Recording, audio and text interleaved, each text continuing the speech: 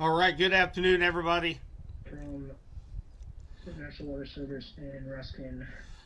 This is Subby with Torcon Weather Team Southern Plains. Of course, if you've been following my live streams the last couple nights, we have been live talking about safety and talking about the warnings, the advisories, the evacuations. Now it's day X. This is when Hurricane Milton is coming on shore this evening. And right now, this thing continues to wobble a little bit further north, putting the threat on Tampa Bay, in which we do not need, but that's going to possibly put the southern side of the eye wall across Tampa Bay. But we're just going to have to wait and find out exactly where this eye comes on shore later on tonight. Probably the bigger picture. I have been in meetings all day today, only to find out that as of 2:30 Central Time, 3:30 Eastern Time, there's been over 78 tornado warnings. So very, very active, and we are going to touch on a lot of that here over the next few minutes. So here is the latest. Right to the right of my ugly mug that you see down here is the latest bulletin. Actually, we do have a new bulletin. Hang on one moment. Let me just go ahead and give you this that just popped out. And we will, let me go ahead and change this up for you guys to get the latest information.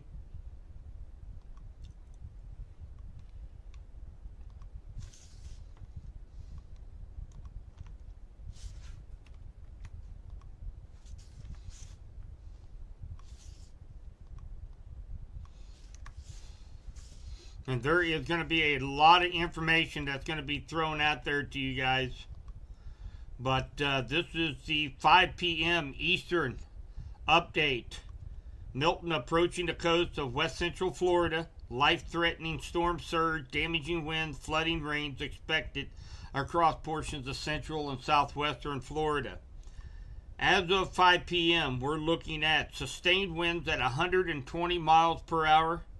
And it's moving northeast at 17 miles per hour. So it has picked up speed just a little bit. And the central pressure, 948.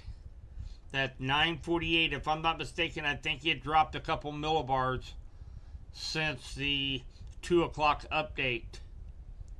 So there you have the latest information from the National Hurricane Center. And again, you find that, you can read that. It's right to the right of my picture here on the cam. Speaking of cams, what you're looking at right now, guys, we are going to be going picture to picture as Hurricane Milton comes closer into the coastline. But you are looking at the top picture is a suburb of Tampa Bay. I actually personally have a couple friends that live in this area. This is off of US 301, and as you can see, the winds are really whipping the camera right now. There is a lot of ponding on the roads. You can see that when a few cars will drive by from time to time, and you can actually see the water ponding on this roadway. And then, of course, the bottom picture is Clearwater Beach, Florida. And you can actually see the turbulence in the water. They're picking up winds 45 to 55 miles per hour. And of course, looks so choppy, whitecapping out there on the coastline of Clearwater Beach. So let's jump right over to the tornado warnings, in which we do have a pretty serious tornado warning ongoing right now. Let's, so this one down here is observed. It is a particularly dangerous situation tornado warning. So let's read what it says. It still has 11 minutes Tornado warning remains in effect till 5:15 Eastern Time for northeastern Palm Beach County. Confirmed large and extremely dangerous tornado was located over the acreage, or 8 miles north of Wellington, moving north at 40 miles per hour. Of course, this is a PDS warning. Take cover now. This is emergency management confirmed tornado. You are in a life-threatening situation. Locations impacted: Palm Beach Gardens, Royal Palm Beach, the acreage, and Loxahatchee Groves. So this is a confirmed tornado on the ground here, guys. Let me see if I can find maybe a little bit. Check out the circulation here.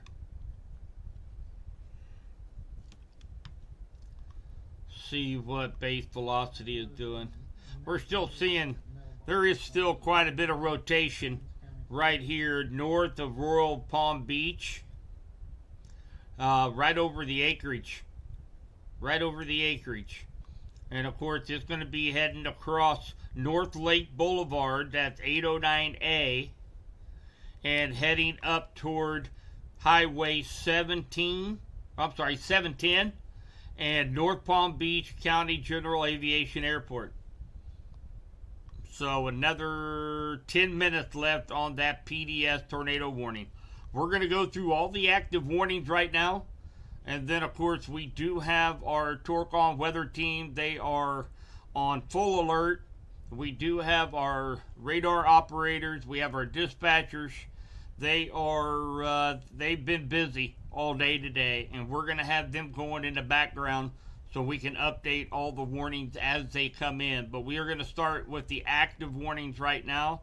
The next one, another 24 minutes left. This is radar indicated. This is going to be for southeastern St. Lucie County in East Central Florida and Central Martin County in East Central Florida. And this is at 4:58, which looked like we're looking at about 8 minutes ago. Severe thunderstorm capable of producing a tornado was 8 miles southeast of Indiantown, moving north at 40. Our next tornado warning is radar indicated for the next 9 minutes. And this is at 5:01, severe thunderstorm capable of producing a tornado located near Fort Pierce South or near Fort Pierce, moving north at 55. Again, this is a radar indicated rotation.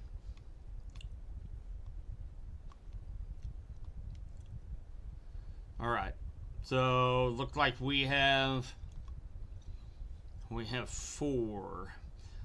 Let's see maybe where that other one is off the beaten path. I'm missing one tornado warning.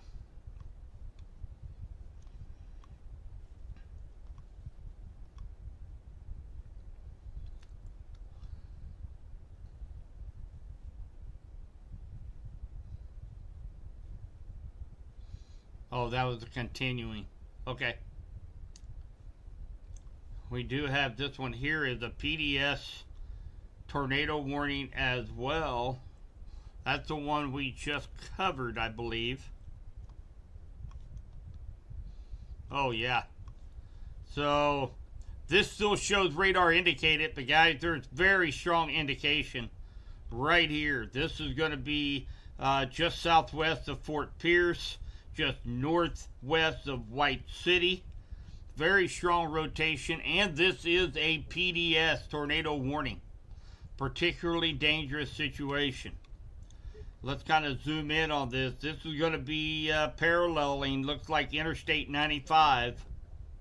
Heading up, going to be crossing Orange Avenue, Graham Road, West Angle Road, up toward Lakewood Park and Treasure Coast International Airport.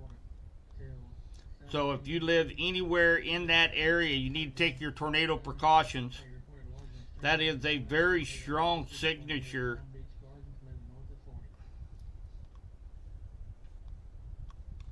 Looks like it might even be a little bit further north than that. So Lakewood Park, you guys are definitely in the bullseye of this thing. Looked like 614 road.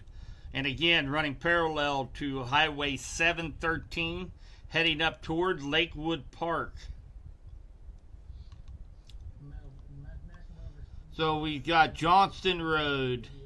We've got Emerson Road. So very, very strong rotation.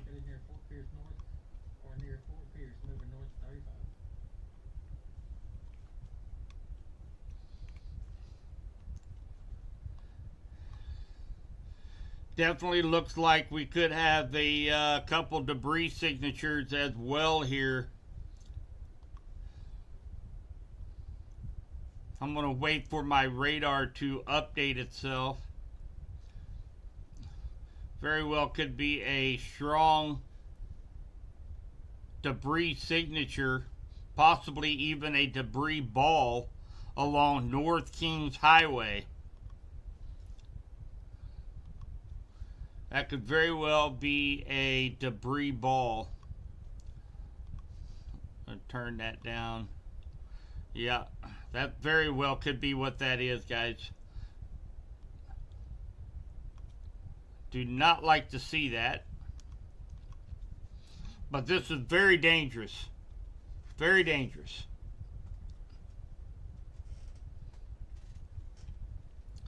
This is a very dangerous situation right here, guys.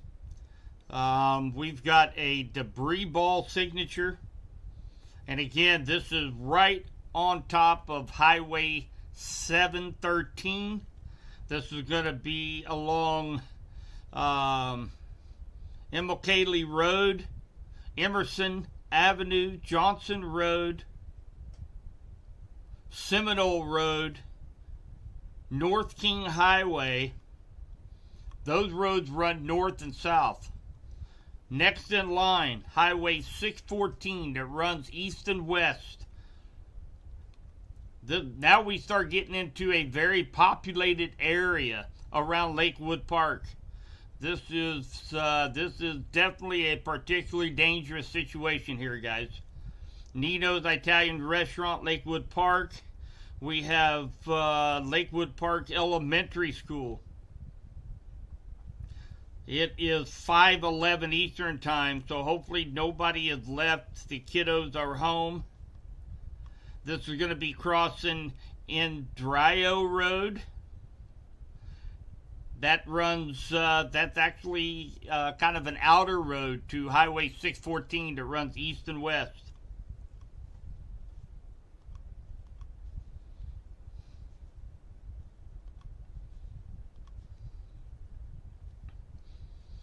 Yep, we're all indications right now. We've got ourselves a heck of a debris signature so far here on radar.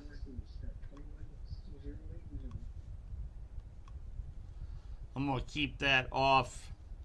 I'm going to change this over real quick to velocity. Yeah, guys, we have definitely got ourselves a debris signature. A very, very strong debris signature right now.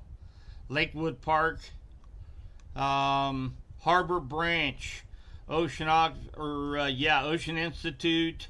It's going to be going up to the triangle of 713 and Interstate 1.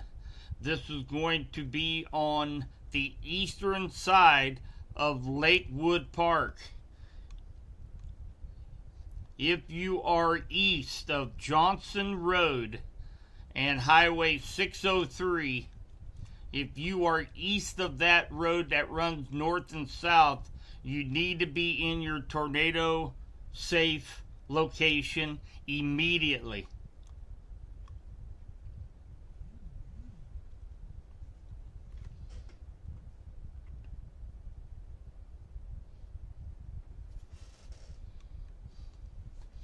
I am going to check to see if there are any indications here.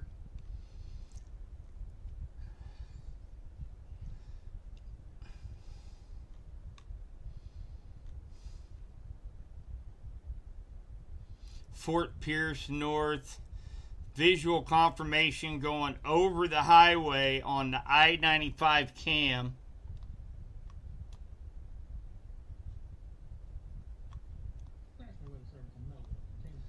That was likely right in this area, Fort Pierce North.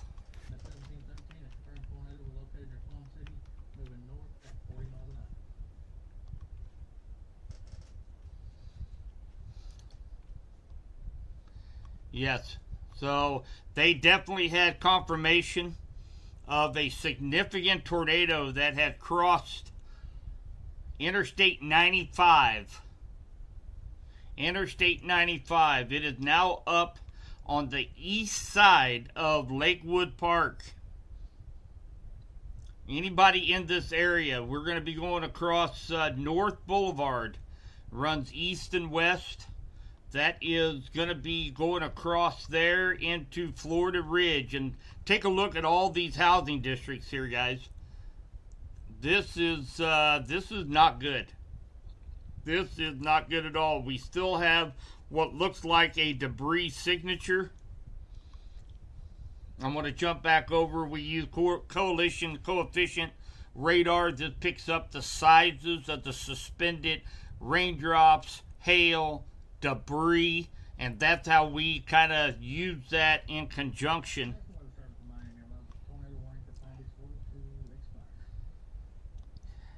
Yeah, we're still, I still believe we have a very large debris ball ongoing. You notice we have this right here, we have this right here. I think this is a very, very large debris ball. And we do have confirmation of a significant tornado north of Fort Pierce, North Florida, with confirmation coming on the I-95 cam. So let's see here. We're coming up here to 7:13.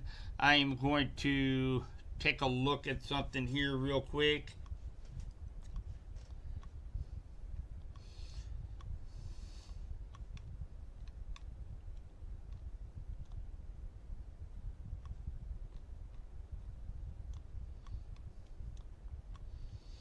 See if we have,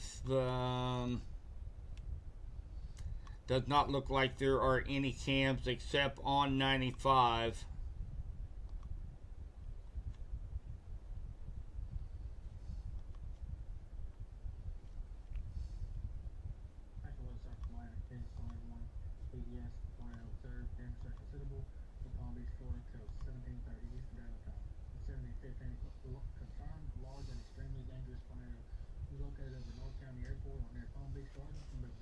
I am going to go ahead and turn up our Torcon weather team. National Service Milton issues tornado warning. Radar indicated from Martin, Florida until 1745 Eastern Daylight Time. At 17:15, a severe thunderstorm capable of producing tornadoes located over North County Airport or near Palm Beach Gardens, moving north of 40.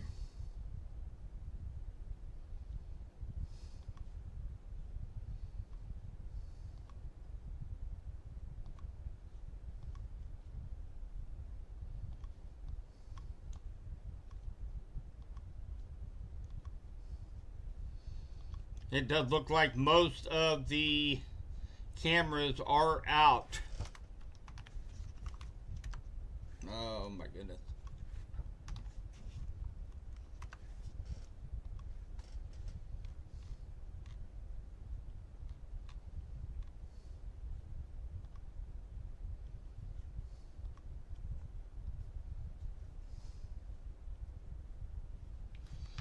All right, so let's see here. We still have 12 minutes left. Damage threat considerable, particularly dangerous situation. Still looks like this is kind of worst case scenario here, guys. Looks like the debris signature is directly over Lakewood Park.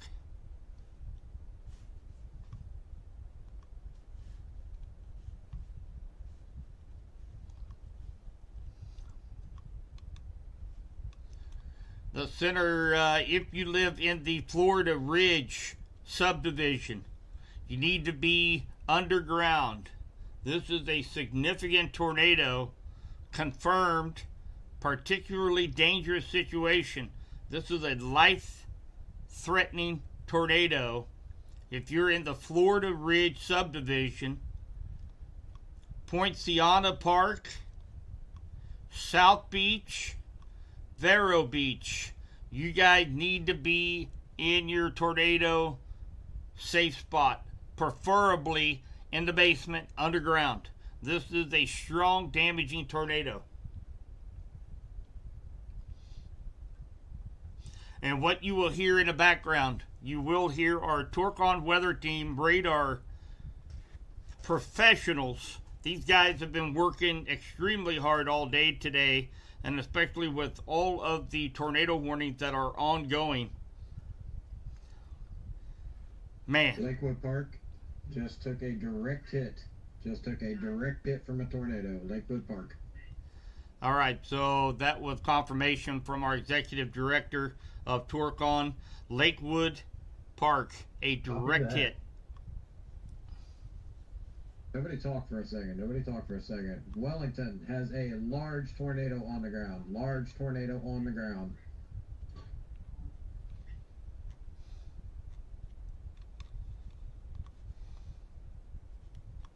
Dave 13, Wellington has a very large wedge tornado on the ground. Got it. Wellington.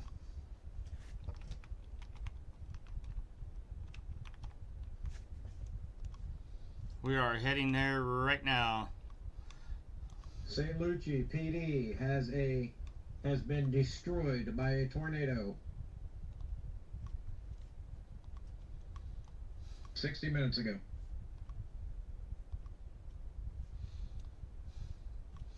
All right, guys. So we do have a very large tornado. It is observed. Particularly dangerous situation. 9 minutes left to go. This is a confirmed large, extremely dangerous tornado located over North County Airport near Palm Beach Gardens, moving north at 40.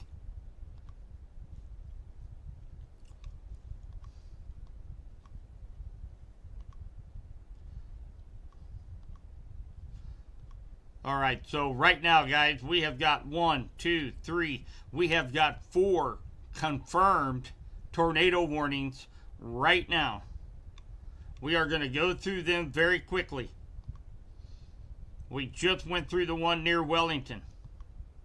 We have one for a PDS observed. This is going to be North County Airport near Jupiter, moving north at 40. Need to be in your... Our weather team has live video from Florida with a tornado on the ground. Just sent to us via cell phone. Stand by.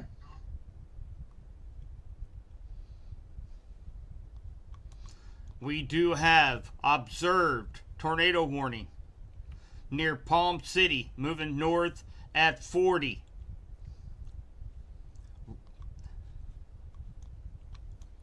And of course, the one that we were just on, 8 minutes left, observed, particularly dangerous situation.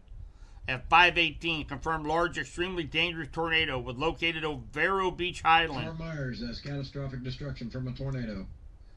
Near Vero Beach South, moving north at 35. And again, we are seeing debris signatures with all of these cells right now, guys. This is catastrophic. We have got major damage ongoing with all 4 of these observed tornado warnings.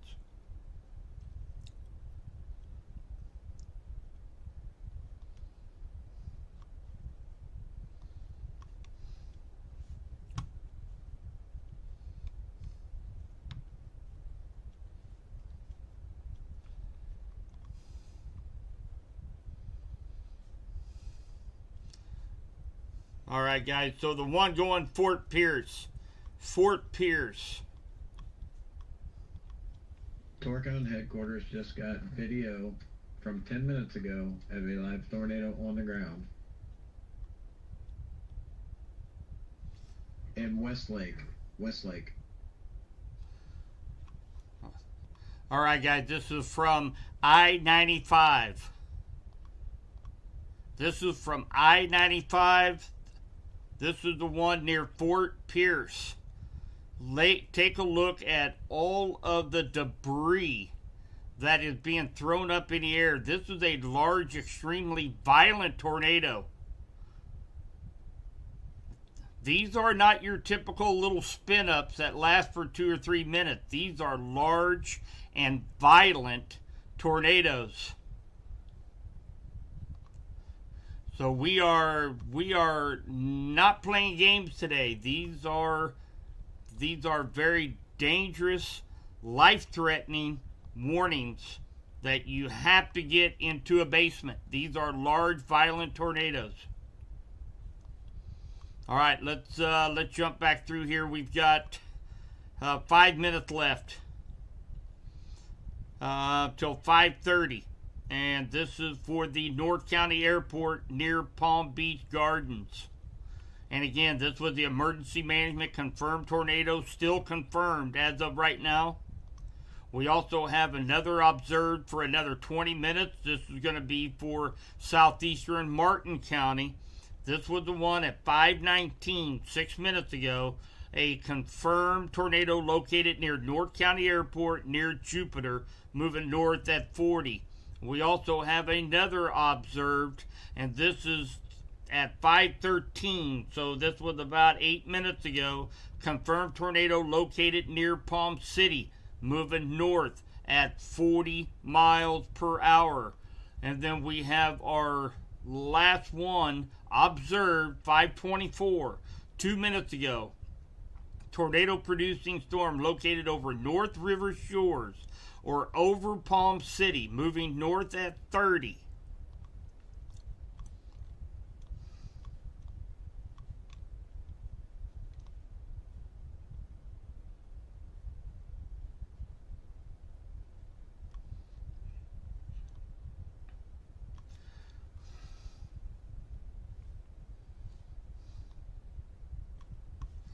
We're still seeing, guys, a huge debris ball. This is going to be along Interstate 1, moving north. I do believe this is a couple minutes, I'll get ready to say, I think this is a couple minutes old.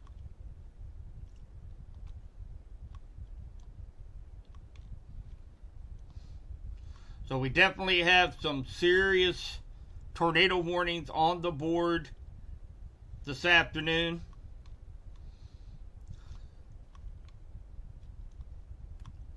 We might even have a couple tornado.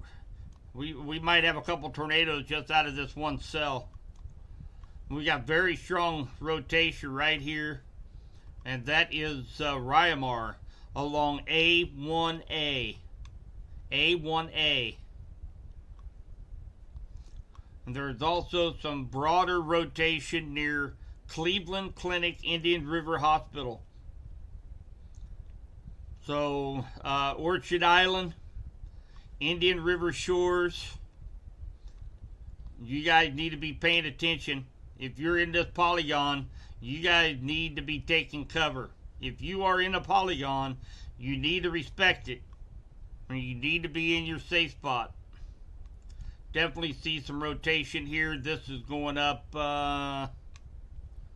This is I-95 again. This is I-95 again. This is right down by Jupiter. This is the Jupiter beat, or the Jupiter tornado.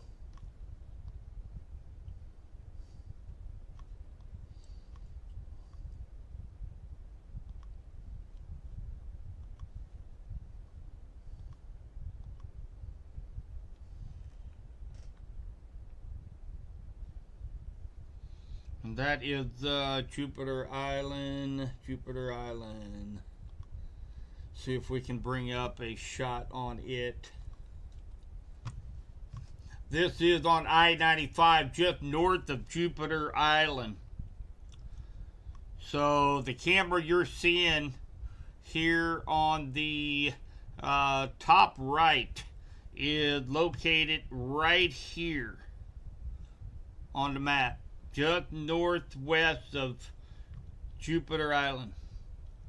We'll keep a close eye on that as well. Again, we still have another tornado warning that popped up. 16 minutes, a particularly dangerous situation.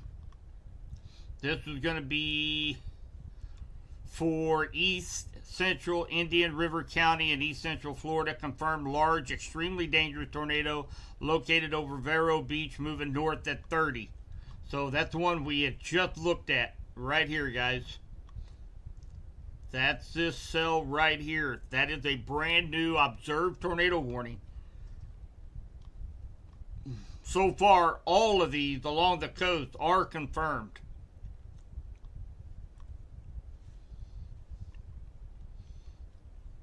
See if I can find any information.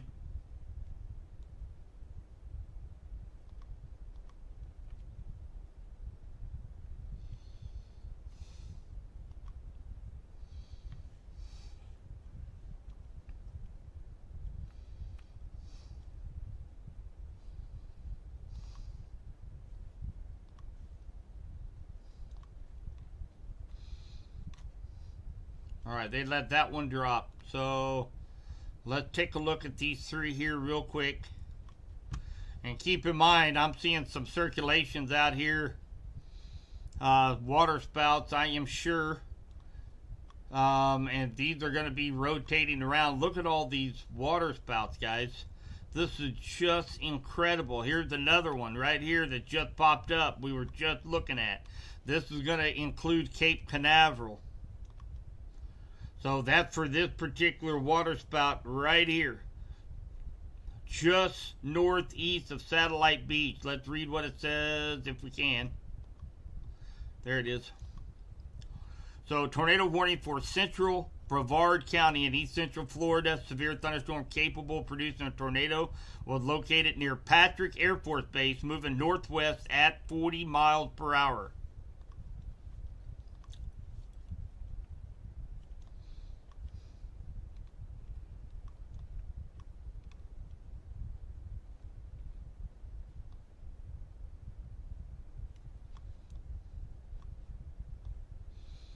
So that is a radar indicated. We do have yet another 14 minutes for an observed a PDS tornado warning. And that's going to be for East Central Indian River County. We are also going to have another observed 28 minutes. And this is at 524, tornado producing storm located over North River Shores or over Palm City, moving north at 30 miles per hour. We're still seeing strong indications of rotation. We're going to go through these warnings and we're going to look at them one by one. This was also observed for another 13 minutes. This was located near North County Airport, near Jupiter, moving north at 40. And this is going to be for southeastern Martin County. And we can still see rotation, very strong rotation. That is, let's see here, let's go, I just want to see the last 14 frames.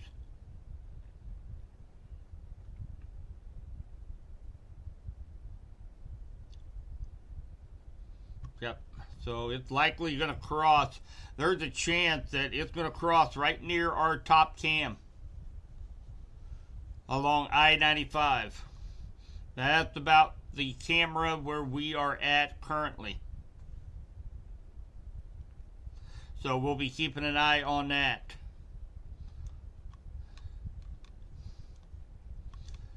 Rotation has weakened a little bit. 27 minutes, it's still observed. Let's wait for another angle maybe. Right in here would be the circulation. And again, right along Interstate 1. Looks like it's running parallel with Interstate 1.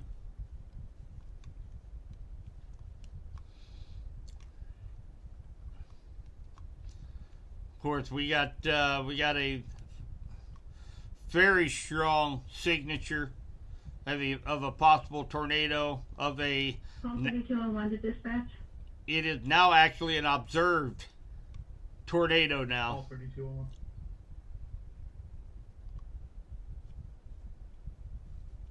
10-8 back at home. 10-8 at home. 1734. All right, so East Central Indian River County in East Central Florida till 5:45. A confirmed now large, extremely dangerous tornado located over Vero Beach, moving north at 30.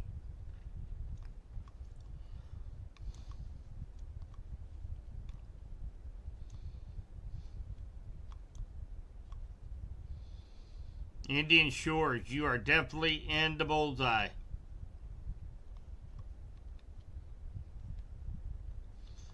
And guys, we have to watch this really close. If you take a look at all of these likely waterspouts that are out here on shore. Just offshore, that will be actually rotating in toward that coastline.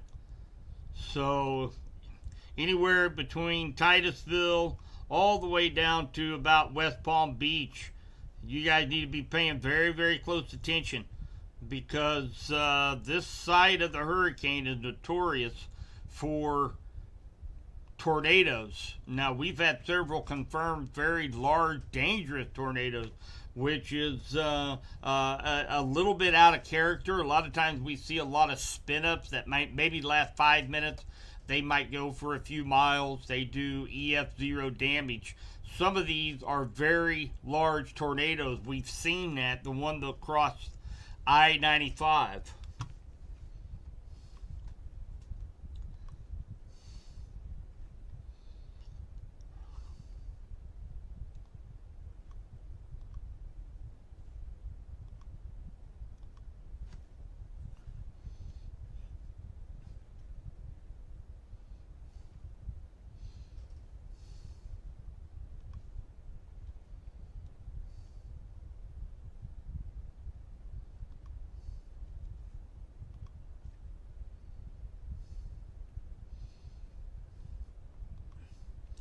Pick up another angle off of I-95, and a lot of these traffic cams are going to be, they're going to start to get hit with these stronger winds, rain, lightning, and we have a potential of losing a few of these as the afternoon goes on.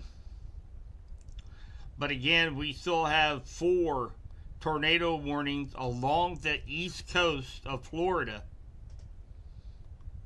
We have 8 minutes left for the one near Jupiter. This was in North County, located near North County Airport. This is for southeastern Martin County. We also have an observed for another 23 minutes. And this is going to be for the one that is producing a tornado located over North River Shores or over Palm Beach, moving north at 30. We also have the observed tornado warning, particularly dangerous situation, next 8 minutes. This is going to be the one for Indian River County. This is the one that had a confirmed tornado located over Vero Beach. And then we have likely our newest one. Another 7 minutes left for Central Brevard County and East Central Florida at 5:25. Severe thunderstorm capable of producing a tornado located near Patrick Air Force Base, moving northwest at 40.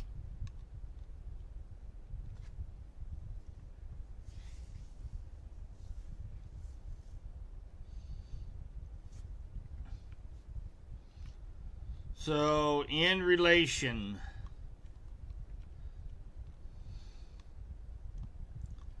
see where that, see if we can get a better shot at that.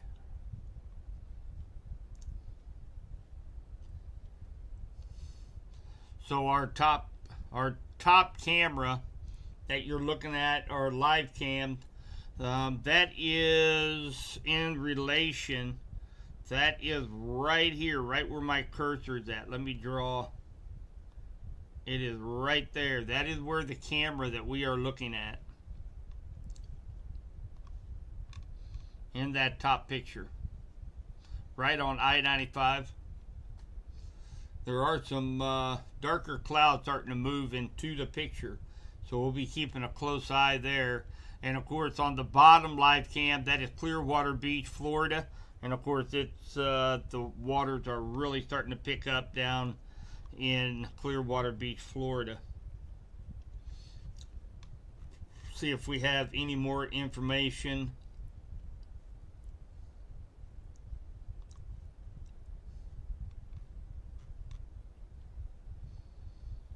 Holy cow. No, that was from earlier. Yeah, some of these videos I'm seeing of these tornadoes, guys, these are not your these are not your little spin ups. These are monster, life-threatening tornadoes that are still ongoing right now.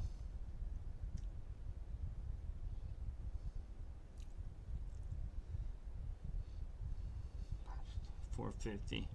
Here in about another 10 minutes, guys, what we are going to do, we are going to take a look at the National Hurricane Center is going to be having an update here in about 10 minutes. And we're going to listen to them live. Make sure that you are keeping up to date with our Torcon Weather Team Facebook page. They are actually diligently doing the social media aspect, posting all the warnings, and then of course you will hear them come across the radio. National Weather Service Miami, ASOS reports gusts of 80 knots, 92.1 mile an hour from the south-southwest at 2110 Zoom. That is at 1726. All right, we also have a tornado warning radar indicated for the next 34 minutes. This is for northeastern Martin County in east central Florida. 1 mile southeast of Calusa, Palm Beach County, Florida. Mesonet reports tropical storm wind gusts of 92 mile an hour at 1710. This will be for the Mesonet station, Kilo Foxtrot 45, north of Palm Beach County. General reports a wind gust of 92 mile an hour as a confirmed tornado on the ground passed over. We're very near the airport. Bluetooth device is connected.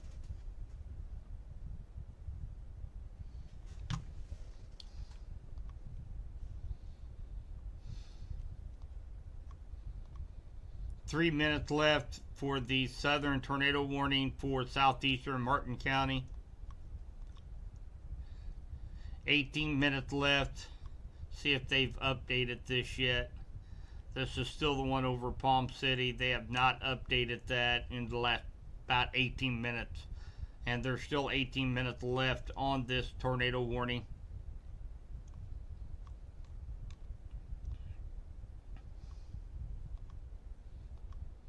Three minutes left for this radar indicated tornado warning over Cocoa Beach, Angel City, Merritt Island, and Rockledge. Another 3 minutes. I do not see an extension on that as of yet. But of course we have several. We are very well likely to gonna see another, let's see what direction that is actually going. That's going out to sea. So the bands are rotating out to sea.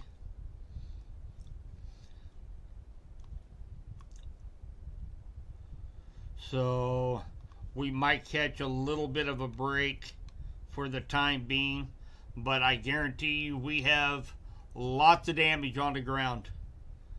With the size of debris balls that I was seeing, that is 120, sustained wind gust of 120 and pressure 948 millibars. All right, so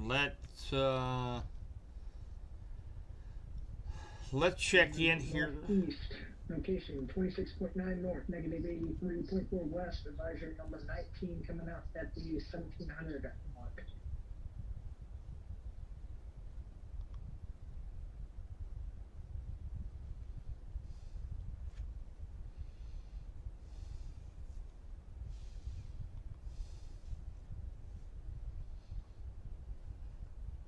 About 450, about another 6 minutes, and we will actually go ahead and we will put the live update on Hurricane Milton from the National Hurricane Center. I will place that up here on this top screen, and we can listen to that together, and we will listen to that live. We will continue to have radar up, and of course any warnings during that time. Typically his live feeds are typically 4 to 5, 6 minutes long, and if there's any warnings, we will pause it, and then we will come back and listen to the recorded version. We do not want to take away from any new warnings that may be issued during this time. So again, we will pause it if we have to. If there are any other warnings that pop up, we might be catching a little bit of a break right now.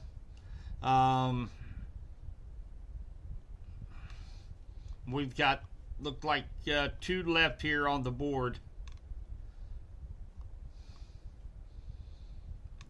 Kind of scope out, see if we find any other areas of circulation near the coast. Have to watch this area again up here by Rockledge, Vieira, north of Indian Harbor Beach. That circulation has kind of dissipated, but yet there's still some. That's what's crazy about hurricanes, guys, is the winds are going at such great velocities at different levels of the atmosphere. That's the reason why you see 78 tornado warnings by 2:30 in the afternoon, is because these hurricanes, they're remarkable.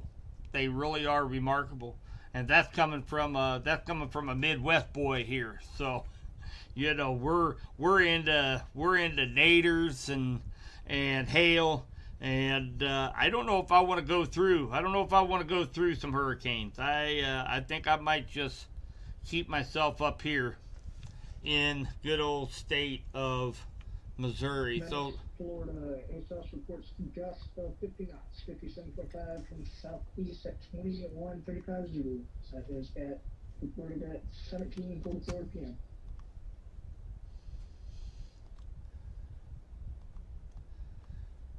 all right, guys, so here is the afternoon update, and we will cut in if we have to, if there's any other warnings that pop up here.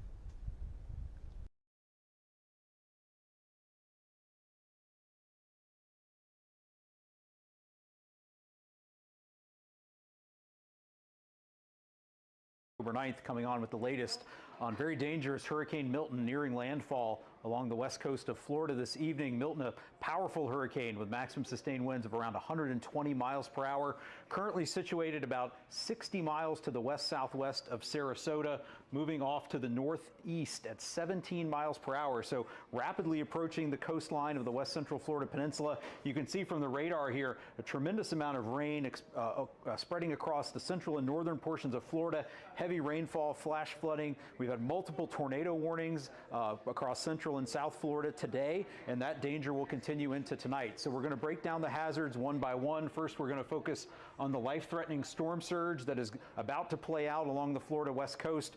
Particularly concerned about this area from Anclote River through Tampa Bay, down through Sarasota to Port Charlotte to Fort Myers. Everywhere you see in the orange here has the potential for at least 5 to 6 feet of inundation above ground level, 8 to 12 feet in the Fort Myers Charlotte Harbor area, 9 to 13 feet along portions of the coast of Manatee and Sarasota and Charlotte counties from Anna Maria Island to Boca Grande. The potential for 6 to 9 feet of inundation farther north up into the Tampa Bay region. This is life-threatening inundation. That water is going to violently be pushed onto dry land by the winds associated with Milton as it makes landfall this evening, especially near and just to the right of where the center crosses the coast. So hopefully everybody in those storm surge evacuation zones is now out of harm's way. Water is now starting to rise. Winds are picking up. Rainfall is occurring, and your evacuation routes may be cut off. So please get to a safe place if you have not done so already. I do want to mention that also along the east coast of the Florida Peninsula and southeastern Georgia from Sebastian Inlet northward, the potential for 3 to 5 feet of inundation as strong winds on the backside of Milton push water from the Atlantic onto the land here on the east coast of Florida. So dangerous surge expected there, especially as we get into the overnight and early morning hours on Thursday. Let's now talk about the wind.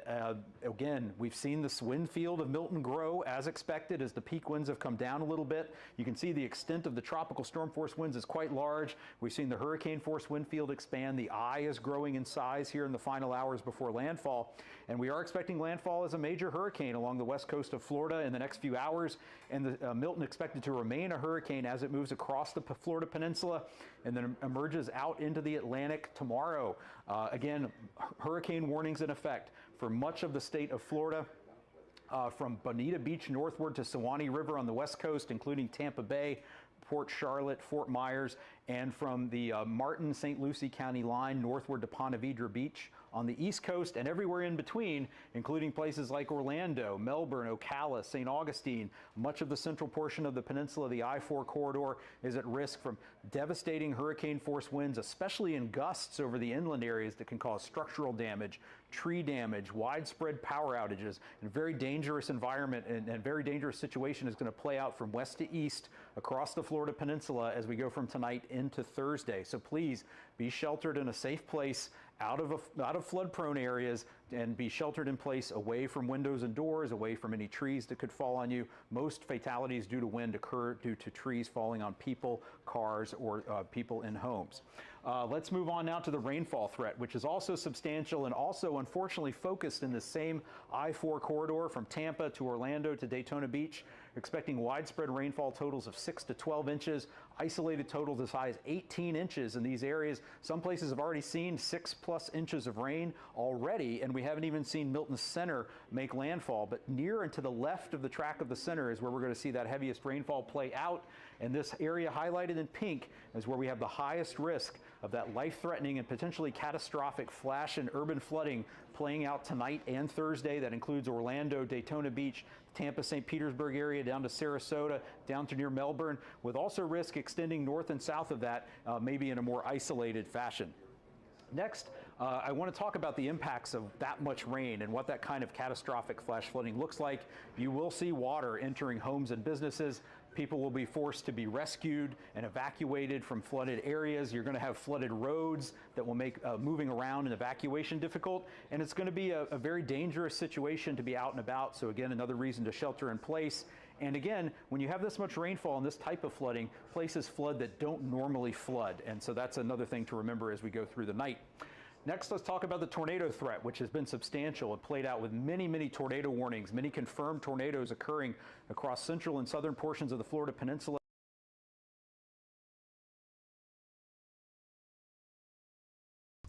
Guys, I want to... Florida, ASOS reports gusts of 53 knots, 61.0 miles an hour from northeast of 2130 reported at 1750 Eastern. All right, guys, we do have a new tornado warning.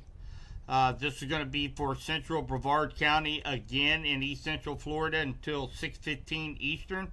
Severe thunderstorm capable of producing a tornado located over Cocoa Beach, moving northwest at 40. And again, we were looking at that, if you guys recall, we were looking at that, kind of wondering if that wasn't going to re-intensify up here by Rockledge and Merritt Island, and it is. There is the center of rotation. So we do have another radar-indicated tornado warning for Brevard County for the next 22 minutes. Now let's get back over to the update from the National Hurricane Center. This afternoon. Again, this risk extends through the overnight hours, especially in places along the southeast coast of Florida from Miami northward to Melbourne, but also includes Orlando and Tampa and all the way down to the Florida Keys. There's a tornado watch in effect for this area through 9 p.m. tonight, will likely be extended into the overnight hours.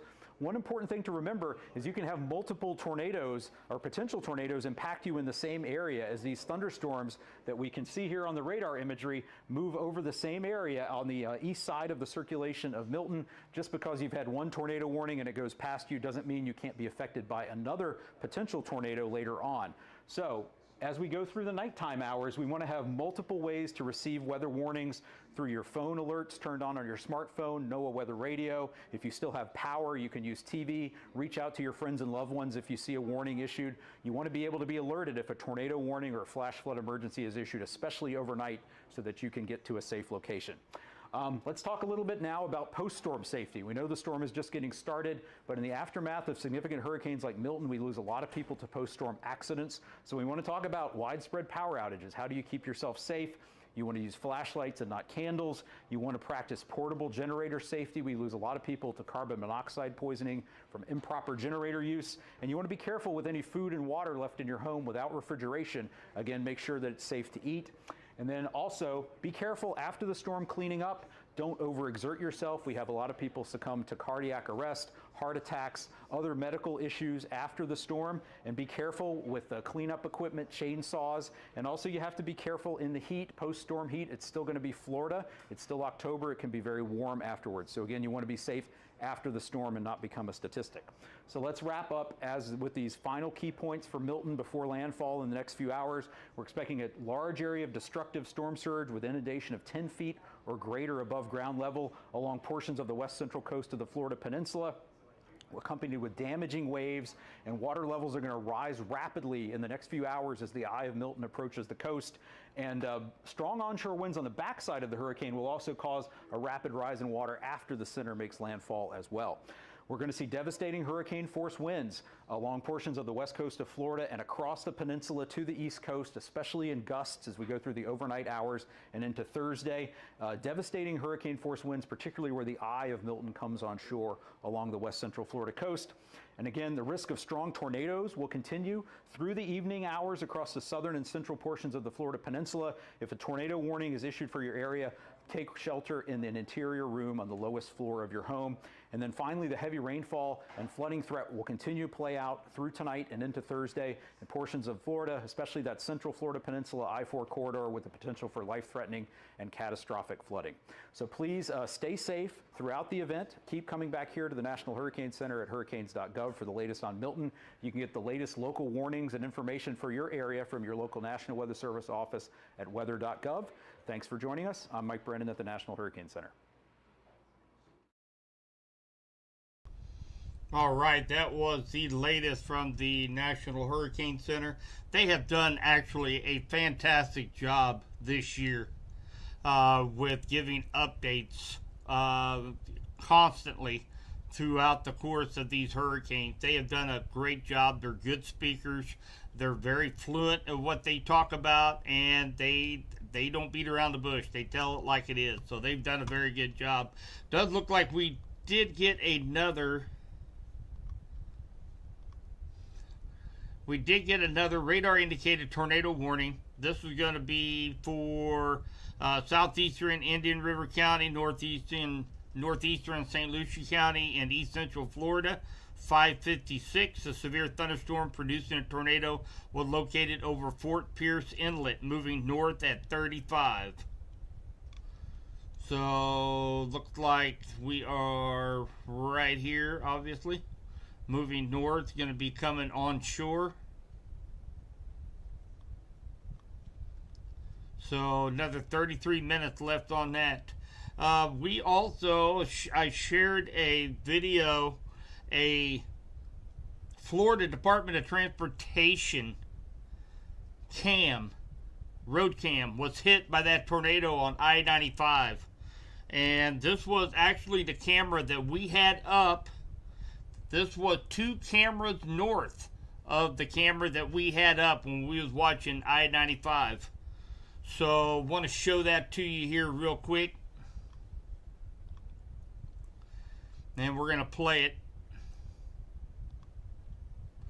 Look at the debris flying in front of the camera. Incredible. All the debris. Look at that. Tornado went right over the camera. Just look at all that debris. I'm guessing. I tried to get back onto that cam, and I'd say it's probably gone. But look at all that debris, and then the tornado comes over the camera. You see all the dust and the debris over the camera.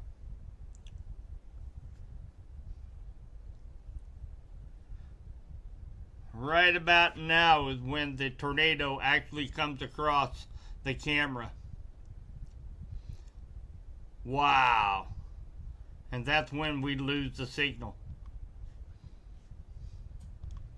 Incredible, guys. This is a crazy, crazy storm.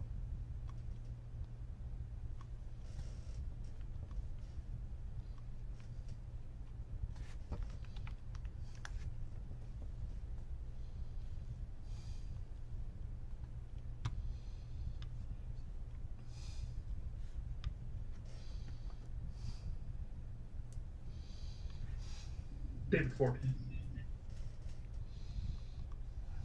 1041 social. David 14, your 1041 social, 1800. So we do have 3 tornado warnings still on the board here along the eastern Florida coast. One up here near Cape Canaveral, another 15 minutes. And that's going to be for central Brevard County. Next one down is 29 minutes left for southeastern Indian River County, northeastern St. Lucie County, and east central Florida. And then our last one has 14 minutes. It's radar indicated as well for northeastern Martin County. Radar to dispatch. 102. Show myself 1041 for dispatch, please. 102, your 1041 for dispatch, 1801. And a big shout out to Torcon Weather Team, those that are manning the radar throughout the day today, those manning social media, posting all the warnings and safety banners, every bit of information that we get our hands on. They've been posting on Torcon Weather Team Facebook page. I appreciate those guys so much. And we all come together to try to get these warnings, watches, advisories, anything we get a hold of, and get them out to the public. I appreciate if you guys would share this stream, share our social media platforms, share our website, which is torconwxteam.com. There's a ton of information that's associated with that webpage. And it's National Weather Service in Melbourne has issued a tornado warning. This will be for Martin and St. Lucie counties, Florida, till 1830 Eastern. Spirit thunderstorm capability a tornado was located at Hobe Sound, moving north at 45. It's also a tornado warning that was issued at 1757 for Indian River and St. Lucie, Florida, until 1830 Eastern. For a severe thunderstorm capable of producing a tornado was located over Fort Pierce Inlet, moving north at 35. Both of the eastbound radar indicated. all right, and again, that is our Torcon Weather Team, our radar techs. They go through extensive training here at Torcon. Of course, that is paid training. There's no cost, and they learn how to read radar. And I can tell you, the ones that we have here at Torcon right now, they are incredible. They do a fantastic job. So again, and also on our website, that's torconwxteam.com, There's also a link there with all of our social media, YouTube, Facebook, TikTok, all of them. Florida reports, ASOS reports gust of 59 knots or 67.9 mile-hours from the southeast at 2155 Zoo. That was reported 1758. All right, we're going to take a look here. Let's take a look at the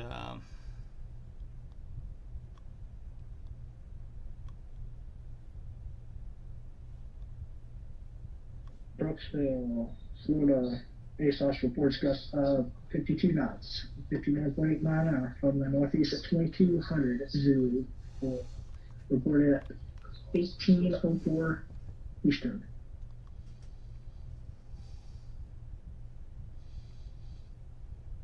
What did it say? 52 knots. That's 58 miles per hour. So definitely going to be seeing some tropical storm force winds coming on shore. I'm sure that they're already here along Point Sarasota up through St. Petersburg, Tampa. Depending on where this eye goes, it really looked like this sucker is just going to be grazing Tampa Bay.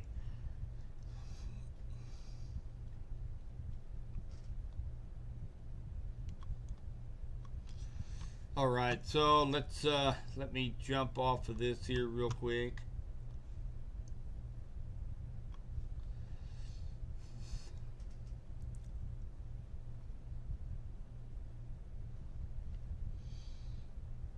And again, our two shots that we have right now, of course, we have Clearwater Beach, Florida down at the bottom as conditions continue to deteriorate there, as well as a camera along I-95. And that is actually going to be right in this area right here now is where this camera's from. So it's well to the west of the tornado warning right now. Don't see anything too threatening here on the cam.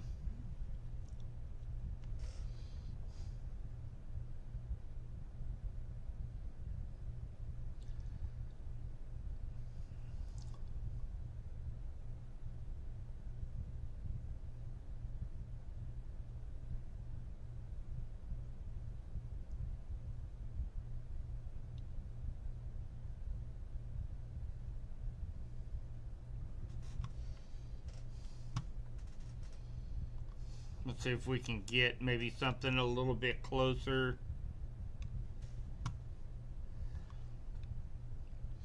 Of course, these are mainly right on the coast.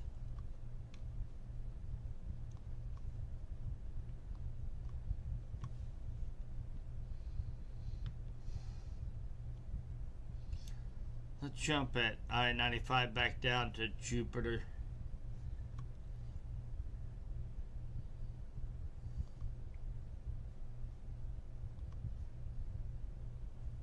St. Petersburg, Florida, ASOS reports gusts of 53 knots, 61.0 mile-an-hour from the northeast at 2202 Zoo, reported at 1806 Eastern. All right, St. Petersburg. And of course, you know, we take a look at some of these winds. And now remember, now this is going to be up in elevation. This is not surface wind. We can get a little bit closer to the surface by using base velocity. It's a little bit at a lower angle. You know, not all of these winds are going to be transferring all the way to the surface. So you definitely have to keep that in mind. But St. Petersburg is picking up a, you know, 50, 60 mile an hour gust. It is just now starting to come into the coast right now. So they're going to have some stronger wind gusts here over the next couple hours for sure. But of course, we're also going to be seeing these winds here picking up 60, 70, 80 mile an hour winds are going to be pushing all that water out in the Gulf of Mexico into the bay. And that's where you're going to start seeing water rising very rapidly all throughout this area here along and inside the bay inlet. So we're definitely going to be watching this very, very closely.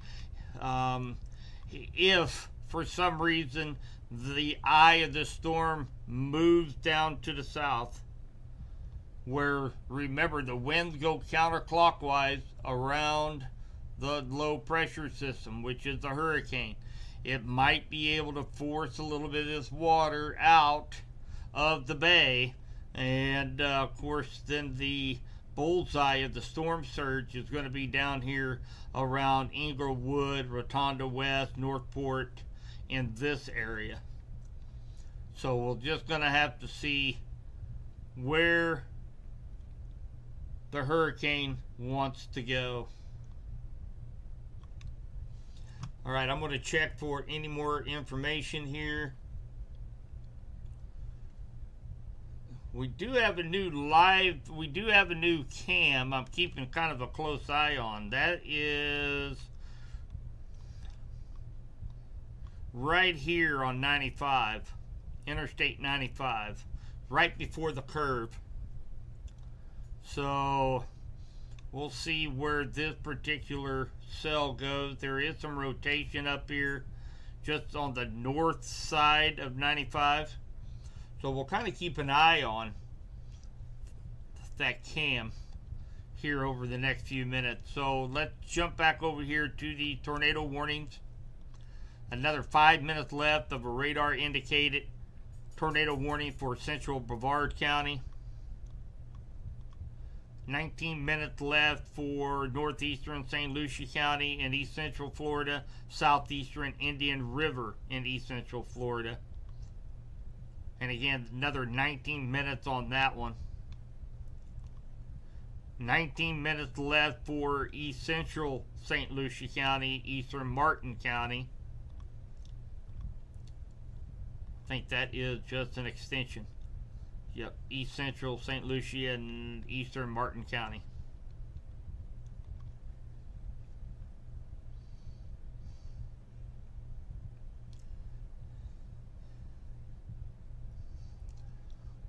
Not a lot of traffic for 1611 on an interstate in a very busy part of Florida. So that's good news, I guess. There's not a whole lot of traffic out there, whereas it would be bumper to bumper at this time of night along Interstate 95.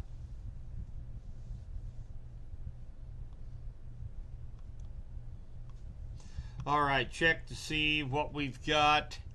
Let's take a look at power outages here real quick, guys. I'm going to minimize my radar. Let's update this. So right now in the state of Florida, we've got 268,498 people without power. And looks like for the most part, the heaviest hit so far is on the East Coast, where we've had all of those tornado warnings. And remember, we've had several confirmed tornadoes, large tornadoes on the ground along the eastern coast of Florida. So that's likely where we're seeing the bulk of these power outages, not from the hurricane winds, but from tornadoes. So kind of a secondary danger of hurricanes is Florida, but right now that's been the number one concern right now, has been the amount of tornadoes that have been out there. Just take a look at all the tornado warnings issued by the National Weather Service in Miami. 98 tornado warnings have been issued, with at least 9 confirmed tornadoes on the ground. Take a look at this. Look at all of those tornado warnings. Every one of those is a tornado warning.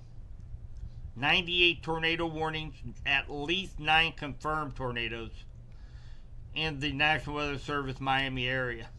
And this is just preliminary. Just preliminary.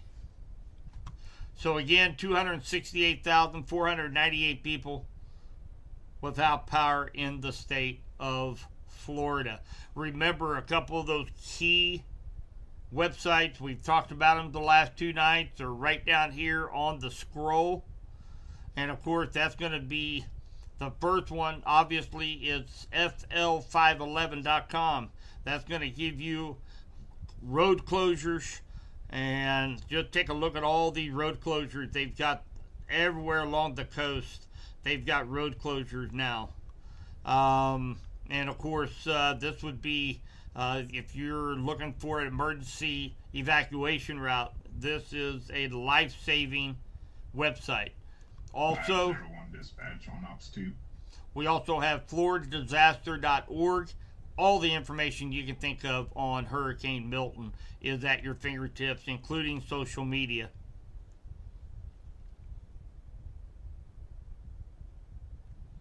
$501.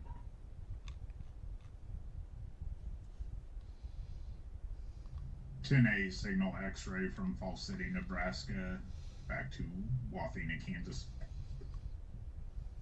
Back to 10-8, signal X-ray at 1815. Drive safe.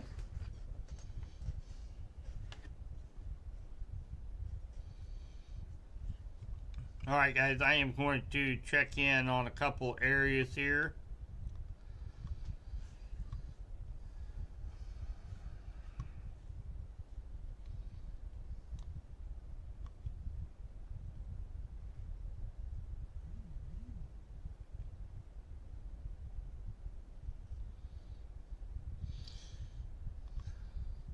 We are down to 2 tornado warnings left on the board here along the eastern coast of Florida.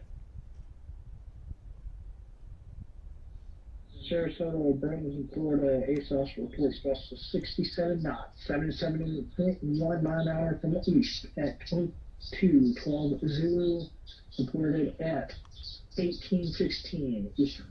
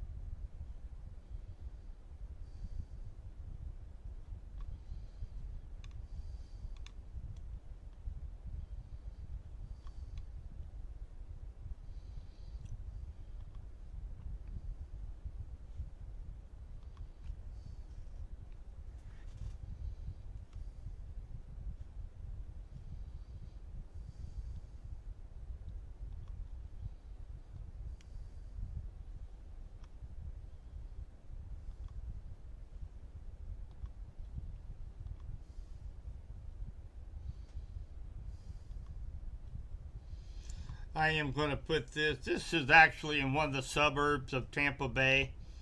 This is a live shot. This is near a couple of area neighborhoods in which I have some personal acquaintance in this area. I also have a live shot on another monitor that I'm keeping an eye on as well, trying to keep them with as much information. Regional Airport, ASOS reports gusts of 52 knots, 59.8 mile an hour from the northeast at 22:02 Zulu, reported at 18:18 Eastern.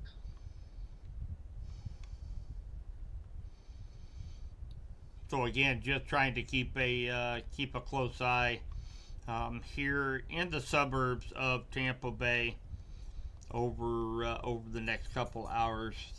They actually a little late to the game.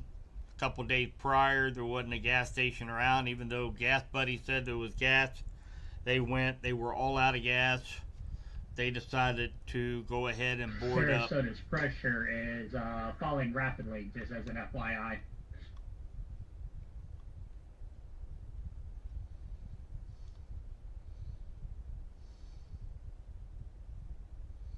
We are down to one tornado warning left for the next 11 minutes, and that was the one for East Central St. Lucie County and Eastern Martin County.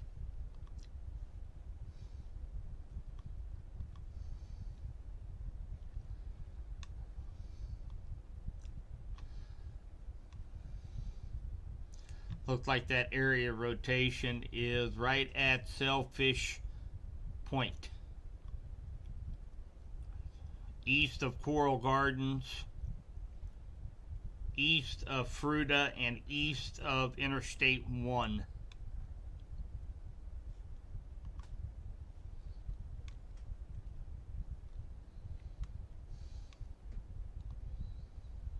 So a lot going on tonight, guys. A lot going on.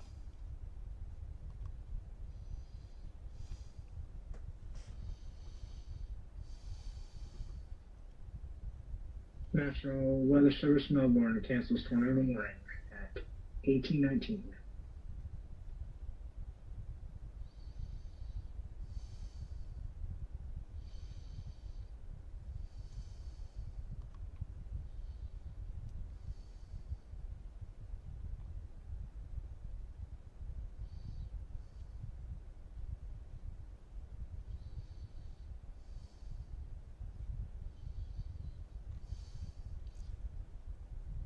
Also, I want you guys to have a listen to this as well.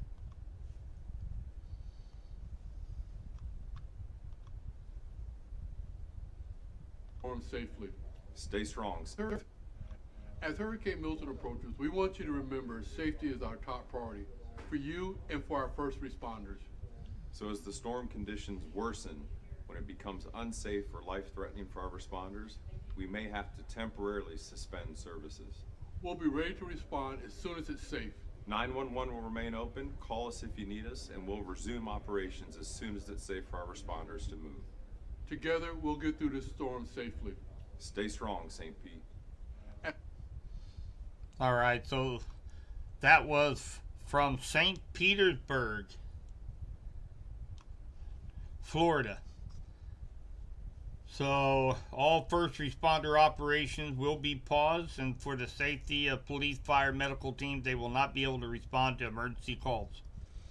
So another reason, guys, why it's very, very important to heed the evacuation orders.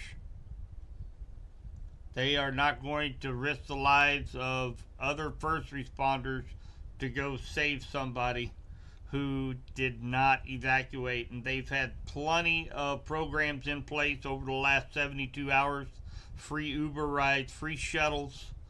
Didn't cost a dime to go to the shelters, you and your family. So hopefully nobody's going to feel the repercussions of that down here.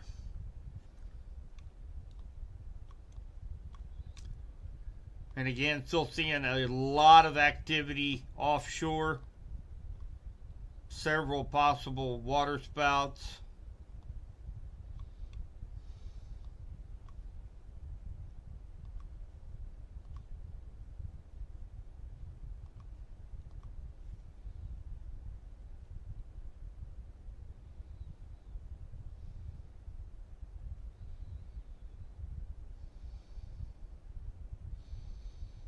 We may see another tornado warning go up here north of Cape Canaveral. Merritt Island along 1 highway, 95 highway, Interstate 95, I'm sorry. Up here by Merritt Island National Refuge. We'll be watching this particular cell right here. They may issue a tornado warning for the coastal areas right here. That's a pretty, it's broad rotation, but it is, it does have a TVS marker on it. Pretty decent mesocyclone there. Likely will spurn up another tornado warning here for the East Coast near Cape Canaveral.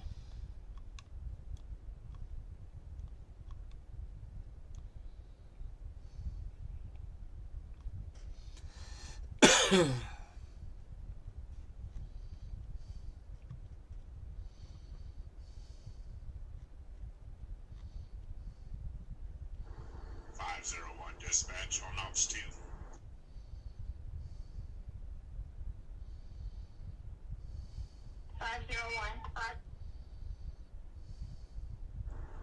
Crossing into Kansas from Nebraska, be signal Bravo to Wathena, Kansas. Signal Bravo at 1825.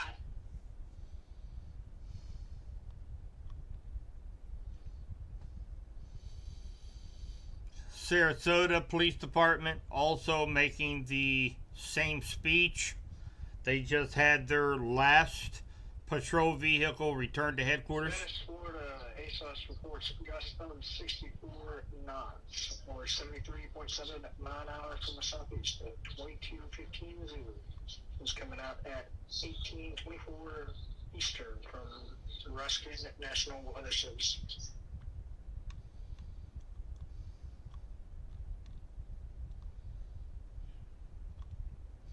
So again, Sarasota Police Department lab patrol vehicle came into the headquarters. Sustained wind speed too strong for emergency services to respond. They will now just wait out the storm at headquarters. So, and of course, just like you, once it passes, we will begin our rescue recovery process. So again, guys, all along the coast right now, it's looking like from Palm Harbor, Clearwater, St. Petersburg, Sarasota, Northport, all first responder services are now ceased as Hurricane Milton. Brandon, Florida, ASOS reports gust of 67 knots, 77.1 mile-an-hour from the east at 22:00. Reported at 18:26 Eastern from National Weather Service, Ruskin. Bluetooth device is connected.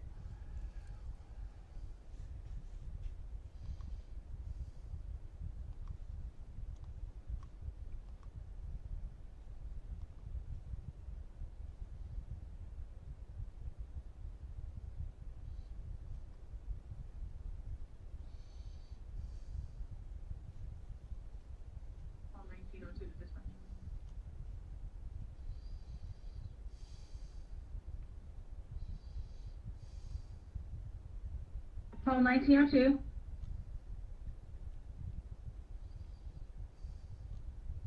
Times 6 until 2100. Got you 10-6 until 2100 at 1827.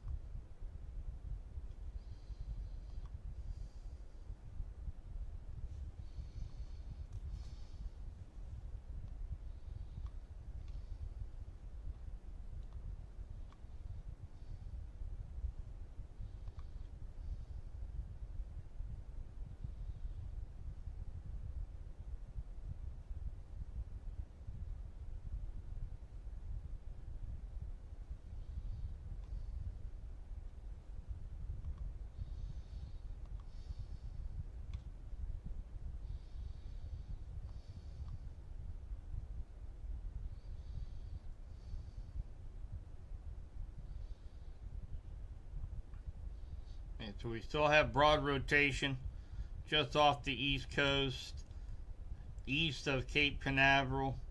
Still kind of St. watching. Petersburg, Florida, ASOS reports gust of 53 knots or 61 mile an hour from the northeast at 22:25 Zulu.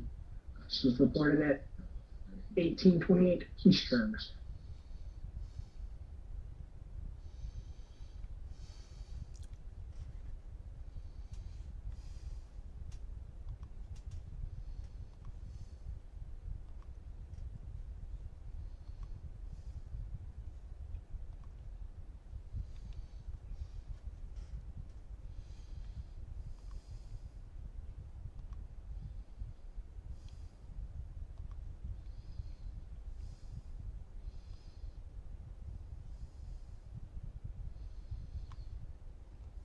All right, I am going to put up a, it is a 6 o'clock Eastern time update.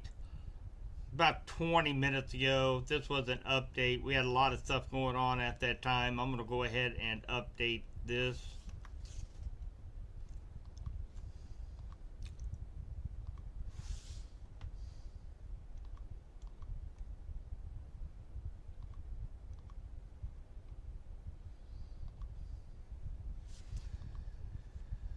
Life-threatening storm surge, damaging winds, flooding rains expected tonight for parts of central southwestern Florida. Heavy rainfall continues over central Florida peninsula with hurricane-force wind gusts beginning to occur along the Florida coast. A sustained wind gust of 58 miles per hour with a gust of 77 miles per hour was recently reported at a weather flow station at Egmont Channel. A sustained wind of 54 miles per hour and a gust of 66 was recently reported at the Albert Whitted Airport in St. Petersburg. 120 mile an hour winds, 948 minimal central pressure. And that was the 6 o'clock p.m. Eastern Daylight Time update. And you can see that it is actually just right over here on my, right next to my webcam picture. You can see the update.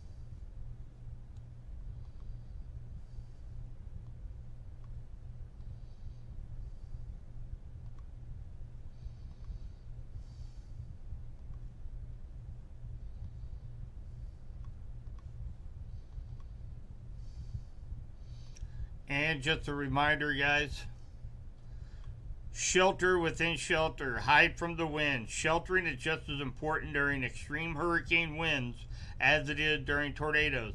An enclosed space within your shelter, away from doors and windows, on the lowest floor, such as bathrooms, closet, interior bedroom. Bring your children, pets, water, snacks, activities, flashlights, helmets, and communication devices with you. So if you are riding a storm, in which I hope the majority of you all have already evacuated, but if you are going to stick it out, please remember these key safety points right here. Hide from the wind, just as you would during a tornado.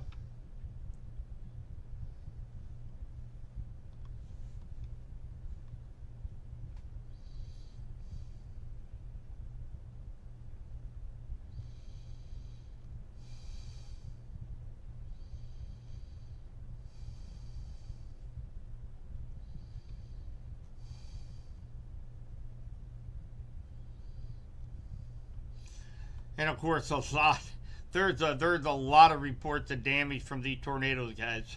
A bunch of damage.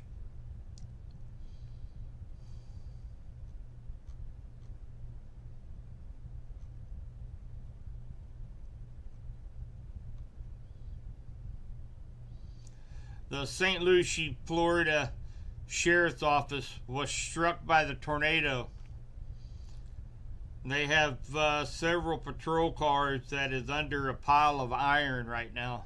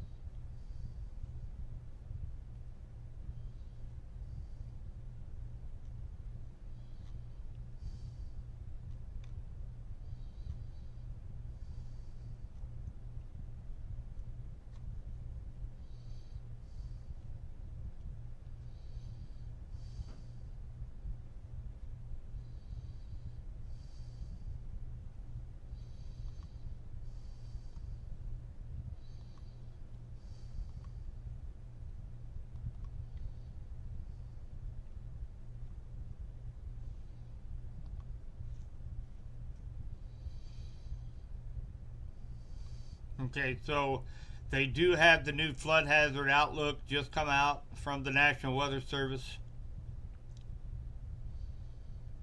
I'm going to bring that over here real quick. So, Florida, coastal Georgia, you could be looking at catastrophic, life-threatening flash and urban flooding is expecting along Florida west central coast. In the purple areas right here that you see, and the pink area, I should say, pink or purple, that is catastrophic potential flooding impacts. So major flooding all along Tampa Bay and the inlet and the surrounding areas. Major flood, catastrophic flooding impacts.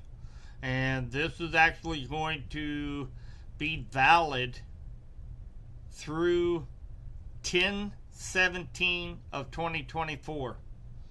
So this here is going to be a 7-day forecast. Actually, 7-day forecast is what it looks like this is going to be. Large area of destructive storm surge will occur along parts of the west coast of Florida. This is an extremely life-threatening situation. So, I know we had, at a couple points in time last night, I was live on 5 different social media platforms, and I did get hit by a couple people talking about how we were spreading fear and being fear mongers.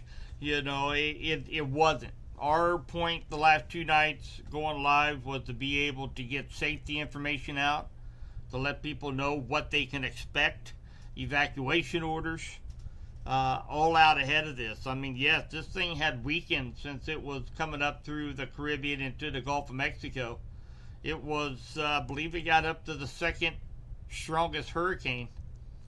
However, it did weaken, and everybody kind of let their guard down a little bit, thinking that it's not going to be so bad. But a major hurricane, guys, Category 3, 120 mile an hour winds, 10 to 15 foot storm surge. That's life-threatening. National Weather Service in Ruskin has issued an extreme wind warning for Manatee County, West Central Florida, Pinellas County, West Central Florida, and Hillsborough County, West Central Florida until 21:30 Eastern. National Weather Service Doppler radar indicates extreme winds associated with the eye wall of Hurricane Milton, moving onshore along a line extending from 6 miles southwest of South Bradenton to 25 miles southwest of Anna Maria to 52 miles southwest of St. Armand's Key, moving northeast at 30. This is an extremely dangerous and a life-threatening situation.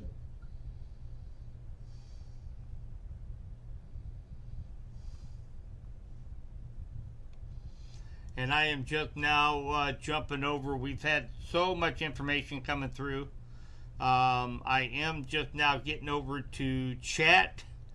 And what I was talking about right before he came on was the fact that we were, a couple people talked about us being one of the many fear mongers out there. But there's no fear mongering when you have 10 to 15 foot storm surge.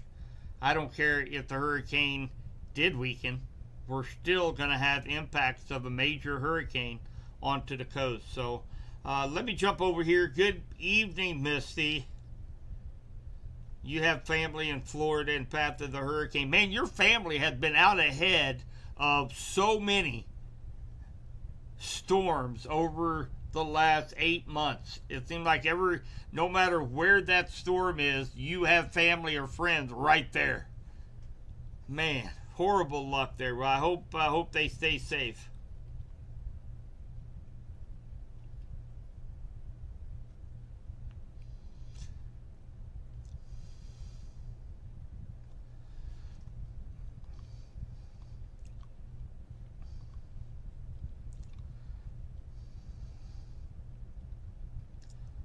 So Jacksonville, I had a couple of people ask about Jacksonville, and Jacksonville is going to get some of the outer bands of Milton. And, you know, the crazy thing about this, we are expecting Hurricane Milton to remain a hurricane all the way across the state of Florida. So, I mean, we're, you know, this thing's going to plow right through the middle of the state. So Jacksonville is going to get some of the outer bands. However, they're going to be what I call on the clean side of the hurricane. They'll be on the west side of the hurricane eye wall. That's, you know, you're still going to get some thunderstorms, still going to get you know, a big dose of rainfall, but the worst is definitely going to be to the south of Jacksonville.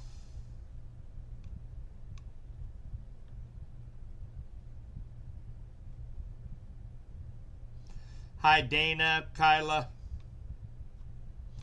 And again, at a couple times through last night, we were live on 5 different platforms, and there was several incidences throughout the course of the live stream where we had about 250 people on the live stream on the Subby's live, or I'm sorry, on the Subby's Weather Talk live stream.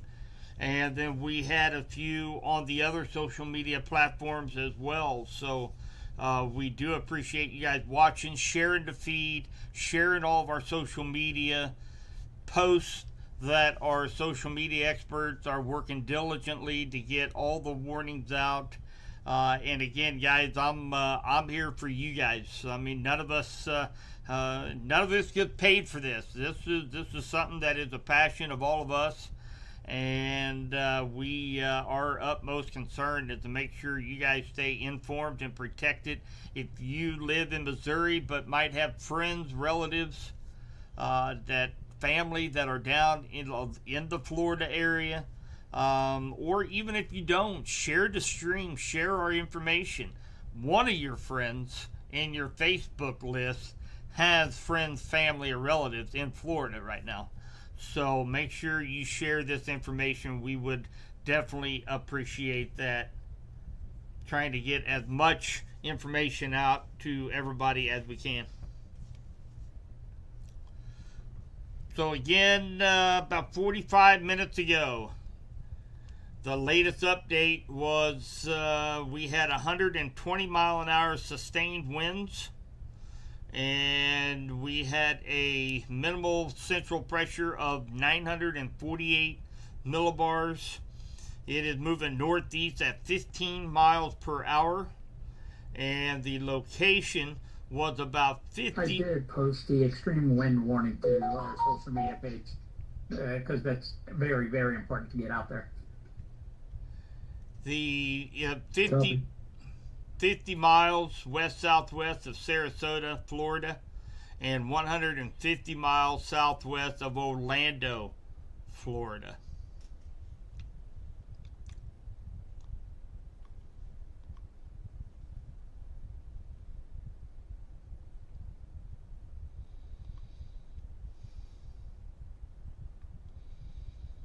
Manatee River looks like whitewater.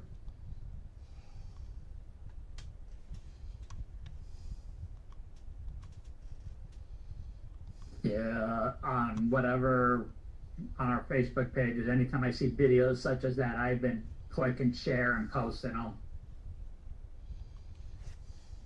Copy.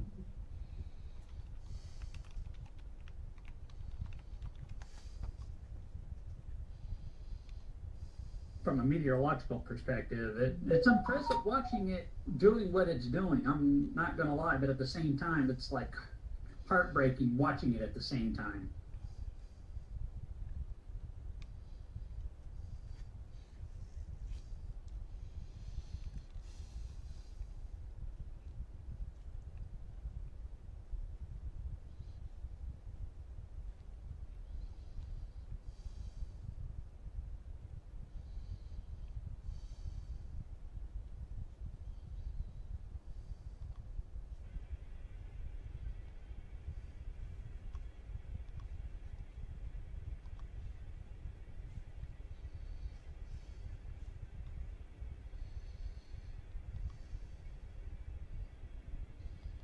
National Weather Service, Tampa Bay, Ruskin.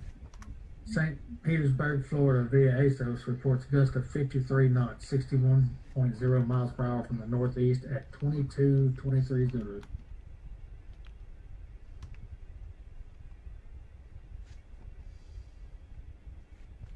Bradenton, Florida has sustained winds of 80 miles an hour right now.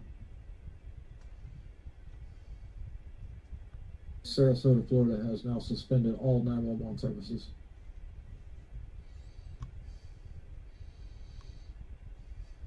Yes, and I saw that video. I posted it. That's what we were just talking about just a few minutes ago, guys. We were talking about how the first responders, the 911, they're done. Through St. Petersburg, Sarasota, Inglewood, all the first responders, the sheriff's department, the 911, the dispatch, they are ceasing all operations until they deem it safe to go out. They're not going to put any of their first responders' lives in jeopardy. Naples, Florida is reporting at 3.2 feet of surge.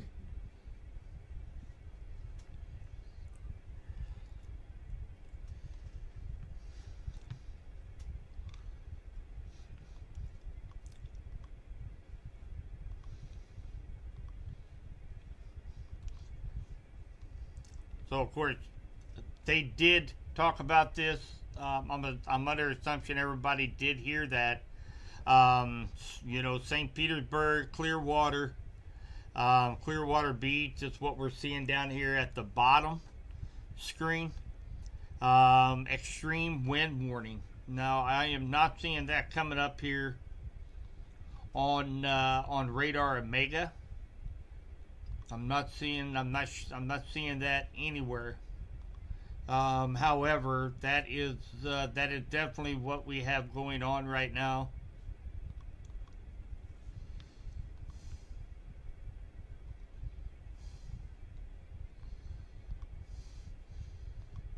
I will show you guys the picture.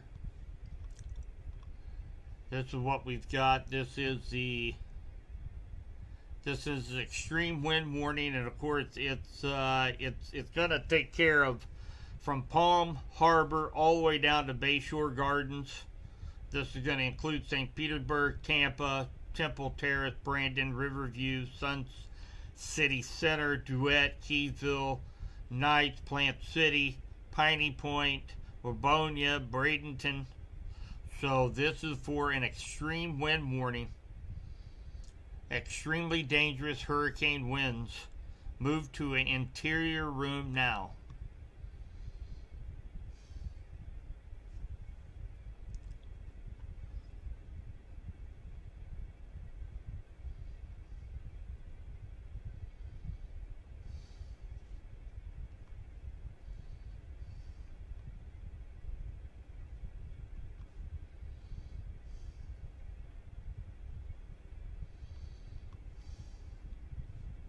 National Weather Service, Tampa Bay Rescue, St. Petersburg, Florida. The ASPES reports gusts of 57 knots, 65.6 miles per hour from the northeast at 22:42 Zulu. All right, guys, we have a new tornado warning.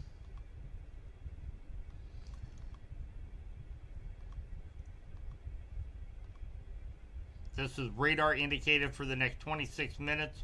This is going to be for north central Brevard County in east central Florida again. Looks like a thunderstorm capable of producing a tornado located over Merritt Island Wildlife Refuge.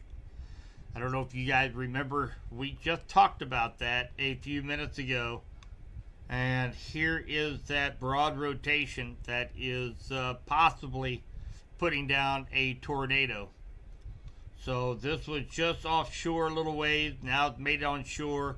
Now it could be producing a tornado now. And again, that's for the next, good grief, try to find an area. North Central Brevard County until 7:15 Eastern Daylight Time. And this is moving north at 20 miles per hour. So, Dummit Grove, Allenhurst, Shiloh, right along the coast, the east coast of Florida. Man, look at all these guys. This is just remarkable. I'm going to count these out here. You got 1, 2, 3, 4, 5, 6, possibly 7. 7 areas of rotation, likely water spouts out in the Atlantic. Storm surge now being reported at Fort Myers Beach. This is incredible.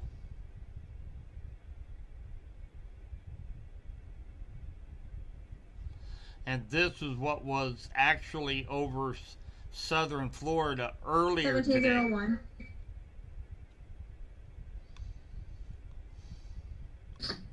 Signal Alpha to Shiloh, please. Got you signal Alpha to Shiloh at 1851. Drive safe. Will do.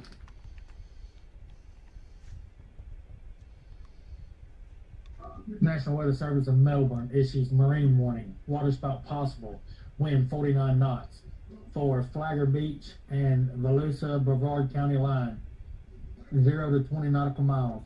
Volusia Brevard County line to Sebastian Inlet. 0 to 20 nautical miles. Till 19:45 Eastern Daylight Time. All right, guys, this top picture you're looking at, Madeira, Florida. That's Madeira Beach. And I've been watching this on another cam, on another screen. And this is constantly going up. This is going to be impacted by some of this storm surge. And here is where Madeira Beach National is. Weather Service in Melbourne has issued a tornado warning for north central Brevard County, east central Florida until 19:15 Eastern. Spree thunderstorm capable of producing a tornado was located over Merritt Island Wildlife Refuge near Playa Linda Beach. Moving north at 20 hazard being tornado. This is radar indicated. Area of rotation is going to be to the north of Merritt Island National Wildlife Refuge and is heading towards the beaches on the coast. Stand by, stand by. That is the one we just talked about moments ago.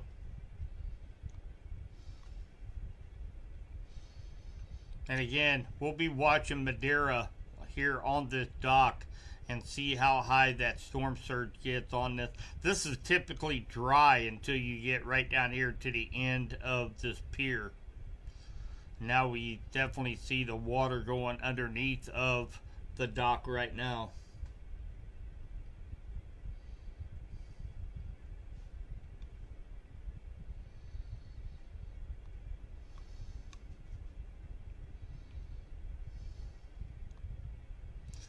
And of course, right here is clear water. That is what we're looking at here on the bottom live feed, is here Clearwater Beach, Florida.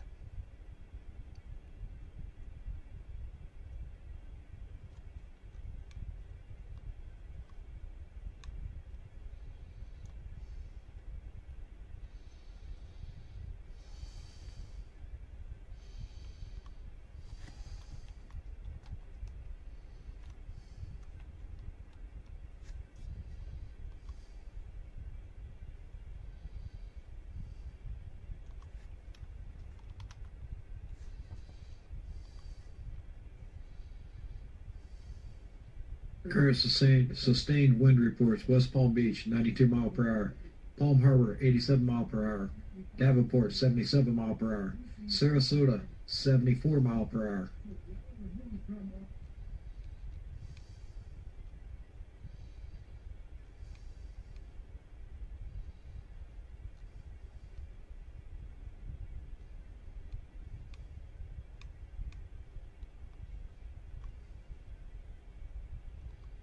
The water from the Gulf is most.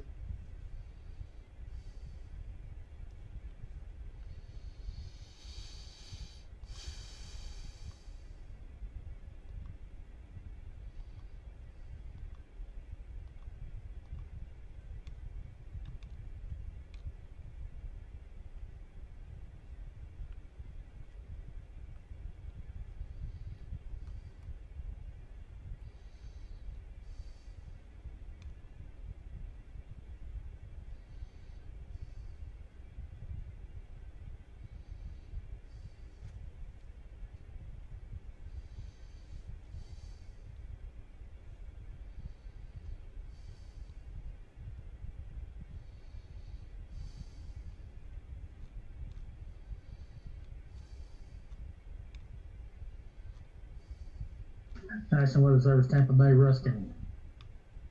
McDill Air Force Base, Tampa, Florida, via ASOS, reports gusts of 52 knots, 59.8 miles per hour from the northeast at 2201 Zulu.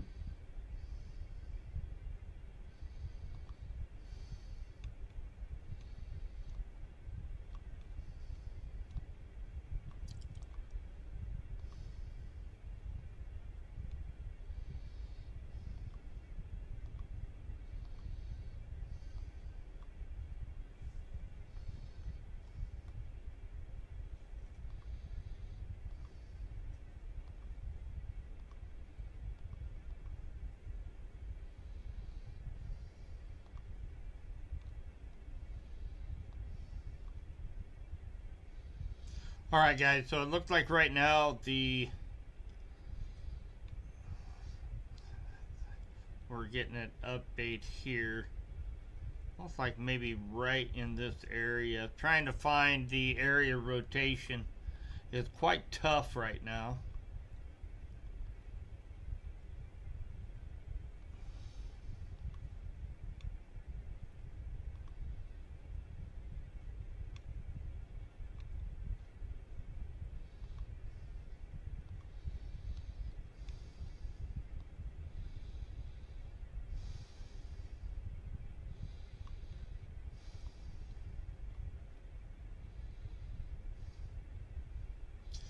So, of course, what we called out prior, Dummit Grove, Allenhurst, Shiloh, and along the far east coast of Florida. If you're in this polygon, you need to be taking your tornado precautions for the next 17 minutes. This is still radar indicated.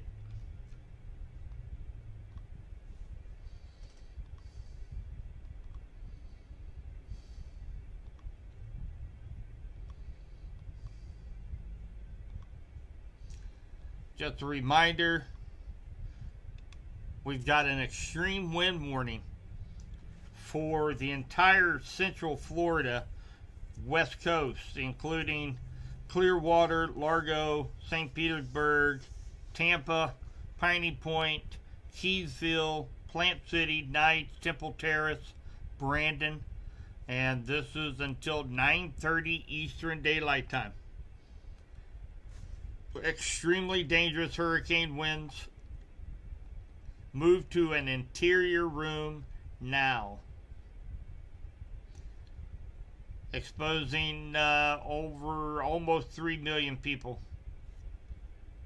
38 hospitals.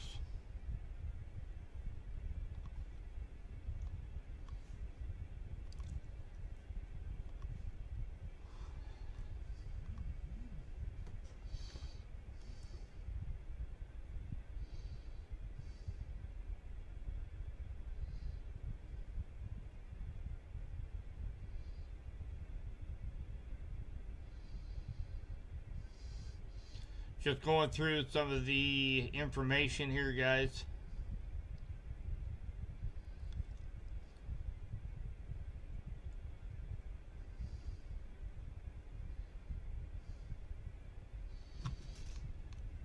And again, the more information we get out to you guys are able to spread, the better off we're going to be as a whole, trying to get all the information out that we can.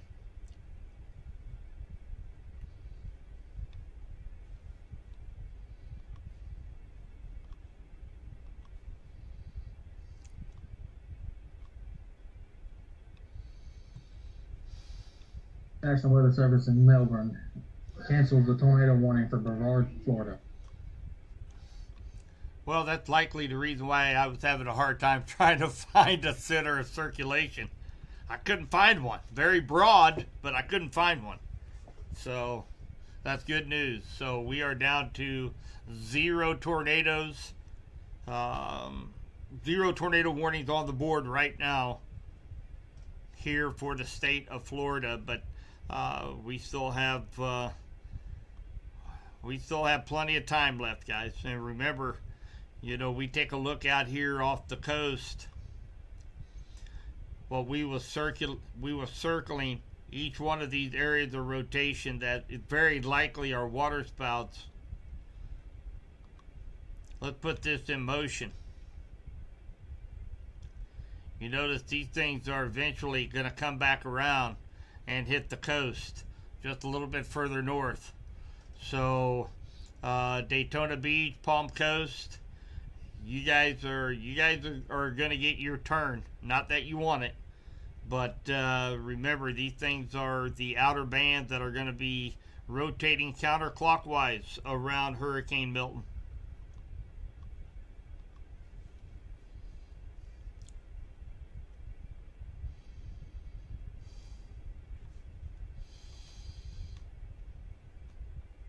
So basically what we're going to be doing right now, guys, we're going to be listening to Torcon. We're going to be hearing updates through them. I am scoping out about 5 different social media accounts, trying to find any important information that needs to be passed on to you guys. So feel free if you guys want. Hi, Kyla. No, there is no Cat 6, hon. There is no Cat 6 hurricane. I am going through chat right now. There is no Cat 6. Actually, this did get up to Cat 5, 180 mile an hour wind, 225 mile an hour gusts at its strongest point. But it is coming on shore on the western Florida coast as a Cat 3, 120 mile per hour winds.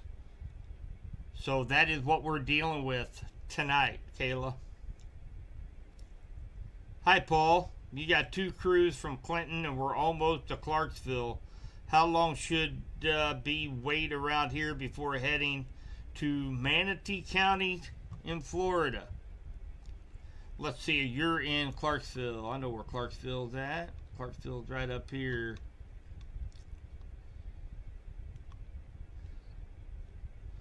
So let's see here, and you are going to Manatee County.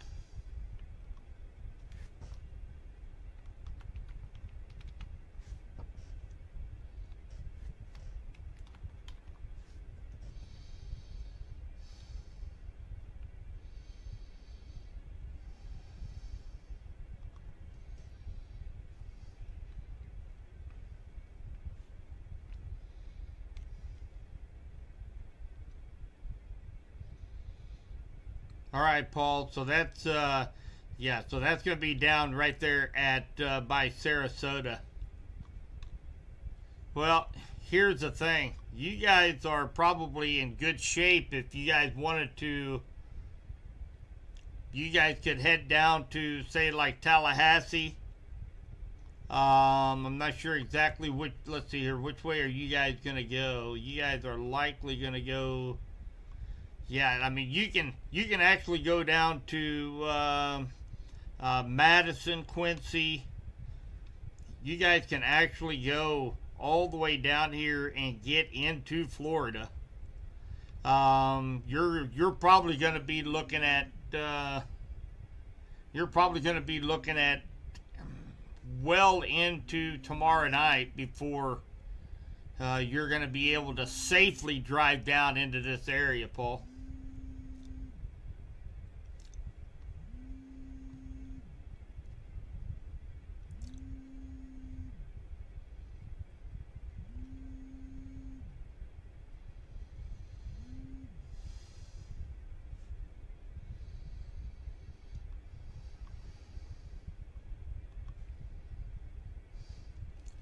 Because here is kind of bring this out just a little bit.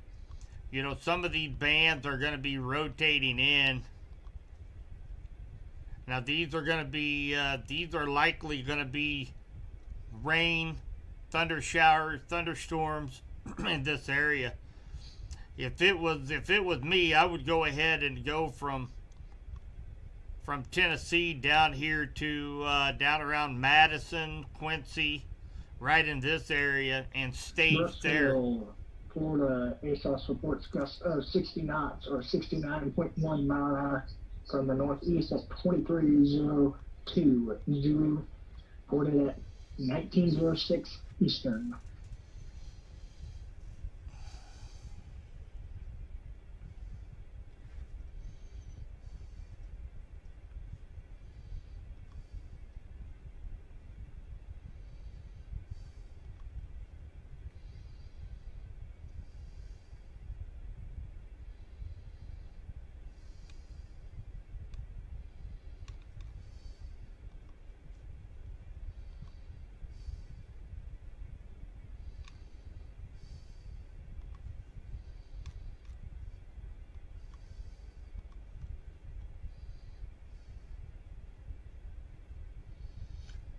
You guys notice on that north dock at Mandera on our north cam, you guys notice how the wind is starting to change directions as well.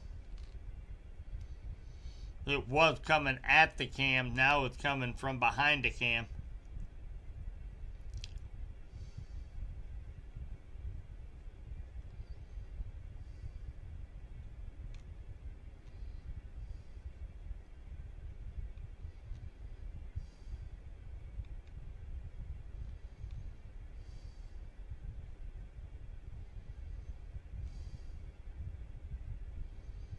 See if we can pick up any wind gust. See if we got a map here.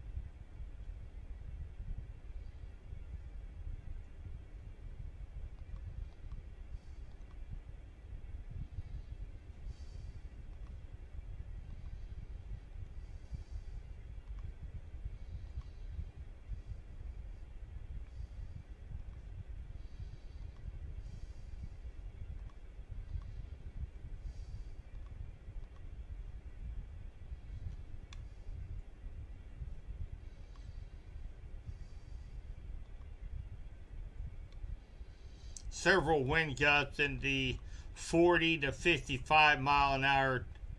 I am looking at a station map for Tempest. Let you guys take a look at that. So these are all Tempest weather stations.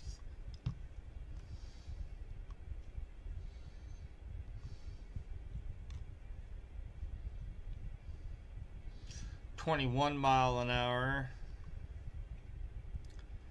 25,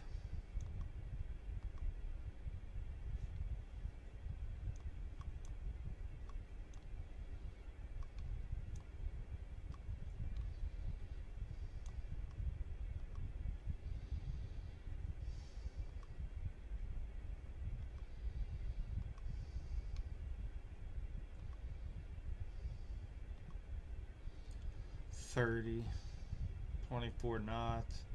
That's about 30.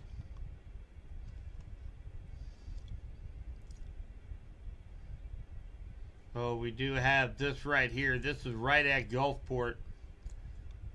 Wind gusts of 56.6 miles per hour with a sustained of 42.7.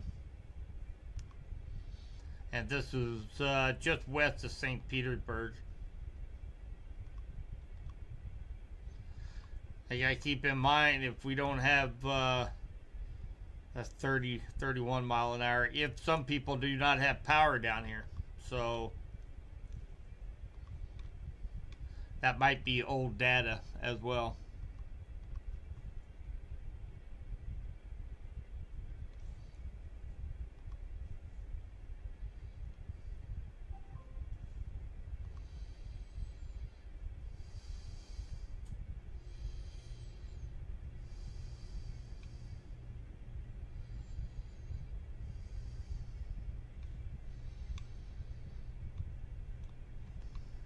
Of course, as you guys can see, the northern eye wall is beginning to kind of spread into the right along Tampa, down to St. Petersburg, down to Sarasota.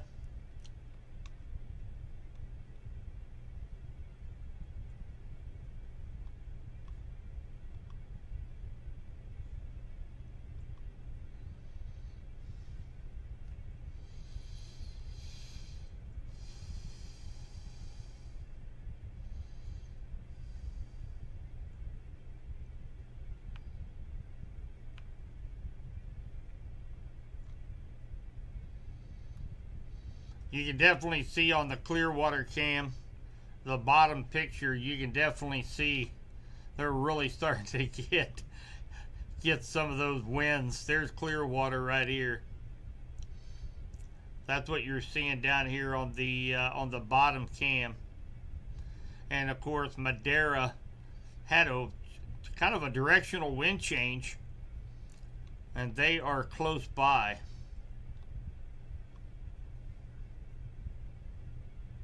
They're right here.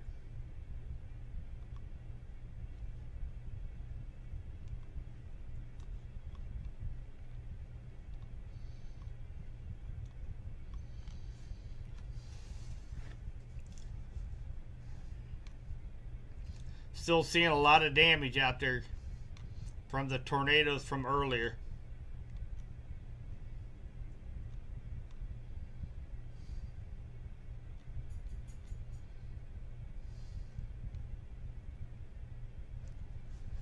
Alright guys, I tell you what I'm going to do. Air Force Base, Tampa, Florida, ASOS reports gusts of 50 knots, 57.5 mile an hour from the northeast at 23:05 Zulu, or 19:08 Eastern. Alright guys, if you all give me just a few, I am going to buzz out here for a moment. Take care of a couple of my nightly duties as we are heading towards 6:15 Central Daylight Time, 19:15 Eastern Time. And of course, this is looks like it's going to be a good time for me to go. We do not have any tornado warnings on the board Remember, we still have a high wind warning. I'm going to bring that over here real quick. Remind everybody, this is for the central west coast of Florida, from Palm Harbor, Bayshore Gardens to Duet to Plant City. That includes Tampa, Bay, Ruskin area. Punta Gorda, Florida. ASOS reports gusts of 57 knots, 65.6 mile an hour from the south at 22:57 Zulu. Reported at 1912 Eastern. All right. So remember, extreme wind warning, extreme dangerous hurricane force winds are expected in this area. Move to interior room now until this has moved past. So definitely very important information there. And again, we have Hurricane Milton coming on shore here in the next couple hours or before, very soon, here on the west coast of Florida. We do not have any tornado warnings on the board currently, and I will keep this up here for you guys so you can watch radar, watch the live feeds. I am going to be taking just a little bit of a break so I can get some stuff done. It seems like National Weather Service, Ruskin, Tampa Bay area, Brooksville, Florida. ASOS reports gusts of 60 knots, 69.1 mile an hour from the northeast at 23:10 Zulu. Reported at 19:14 Eastern. Okay, so I am going to take a break, and I will be back in just a few.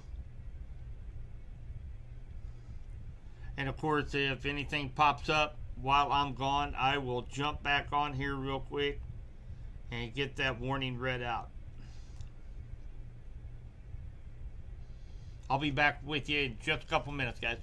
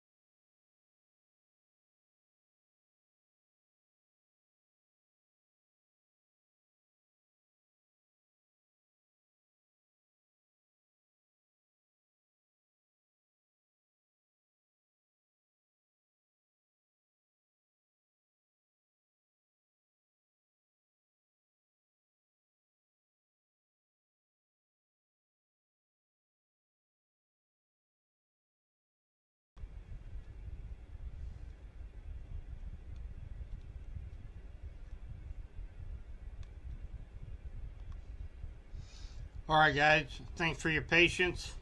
Got a few things ironed out for the evening.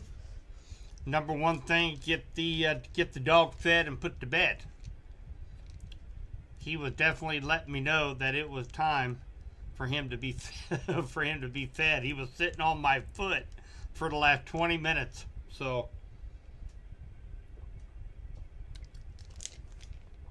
we are looking at a camera here on this on the top live feed, and this is Sarasota, Florida. And you can actually see what looks like some debris on the sidewalk right in this area. So looks like most of the area still has power. So figured this would be a good spot to keep an eye on. And again, this is in Sarasota, which is right here. It's going to be coming up pretty soon into the edge of the eye wall of Hurricane Milton.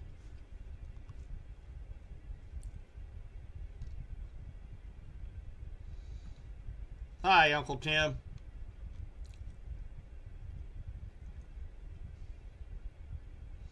Yeah, me too, Amy.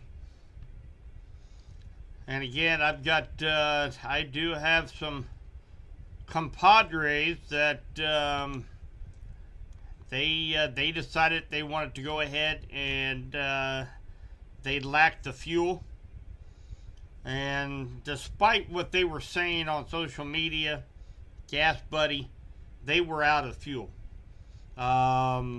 And he's right down in this area, right in here. So I'm keeping a pretty close watch on him on another screen, on a live cam, and he's going to keep me up to date on what's going on in his neck of the woods as well.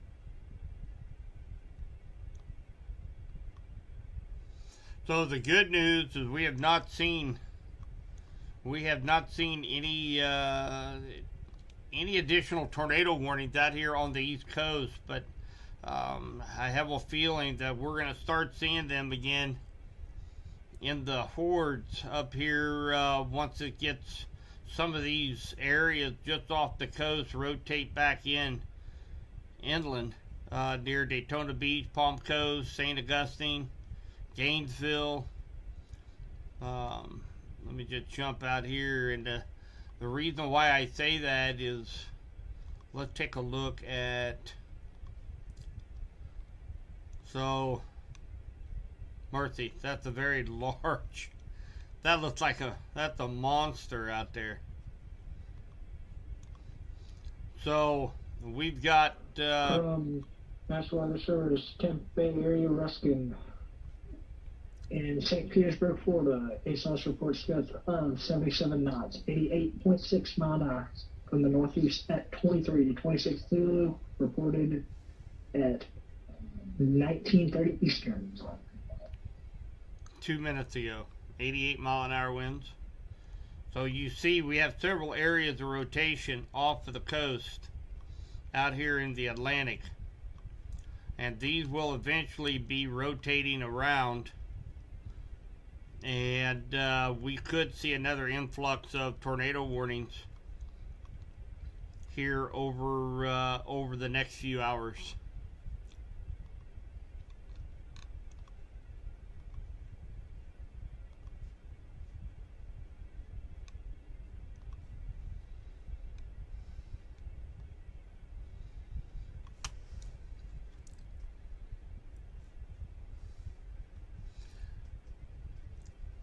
All right, gonna check social media here, see if anything new. Of course, a lot of footage coming in.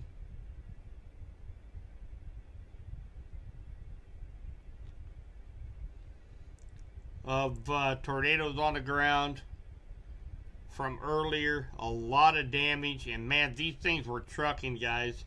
These tornadoes were moving at speed 55 to 75 miles per hour ground speed.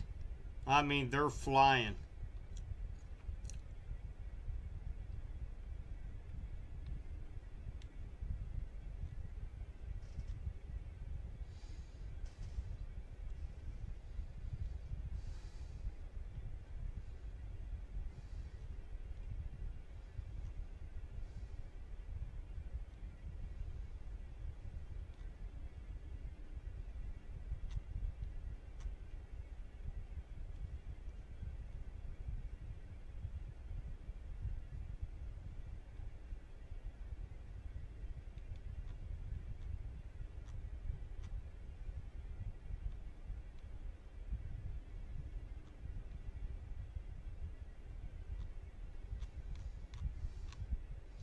Of course, in the background, you guys are hearing Torque On Weather Team. We have our social media specialists, our radar techs. We have the whole team on alert.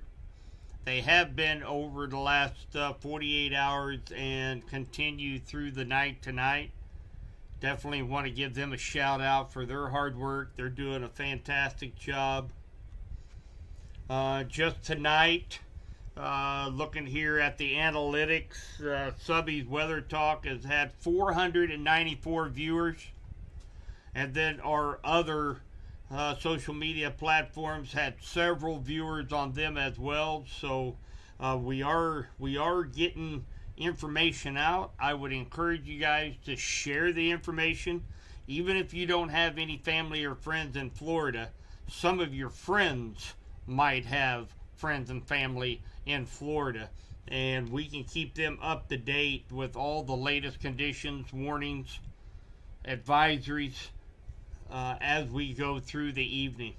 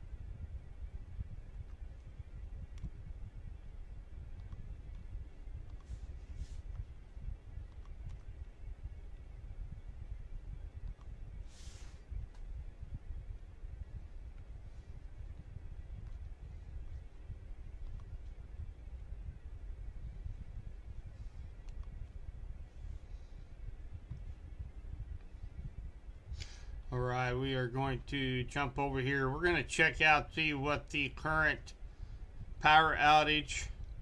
We are now up to 362,521 people in the state of Florida without power.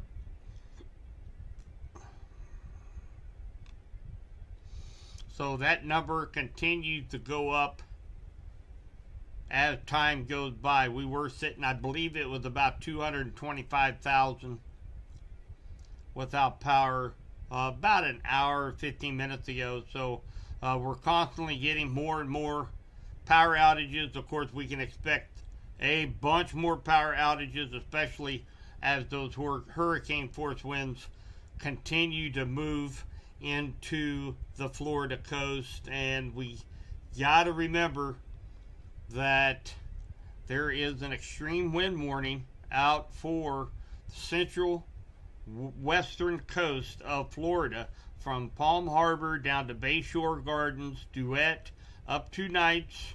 This includes Tampa, St. Petersburg, Clearwater, Piney Point, And this is for extremely dangerous hurricane winds. You should be in a similar shelter like you would a tornado, inside a interior room, or in the basement, of course. You want to get away from windows. Your typical tornado precautions, you need to be taking them here with this extreme wind warning out for this area. So we definitely want to continue to reiterate that this area is under an extreme wind warning.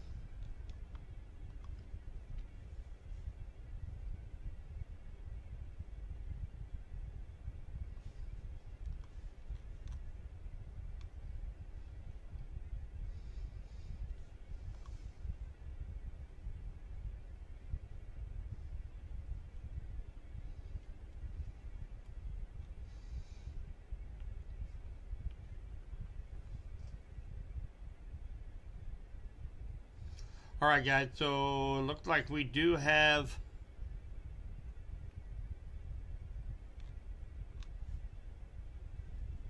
let's hang on one sec here.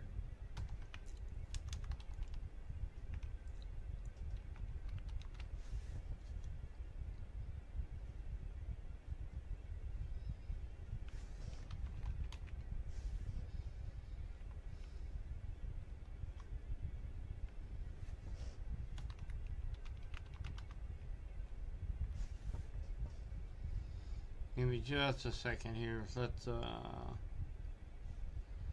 see if I can get this here.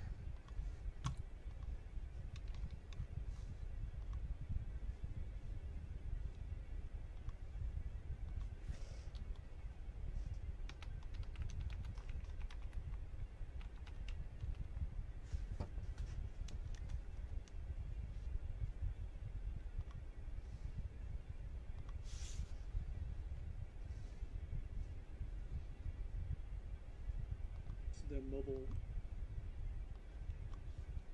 All right, let's play this here real quick, guys.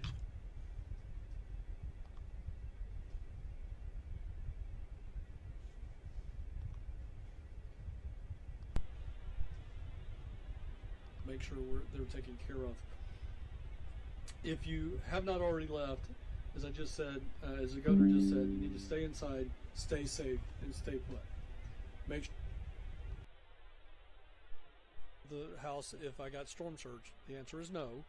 If you've got 2 floors, you need to go to the lowest part of the 2nd floor to escape the storm surge. Please do not. If you have storm surge coming in, please just do not go to the lowest level of your home. Do not attempt to leave your home or may be flooded, blocked by debris. 125 homes that have been destroyed. 125 homes that have been destroyed, most of them mobile homes and senior communities. So we're trying to get into Florida's most vulnerable to make sure they're taken care of. If you have not already left, as I just said, as the governor just said, you need to stay inside, stay safe, and stay put. Make sure terrible to absolutely nothing, then you are most likely in the eye of the tornado. Please stay in place. Do not come out. We are anticipating power outages, as the governor's already mentioned, with this storm. Take time now, if you still have power, to keep those electronic devices plugged in and keep the charge full. If you lose power and are going to use a generator for backup power, please use it safely. You've heard the governor and myself say this. Keep it 20 feet away from the doors and windows of your home. Make sure you wait 20 minutes for it to cool down before you refuel it. Make sure it's on a clean, dry surface.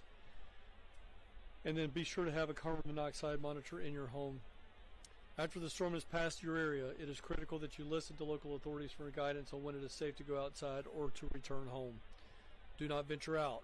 Hazardous materials, debris, and flooding could still be present. Do not attempt to clean up the debris by yourself, especially fallen trees or power lines. If you see a dangerous condition, please report them to your local authorities utilizing your 911 lines or non-emergency lines. Residents needing information can continue to call our State Assistance Information Line, which will be open for most likely weeks.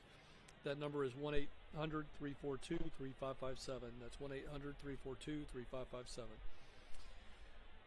Please follow the agency on X and Instagram at FLSERT and on Facebook at FDEM. That is the best way to go and catch up on latest up-to-date information from the division. If you do not have access to that, but you have access to the internet, please make sure you go to floridadisaster.org/update. Floridians, we are with you. We will be with you.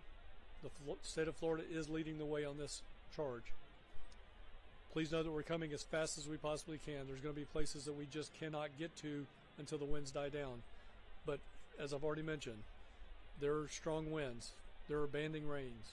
But we have the men and women of Florida Task Force 1 out of Miami-Dade, as well as members from the Ohio and Virginia Task Force going into harm's way to help you out. We will continue to do that all night long. I will be here throughout the night along with my team. Governor, it's been a pleasure working with you to this point, but I also want to say thank you for your leadership, and I know that you're not going to go anywhere anytime soon, and I appreciate your leadership. Thank you, sir. So we are staged with massive amounts of search and rescue assets, not just with the cities and counties and their considerable resources, all the state assets for our state agencies and National Guard, as well as urban search and rescue teams. And so we will be ready to help people who are in harm's way, and hopefully we don't have a lot. I know a lot of people did heed the call to leave, but that will be a priority to save lives. We also have a record number of people there for the restoration of power, these linemen. People love seeing the linemen coming in on the interstate. It's a great sight.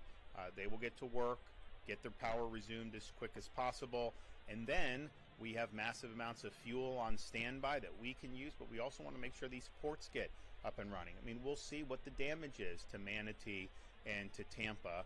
We have been discussing, and Kevin and his team have been discussing with our federal partners like the Army Corps and some of these agencies, some expectations about getting these ports back. And I think there's a difference between kind of Florida expectations, which is like we get this stuff done quick, and maybe how the federal bureaucracies have typically worked. But I think that we have had very good conversations. I think there is a sense of urgency with some of the federal agencies as well, but we want to get these ports back open as quickly as possible. We're going to have to assess some damage. Now, the track of this storm, the fact that it is Sarasota, perhaps the Port of Tampa is not going to take a major hit like it would have if it was a direct impact, but we'll see. Manatee is probably going to be a little bit closer to where it's getting some of the big impact, but we think it's really important that all services are be able to resume, and we have contingencies to be able to get fuel in where it needs to go, but it sure be a lot easier if we just get that coming into the ports. And so those are all going to be priorities from here on out. So if you are watching this, just hunker down. If you're in the path of this storm, it's dangerous outside. There's going to be a lot of hazards. Even when it passes, if there's floodwaters, be very careful about any of that. Help is on the way. We're going to get everyone back, get everyone up on their feet again, and we'll mitigate the damage as best we can. The president said that he has spoken with you. Have you talked about getting more resources from the federal government here in the state, getting things back open? So as I mentioned, we've been discussing with some of the federal partners about acceleration of what needs to be done if something needs to be done on these ports. You know, to say like, oh, it's going to be weeks for a port, no, that doesn't work. Okay, we got to get it open. And I think they're of the same mind, and I think that Kevin and our team have had good conversations. We've also, Kevin, I know, is talking, both Kevin and I talk with the FEMA administrator about some of the things that we're looking for. You know, for example, with this debris. Let local governments do the debris a little bit differently so that we incentivize people to come and do it quickly. Because the way it goes now, it was hard to even get people to do their debris. You had them going other ways. It just didn't make economic sense for doing that. And a lot of the debris takes like 6 months to do, and that's just kind of been the standard. I think we showed by surging our resources, which is really unprecedented, you know, we knocked out a lot of debris in like 72 hours. So we want to have a debris where there's incentives to do it and do it quickly. I don't want to have to, you know, even talk about this now, but we're not out of hurricane season. There is the possibility of another storm brewing, and that's going to come into the Gulf. It's possible. I hope it doesn't happen. But so we want to be able to have them with contractors and have them have things working with the FEMA reimbursements that makes sense. And I think Kevin, I think Administrator Criswell has been very receptive to that, because it does. It just makes sense. Governor, terms of the timeline of recovery, and last time with Lee, you were able to get search and rescue units kind of out there before, if I remember correctly, before the sun came out. That'll happen again. Yes. So, yeah, they will do in the dark. That is totally, absolutely fine. It's just a question of making sure that it's safe for them to go out. So as soon as that storm passes, and the fact that it came in earlier than thought, that's good for the high tide because the high tide's not here yet. I think it'll help with the surge. But it's going to mean pretty much all the rescues are going to be done in the dark in the middle of the night. But that's fine. They're going to do that. All of our folks are doing that, and they will be on target. Since you have so many people here in the state, more than previous storms, are you expecting things to kind of be restored quicker than previous storms? Like Helene was power back within a week. Are we expecting that even sooner, 3 days? Well, we need to figure out how much power is out. I mean, we just don't know, right? And so we'll see. But I thought, we didn't get hit with Dorian, but it was coming, so we prepared. I thought maybe we had reached 50 with Dorian. We didn't.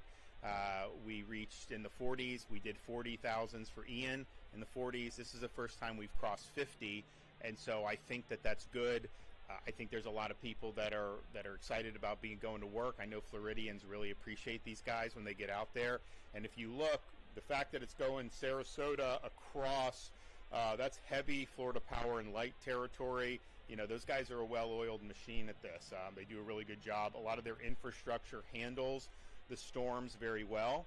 And so a lot of times when you're talking about power restoration, if you have the people there and you go quick, you can potentially reconnect relatively quickly. If the whole thing is blown out where you have to rebuild it, it takes longer. My sense is that if it's a lot of FPL stuff, their infrastructure probably is going to be able to weather a lot of this, so they'll have to do some reconnects, but maybe not a full rebuild. Fort Myers Beach for Hurricane Ian was FPL, and they honestly, they could have gotten the power back on very quickly. It was too dangerous to hook it up because of the homes with the storm surge, but their substations actually did pretty good.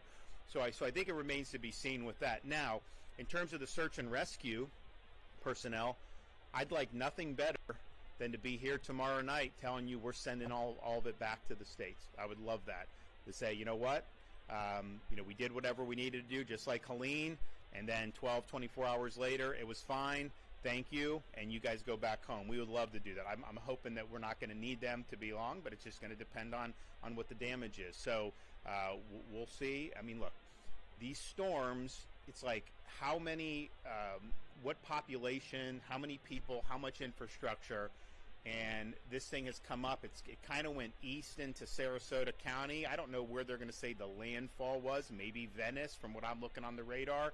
Maybe middle Sarasota County. But if it cuts across from there, there's a lot of rural areas. Whereas if it would have gone into Tampa Bay and rode up I-4, that's like millions and millions of people. I do think north of the storm there's a lot of precipitation. I think you're going to see inland flooding in central Florida, north central Florida. I think you're going to see storm surge in northeast Florida, places like Daytona Beach, Flagler Beach, St. Johns County. I think you will see that coming on the backside of the storm. So we'll see how all that shakes out. But bottom line is we have the resources amassed. We'll use all that we need. But yes, I hope I can just send a bunch of them home to say, we got the job done. And HB posted a video earlier today of a dog chained to a fence, waiting on rescue day. Do you know what's happening with that dog? I mean, first of all, what kind of an animal would just leave a dog chained to a pole in the middle of a hurricane? I mean, it's just unbelievable that somebody would do that. And so I'm thankful for the FHP folks out of Tampa for rescuing the dog. They did bring it to the vet. The dog has a clean bill of health. And who knows, maybe we'll do some adoption, put the dog up for adoption, and we can have some people in Florida come and compete for it and take it. But, it's just like, I mean, people do a lot of dumb things, but you just see that. And so I hope they find the person who did it, and that person should have the book thrown at them. We've got very good laws in Florida against animal cruelty. These dogs, we've got dogs that are going to be helping in the storm. These police working dogs, they're great canines. So we don't have tolerance for that in Florida. I thought it was outrageous that somebody would do that. Can you talk about the size of the storm and what people should expect from the wind fields, how wide the eye is, or anything like that as it comes on shore? So it's interesting. I think the storm did deteriorate because of the wind shear. I mean, we were here, 24 hours ago, and it was 180 miles an hour. And no one thought it was going to come ashore at that. But I think a lot of people thought it was going to come ashore as a pretty strong 4. And it ended up coming as basically a mid-level 3. Now, it doesn't mean there's not storm surge. It doesn't mean there's not hazards. There is. It's a serious, serious storm. But in terms of some of the damage that we're going to see from wind, there just is a big difference between 140, 150, and 120. We saw with Hurricane Ian, which was basically a Category 5. I think it may have landed just a tick below. Of course, we saw it with Hurricane Michael, which was a Category 5. As you get into the 120 range, 115 range, still hazardous, can still do a lot of damage. But Florida buildings in particular, new ones, they're going to be able to withstand that for sure. And so I think that likely, look, I'm cautiously optimistic that with the Florida building code that you can do. Now, the storm surge is a different story, and we've had storms that, Hurricane Michael was not necessarily known for being massive storm surge, even though it was like a tornado and it obliterated so many structures. And then there have been other storms that have been Cat 3 that produced massive storm surge. So I think it's too early to tell on that, but I think the fact that whether it was the shear or whatever happened, the fact that it did weaken before it made landfall is going to be benefit to us compared to what we were looking at 24 hours ago. But regardless of the winds from the storm directly, we've already seen probably more tornado watches than I've ever seen. I was talking to people, do you ever remember? No one remembers ever seeing this many tornado warnings that have been done. So that spun off a lot of tornadoes. And you have them, it's not like, there was Fort Myers, but there was Palm Beach, there was Port St. Lucie. I mean, it was all over the state. So that is a hazard for sure, and I think we're likely to continue to see those throughout tonight. On the point of the tornadoes, about the incentives for debris removal crews to get more of them coming in here. So as the governor said, he and I had a conversation today with Deanne Criswell. She's actually coming in here tonight at some point in time when weather permits to be with us tomorrow. But I will say, she said that we were on the right track. She felt like that was a very good idea to get some type of incentive for individuals to come here. Maybe, again, incentivizing people from maybe west of the Mississippi, west of the Ohio River, so we're not competing against people that are in North Carolina. But again, we talked about some potential opportunities there, and she was going to get her some of her senior directors to come in, and one of them, Robert Pesapane, who is actually over that entire program, is actually traveling from D.C. tonight as well to actually sit down and have a conversation with us so that we could all get to a situation where we think the best move forward is, we can take that best move forward. However, as the governor also alluded to, there's I think a parallel path, and that we don't do bureaucracy, we don't go in linear paths, we don't throw all of our eggs in one basket. We are talking about reaching out for Emergency Management Assistance Compact, EMAC, or mutual aid through other states to start bringing in some other DOT-like, public works-like individuals to help us with mutual aid. Again, we don't know what might happen in the next 10 to 15 days. We want to get some of this debris picked up again. We've shown how government sometimes, unfortunately, usually private sector is better than us, but we've shown them that we can get this stuff done, and we can get it done quickly if we cut through the bureaucracy. So we're going to look at the incentive-ish program, and we're going to also look at bringing in mutual aid from other states. Well, I mean, the thing is there could be another storm this season, but the debris, I mean, the standard practice with this debris, the way it works, is it takes months and months to do debris. I mean, I remember Michael, how long it took to do the debris. Ian, there was debris. I mean, and a lot of it is the local governments are worried what FEMA's going to reimburse and this and that. And I'm just thinking to myself, the incentive should be to get it done as quickly as possible. And, it's a difficult situation because you have Mexico Beach after Hurricane Michael. They had $90 million of debris cleanup. And I think their annual budget was $5 million. So they obviously need that reimbursement. And I think they got 100% Oh yeah, they did, because I went and got it from President Trump, 100% of reimbursement for like the first 45 days. But to have the debris for 6 months, a year, or more than that, and I would never think that we would be able to say that government would do better than private. But when we took all our trucks, they're all over the state doing all this stuff at the normal course of business, and we said, okay, this is a hazard. Let's do emergency 24/7. And they were going, and they picked up 3,000 plus loads of debris on Anna Maria Island, on Madeira Beach, all these places, and then brought them to this landfill. As I said, this is a local responsibility. I don't think the state can be in the business of cleaning up everybody's debris. First of all, we just are too big of a state. I mean, there's no way a state government can do that. So this was kind of an extraordinary circumstance, but we also have to look at why is this always a problem? And I think what Kevin is doing, I think, is smart. I think the administrator will work constructively with him, and I think we'll probably get somewhere that's going to be more efficient and more effective. Governor, along the lines of bureaucracy, you have made a decision to ask the legislature to set aside that money for emergencies so that you'd be able to have the state get money and start paying for things in a much quicker fashion.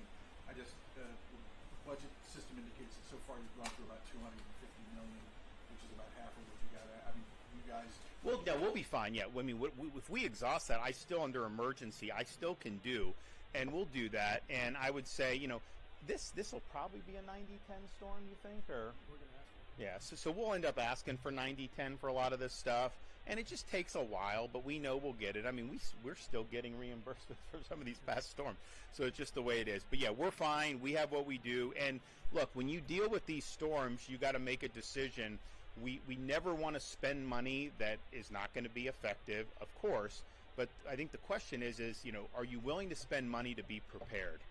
And when you're fully prepared, you will end up not using some of the things that you've amassed.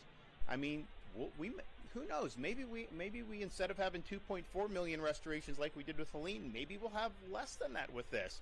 We had 30,000 for Helene Lyman, we have 50,000 now. Was that bad that we had? No, it wasn't. We've had other things staged. We had fuel staged for Helene. We didn't have to use any of it. The gas stations were fine. We have fuel stage now. We may need to do it. And so these are things, we look at contingencies, what could potentially happen, plan for the contingencies, and when you plan for it, you do got to spend some money to execute these contracts. But if you don't end up having to do it, I would much rather do that than be in a situation where like we have no gas in the state or we don't have enough people to hook up people's power. And it does cost when we do the mutual aid, when we bring in the linemen, the state is responsible for some of those costs. But the way I view it is, if we can get people back, I think we had 2 million restored within 72 hours for Hurricane Helene.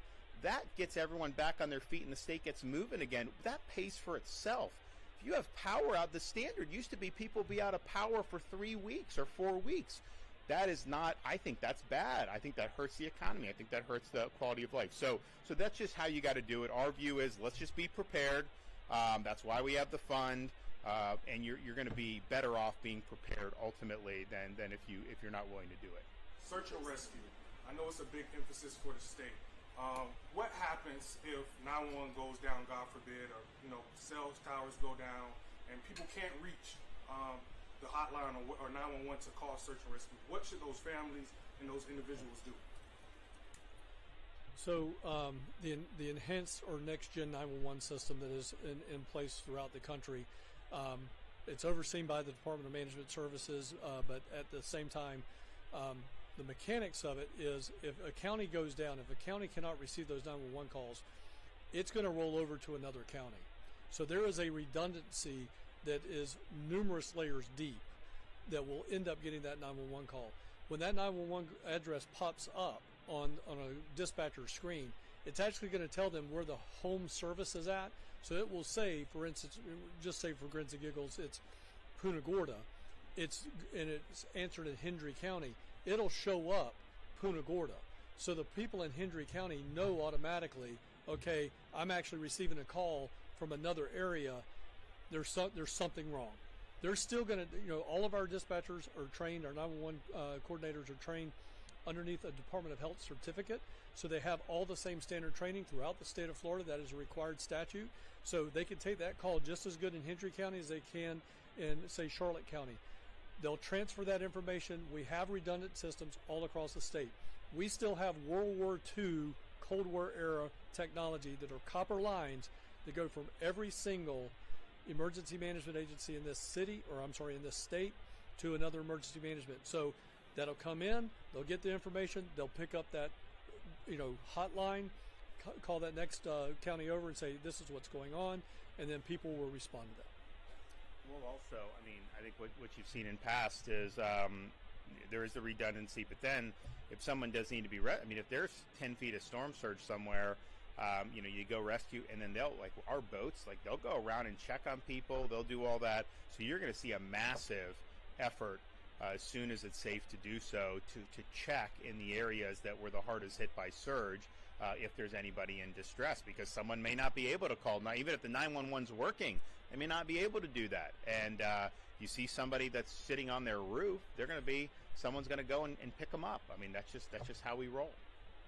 The tornadoes, Director Guthrie mentioned about 125 structures that were destroyed. Does the state have any confirmed fatalities from those tornadoes? Not yet. I think that there's some injuries. I don't think we can rule out fatalities, but we don't have any confirmed yet.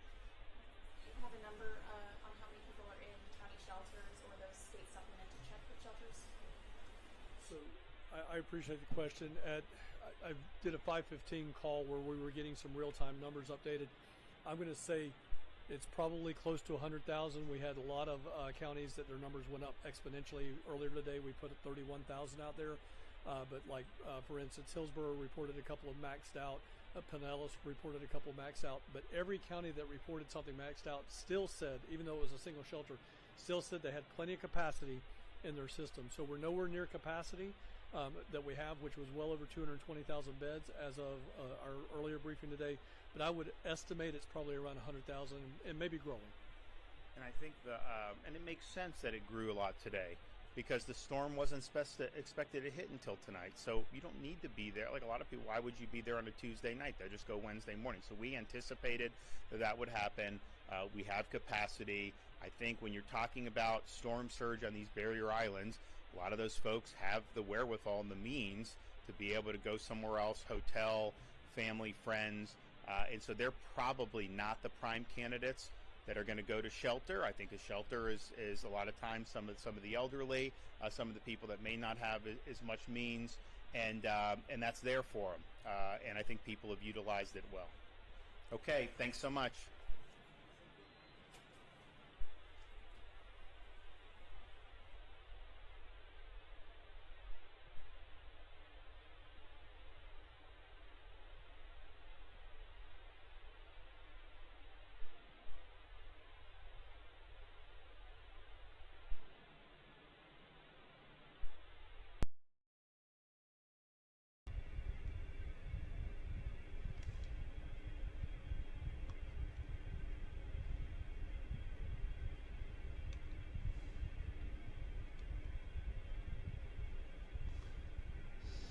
All right, guys, so that was the latest update from the governor.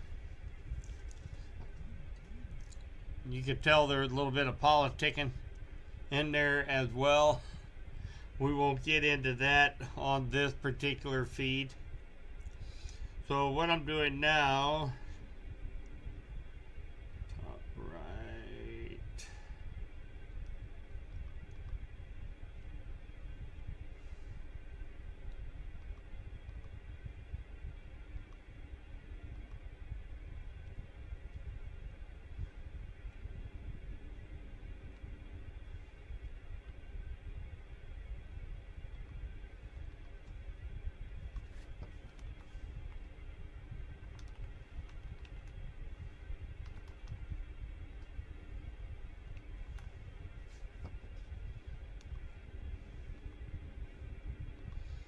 Okay, the bottom feed is from the University of Tampa. And of course our top feed is Sarasota, Florida.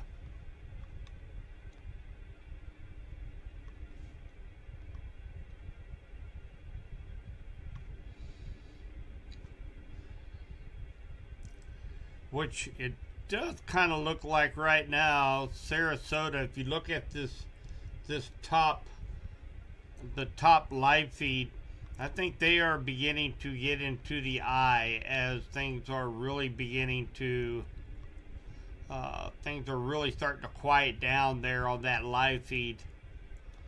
So then we will see the back edge of the eye wall move through Sarasota.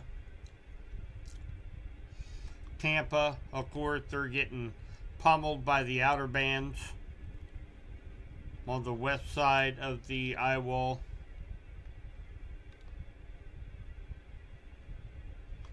So, of course, in case you guys missed it, I'm going to show again here real quick. And come down here to it. Let me find it here for y'all.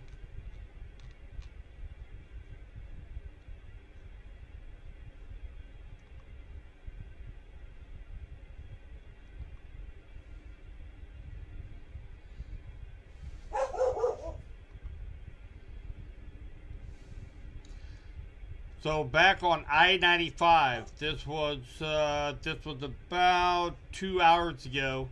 Of course, we had several tornado warnings that was ongoing along the east coast of Florida.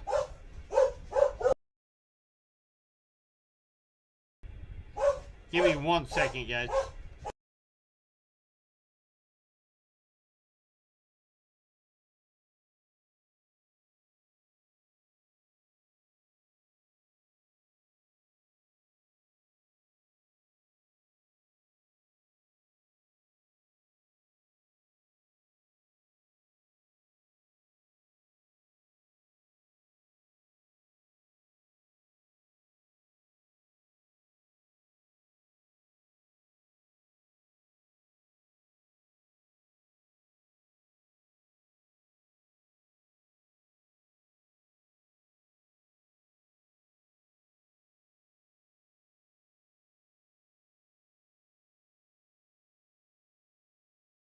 Alright, that was my K9 doorbell.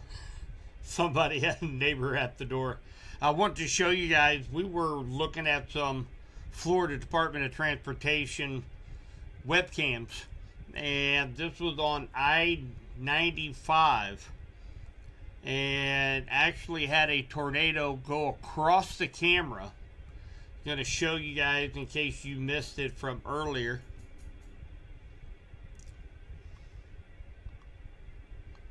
Go ahead and put this in play. You will notice there will be debris, large chunks of debris, and then after that, the tornado actually goes across the camera. You'll see all the dust and the debris, and then it goes offline.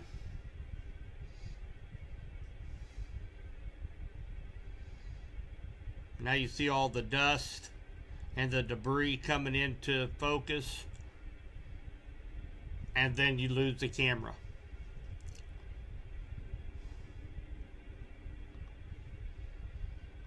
Spectacular footage there off of the Florida Department of Transportation webcam. And here is also that same tornado on a different Florida Department of Transportation downstream. So let's take a look at that real quick.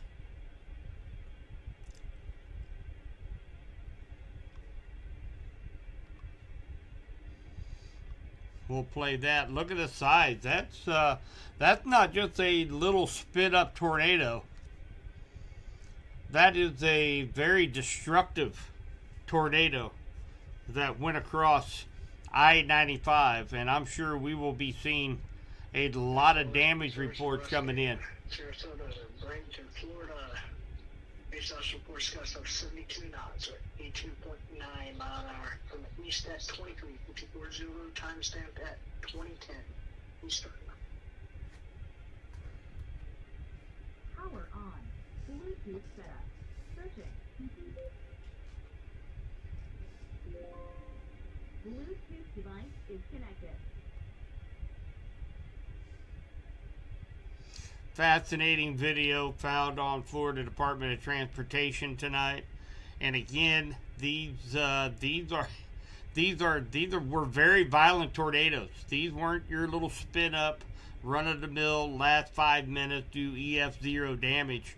These were major tornadoes. We were tracking one that had just an incredible debris signature, a debris ball associated with it. So again, we're going to be seeing a lot of damage come tomorrow morning. Florida, the same National Weather Service, ASOS reports gusts of 69 knots, 79.4 mile an hour from the north-northeast at 0006 Zulu, time stamped at 2010 Eastern.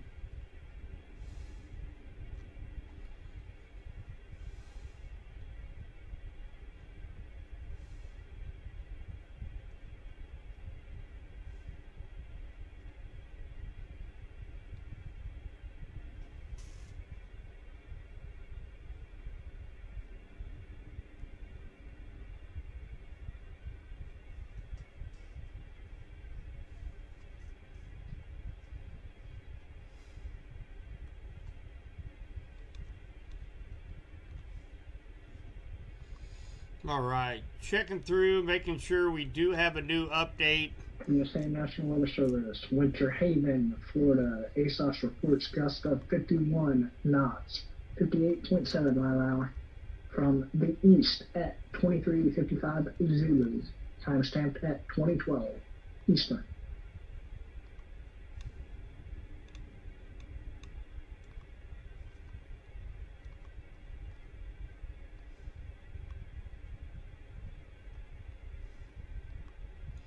All right, so you see the new update bulletin posted right to the right of my picture here in the webcam.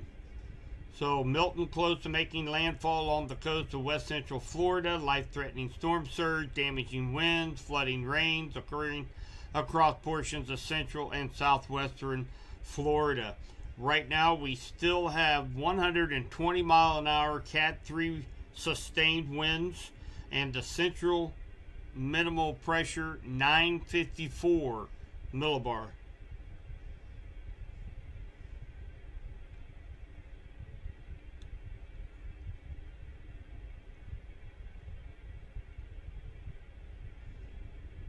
I'm going to go ahead and update that.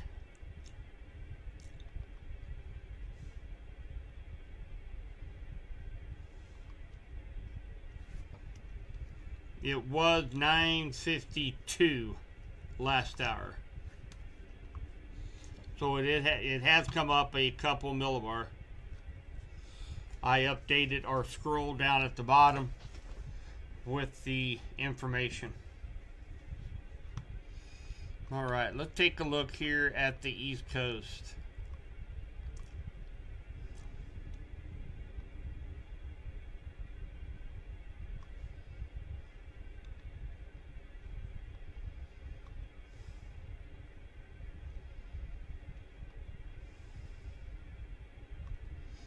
Of course, we still have several very strong cells in the outer band, likely producing several water spouts out here just on the east coast of Florida, out in the Atlantic.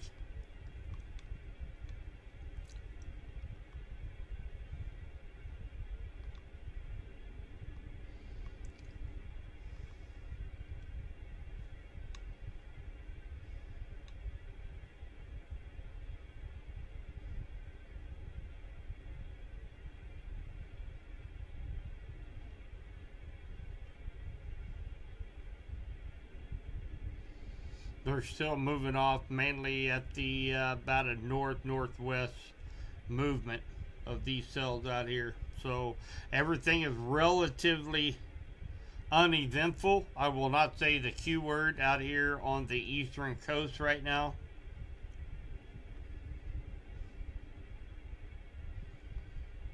As Hurricane Milton looks like it's about to make landfall on the western coast of Florida. Yeah, everything is really calm up here in Sarasota.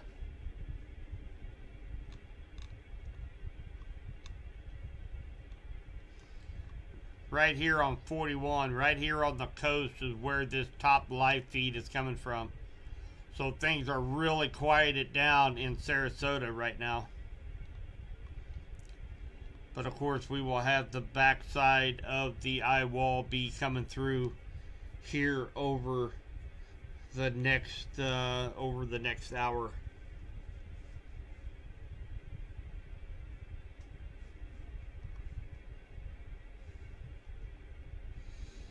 Hi Elijah. You're down with family in South Carolina? Oh wow.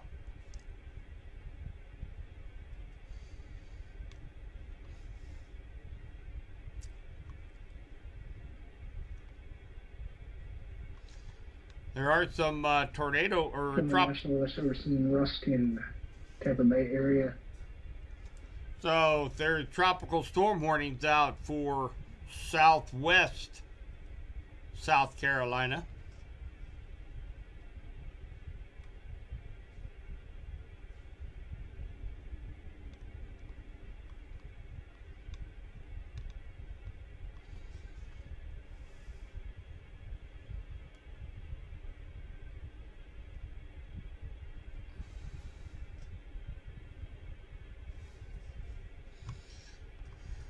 All right, let's see if there's any updates.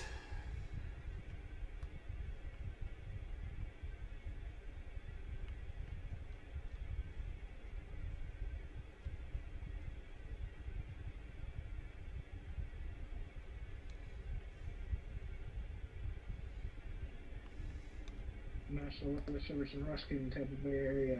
Tampa Bay, or Tampa International Airport, Florida. ASOS reports gusts of 51 knots, 58.7 mile an hour from the northeast at 0015 Zoom. Timestamp is 2018 Eastern.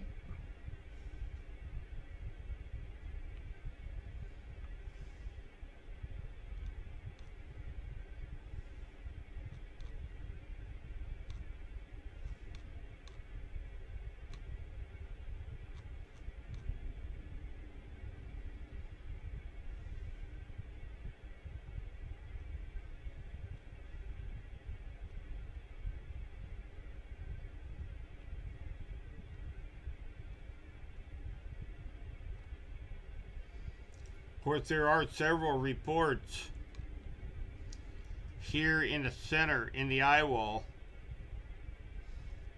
Several reports of literally hundreds of birds stuck in the eye. They've been following the eye with it. They don't know which way to go. So hopefully they will find a refuge that they can get to as this Hurricane Milton makes landfall.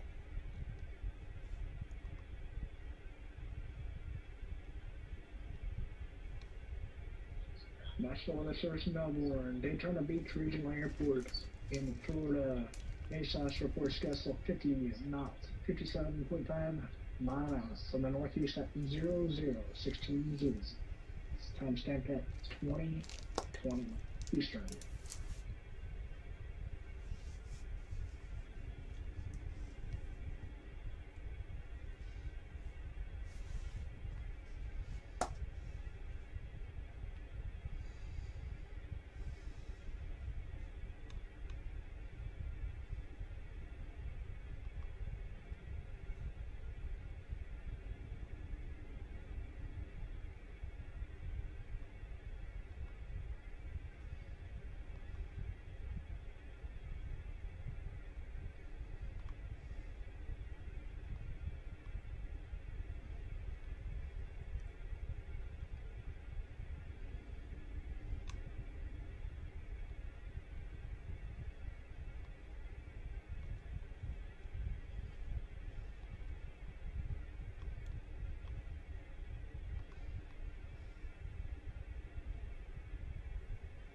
National Weather Service in Ruskin, Tampa Bay area. McDill Air Force Base, Tampa, Florida.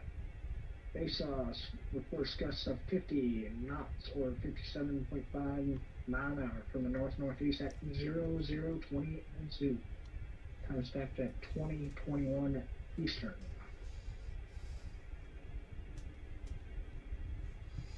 All right, let's take a look at rainfall total so far.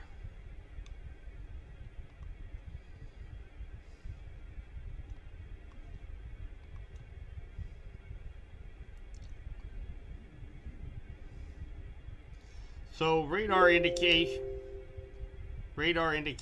somewhere in the 6 to 7 inch range, right around the Tampa area.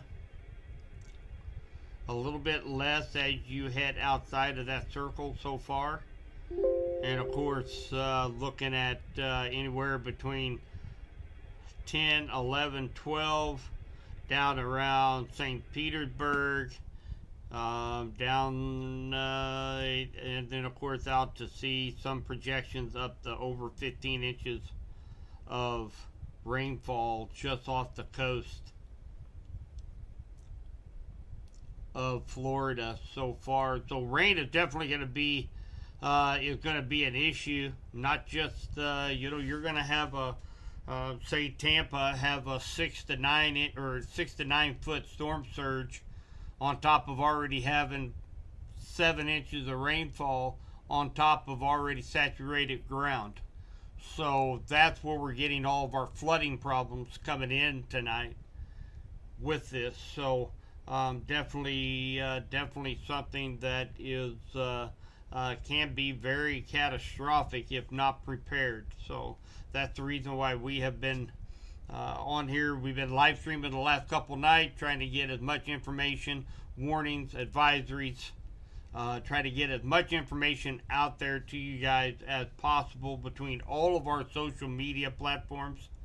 And again, another shout out to the great job the Torcon weather team, social media experts, the radar techs, dispatch, the whole team effort. So really appreciate the great job that they've done here over the last 72 hours as Hurricane Milton makes its approach into the western coast of Florida. So we still have a long night ahead of us. We still have that tornado threat ongoing tonight. Of course, the flooding rains, the storm surge. So Hurricane Milton is just now coming onto the coast of Florida. And we continue to bring this coverage here on Torcon weather teams, different platforms. And of course, again, we have our website, torconwxteam.com. Encourage you guys to check that out, if anything, because that has the link to all of our social media platforms. Our IT director done a fantastic job getting a very informative website up there.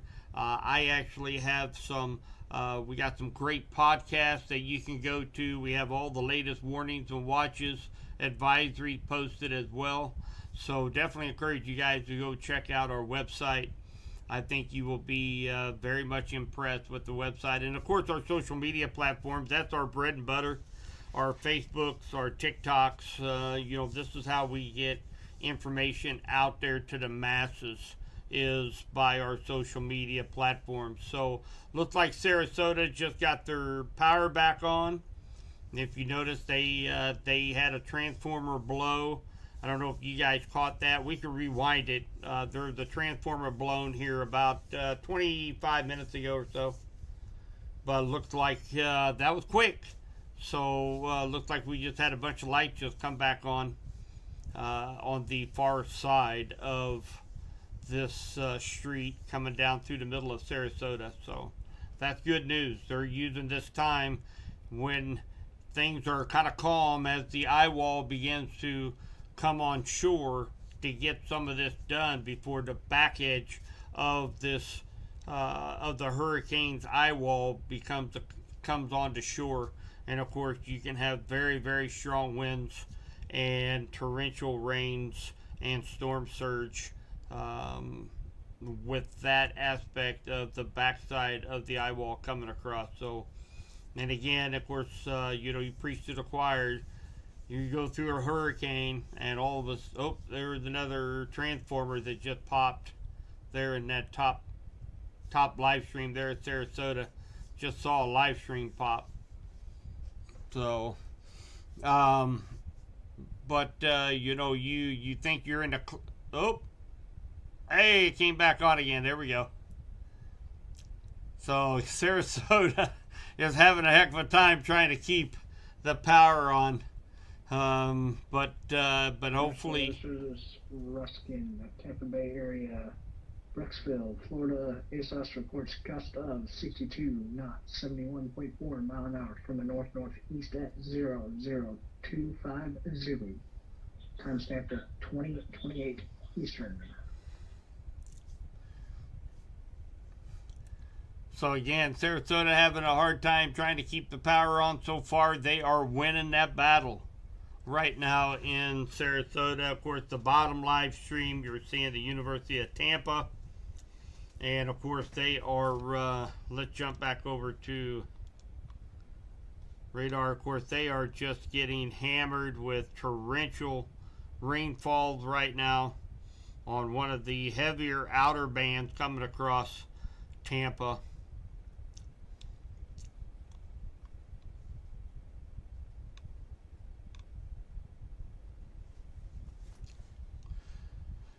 Still no tornado warnings on the board right now. Most of the stronger outer bands that's been producing the water spouts and the tornadoes, it is offshore right now. We will have to wait and see if they will rotate back around and hit the east coast of Florida again later on. But good news, we need a break from all of the tornado warnings that's been ongoing throughout the afternoon and evening here in Florida.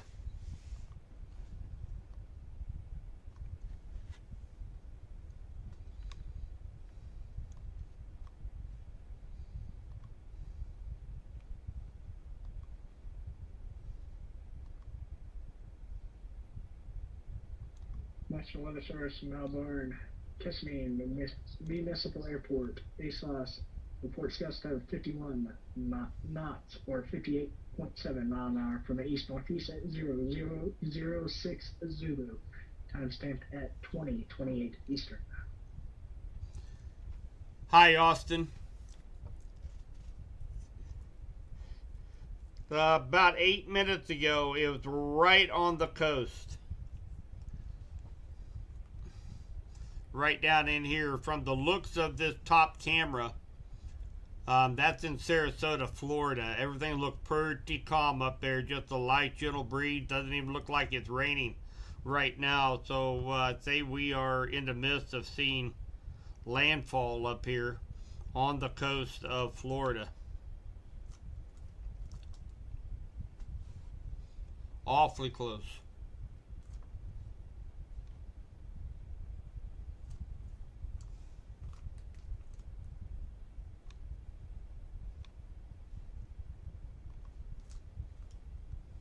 National Weather Service, Ruskin, Tampa Bay area, St. Petersburg, Florida. ASOS reports gusts of 70 knots or 80.6 mile an hour from the north-northeast at 0026 Zulu. At timestamp is 20:30 Eastern.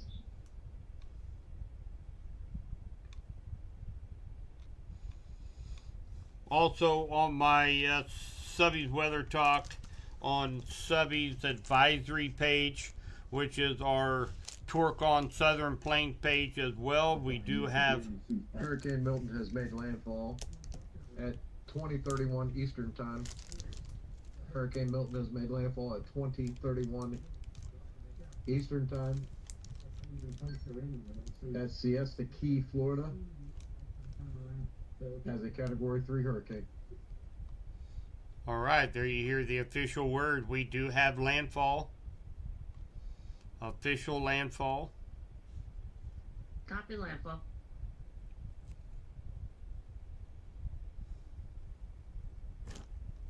One copy is landfall. David 13, copy landfall.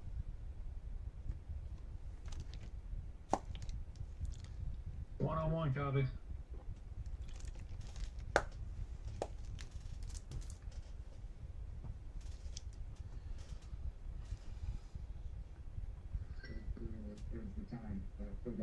Current pressure is 954 millibars. Official landfall time was 20:30 at Siesta Key. Max sustained winds at 120 mile an hour, making it a Cat 3 at landfall. David 14 copies in, it's been posted. That's right. One copy. Paul 703 copy. 1301 copies. David 13 copy. Paul 3201 copies.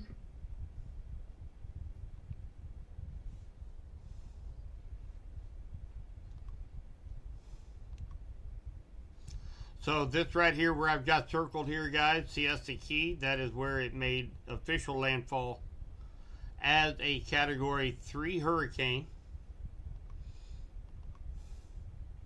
Here is the official report. Extremely dangerous Category 3 Hurricane Milton makes landfall near Siesta Key, Florida. Life-threatening storm surge, extreme winds, and flash flooding occurring over the central Florida peninsula. Service Melbourne, Daytona Beach Regional Airport. ASOS reports gusts up 50 knots, 57.5 mile an hour from the northeast at 0014 Zulu. Timestamp 2034. So we have a couple of wind gusts at right around 100 miles per hour. Looks like right around the Egmont Channel. And I will show you where that is here momentarily. And of course we are at maximum sustained winds at 120 miles per hour. Minimal central pressure of 954 millibar at landfall. So that was the official wording of landfall.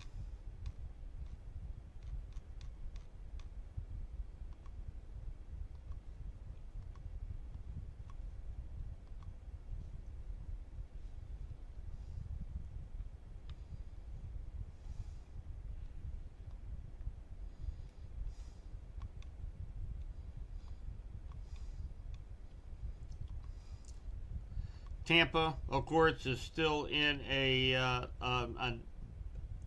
band right now, a very heavy band.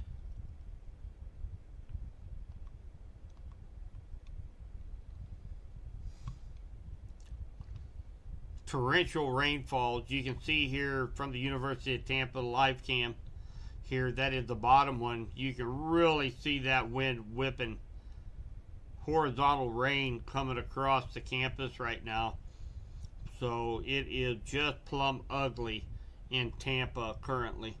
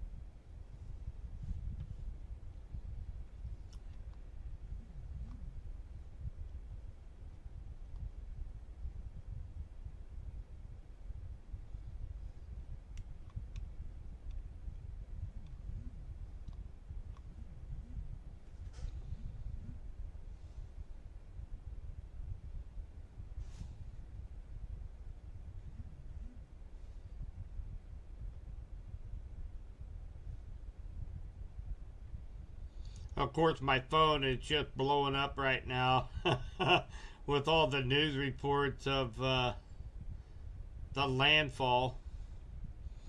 Between the landfall and Royals, Kansas City Royals being down 2-0 against the Yankees in the bottom of the fifth. So my phone blew up there constantly for the last about 45 seconds. So, of course, very, very strong outer band coming into Tampa. You can see here in the bottom screen. Wind is just absolutely driving that rain horizontally. We will definitely start to see rainfall totals really start going through the roof in this area. Tampa, St. Petersburg, Clearwater, Brandon, in this area. Very, very heavy rains.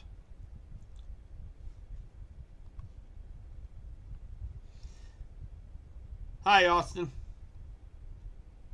Yep, I'm hoping you caught that. It did just officially make landfall just a few moments ago. I have updated. If you look just right to the right of my mug here in the webcam, you will see the update, 8:30. They announced that Hurricane Milton has made landfall near Siesta Key, Florida as a Category 3 hurricane.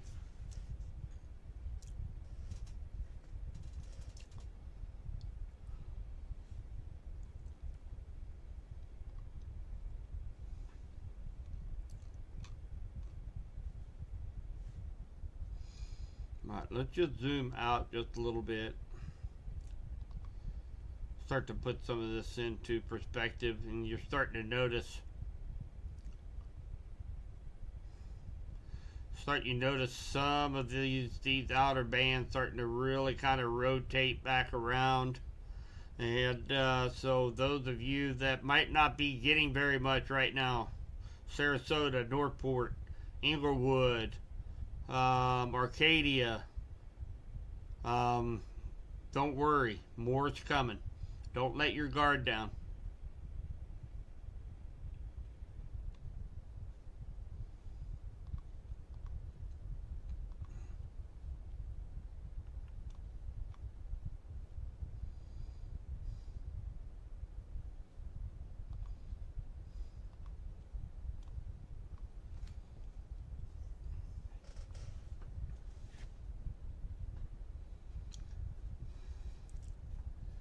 So we just got word, unfortunately, that multiple fatalities after a tornado hits a Spanish Lakes Country Club village in Fort Pierce, Florida.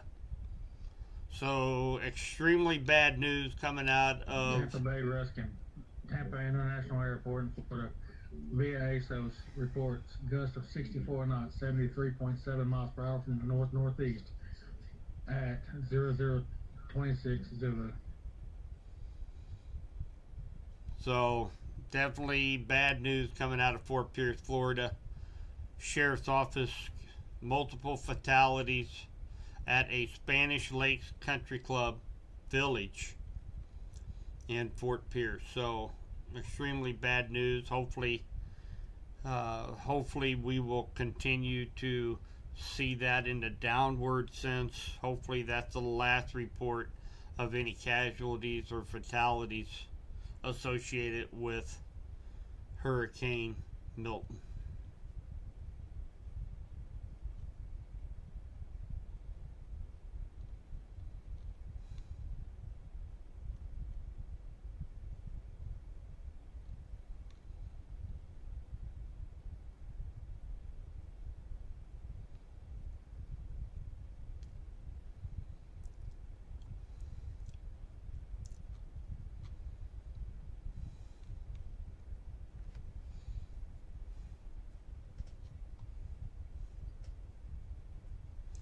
Well, I had to double check this cam up here at Sarasota. Man, I mean, there's not a leaf moving up there right now.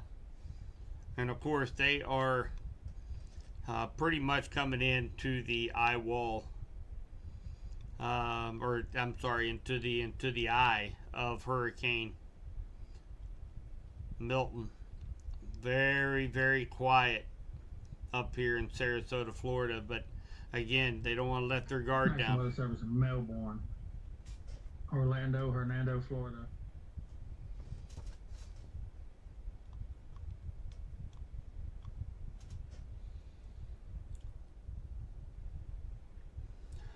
Right, gonna go through, see if there's any information.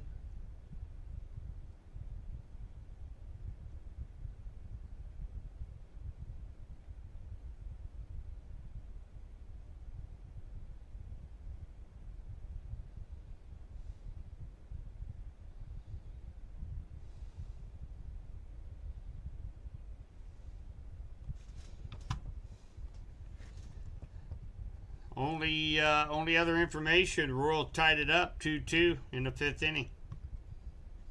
Yankees and Kansas City Royals in the American League Championship Series right now. Getting a lot better weather in Kansas City than what they are here in the state of Florida, and that is for sure.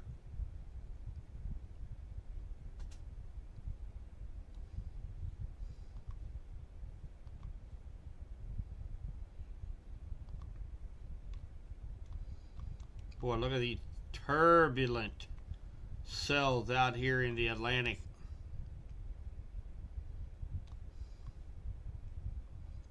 There could be several waterspouts out here in the Atlantic right now.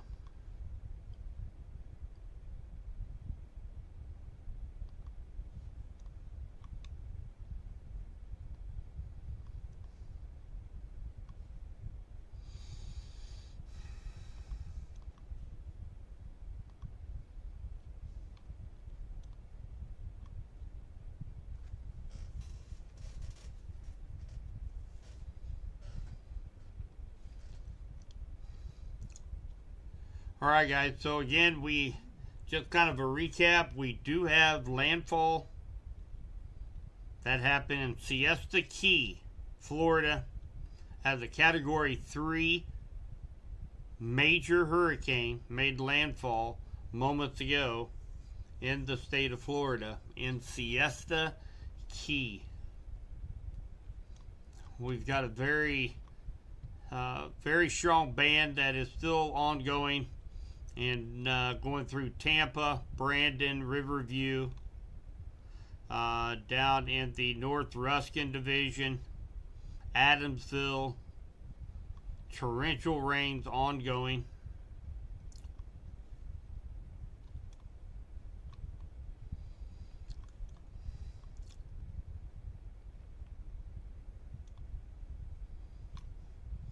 And we have been here with you guys for 3 hours and 47 minutes here on our Torque On social media platforms, as well as Subby's Weather Talk, as well as Torque On Weather Team Southern Plains, Torque On Weather Team Southeast region.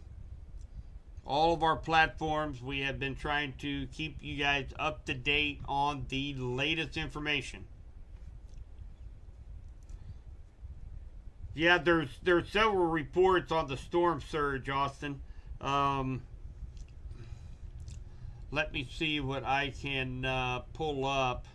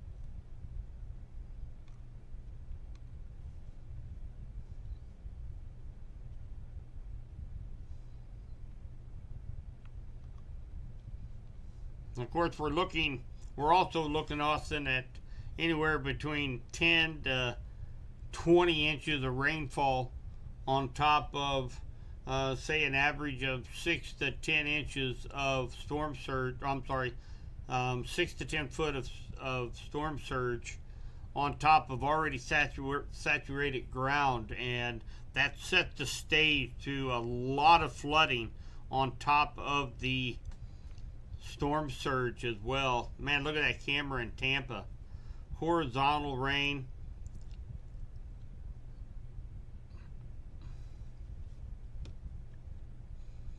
So here is a current peak. This is the latest that they've come out with. So they are looking 9 to 13 feet from Sarasota down to, looks like that's down around Charlotte Harbor. And then 8 to 12 feet down from Bonita Beach and Charlotte Harbor. 6 to 9 feet in Tampa Bay. So, I mean, that's considerably better than what they were talking about just 24 hours ago, where they were expecting possibly up to 15-foot storm surge. So,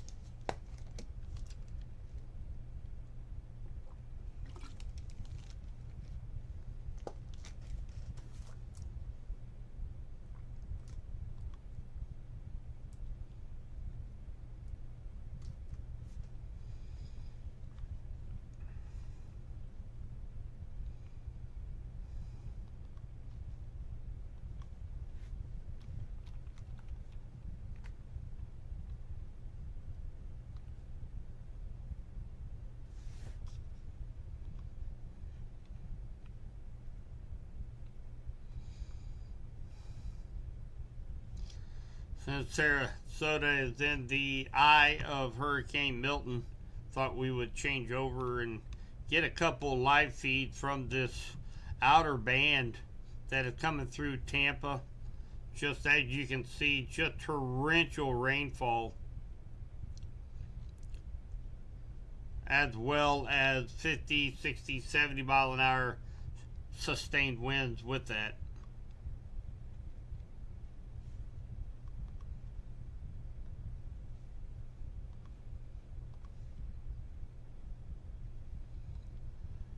So we do have a couple storm chasers that are down here.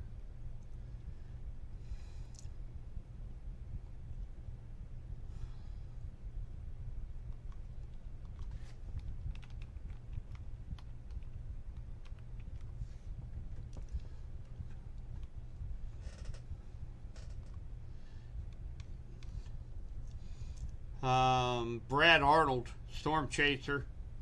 They are down here right now, and they are starting to see down here in Punta Gorda. They're seeing several feet of storm surge that is now hitting downtown Punta Gorda right now. So Taylor Street downtown Punta Gorda is has feet of water rushing down the main downtown road down through Punta Gorda right now. So we are just starting to see all of the winds pushing all of the water from the Gulf up into the coast. And of course, this is the dirty side of the hurricane. This is where you're going to see the highest storm surges. This is where you're going to see in the outer bands a lot of in the northeast quadrant is where you're going to see the majority of tornadoes, the possibility of tornadoes. So, and of course, the strongest winds typically come in the northeast side of the hurricane. So yeah, we've got we're far from over from this, guys. Just because it made landfall doesn't mean you can breathe a sigh of relief. The issues are just getting going here. So don't let the guard down, for sure.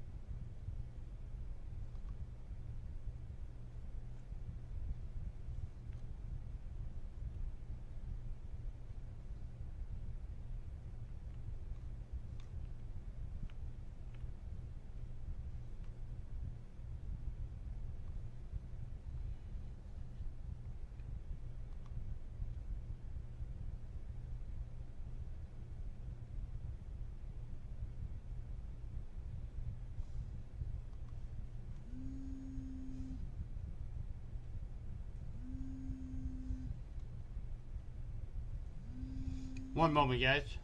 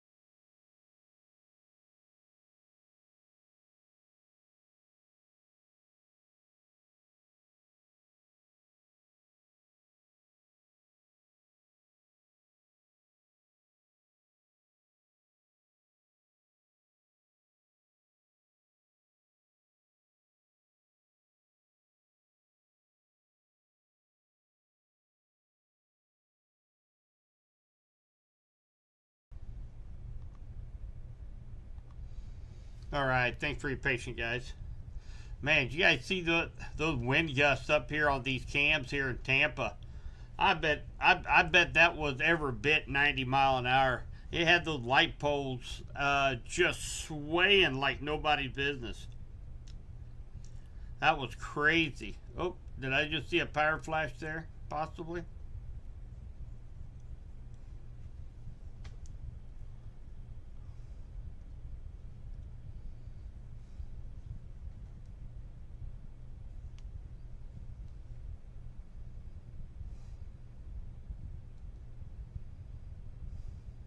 National Weather Service, Melbourne, Sanford, Orlando, Florida.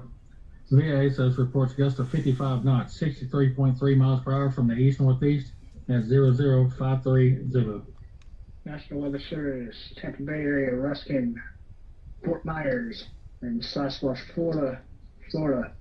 ASOS reports gusts of 54 knots, 62.1 mile an hour from the southwest at 0053 Zulu. Time stamped at 20:56 Eastern. National Weather Service, Tampa Bay area, Ruskin, MacDill Air Force Base, Tampa, Florida. ASOS reports gusts of 57 knots or 65.6 mile an hour north-northeast at 0027 Zulu. Time stamped at 20:57 Eastern. Again, those were some massive winds that were here on the live streams here. Man, those light poles were all bent over, and I know I saw a light flash up there. I'm gonna have to go back and take a look. But likely lost a transformer. Yeah, there's some light that is on there right down over here. If you can see my cursor, I don't know if that was maybe a flash. Or yeah, there was I believe that was a transformer here just moments ago there at Tampa. Of course, some of these buoys out here, they are showing 84 mile per hour wind gust.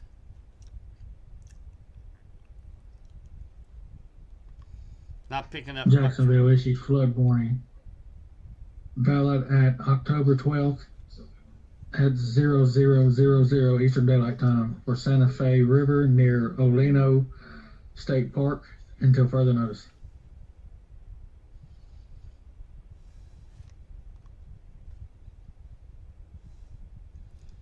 Yeah, they're Tampa is getting they are definitely getting hit pretty hard right now with rainfall. See what the 1 hour. This is the 1 hour. So yeah, they're getting rainfall rates of 1 to 2 inches an hour right now. So yeah, you do that for 3 or 4 hours, and you're gonna have some flooding concerns. That's for sure.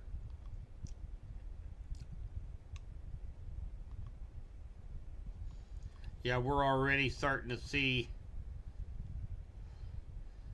You know, 10 inches of rainfall in Port Tampa,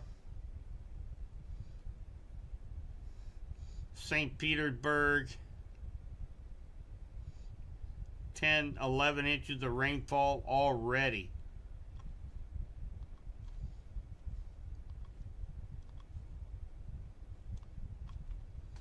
So this is such an intense band, stretching from, of course, Tampa, Brandon, Riverview, down to St. Petersburg. Man, that is such a heavy band.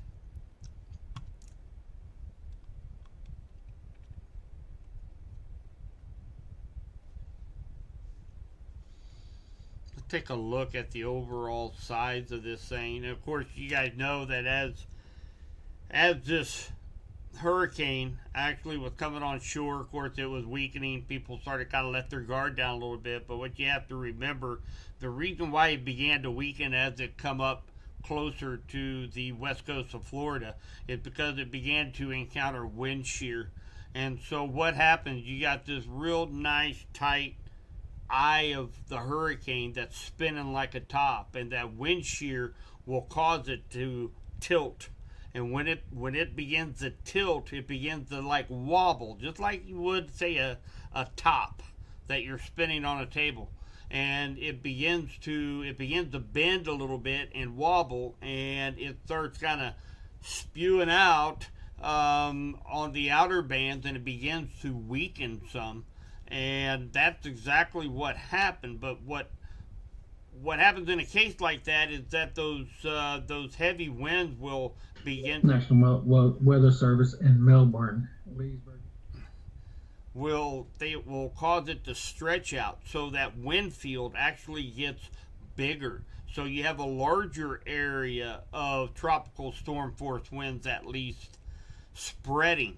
So instead of having a 20-mile center of strong wind, now you get, say, an 80 or a 90 or 100-mile stretch of tropical storm force or higher wind speeds. So that's one of the reasons why this thing has, even though it has weakened, we're seeing issues from Cape Coral all the way up north of Clearwater, all the way up to near the Panhandle of Florida. So yeah, this is kind of a big deal, and Tampa is continuing just to get blasted with this very strong band of storms that is rotating around Hurricane Milton. What I was going to do, I was going to switch this over to MRMS, and what this does, this kind of takes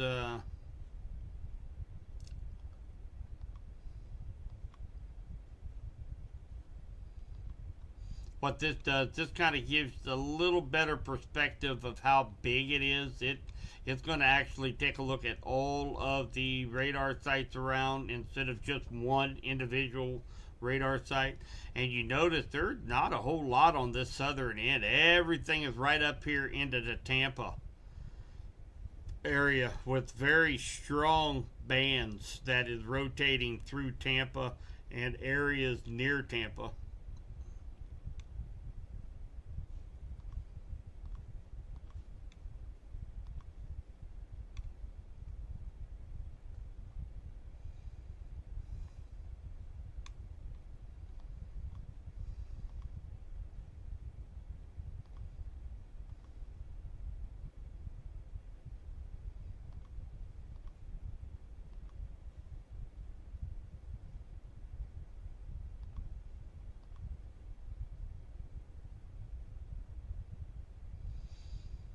No, we just had a 92.16 mile per hour gust speed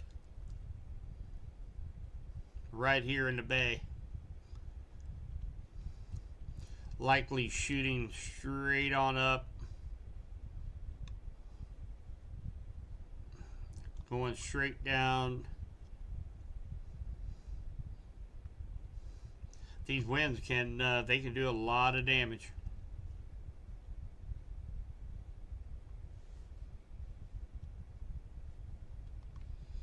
Going to check for any updates.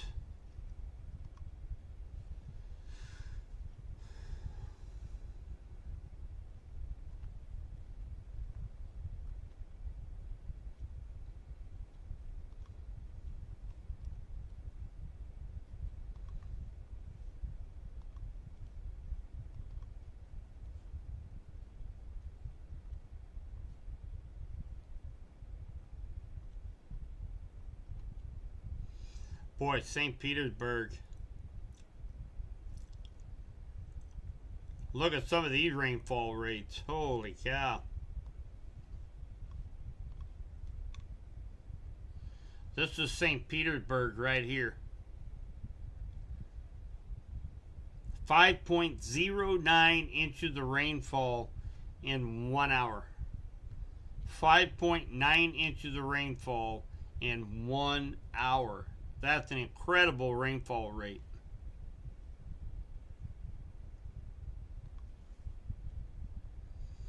Of course, St. Petersburg is right here, right where my cursor is at.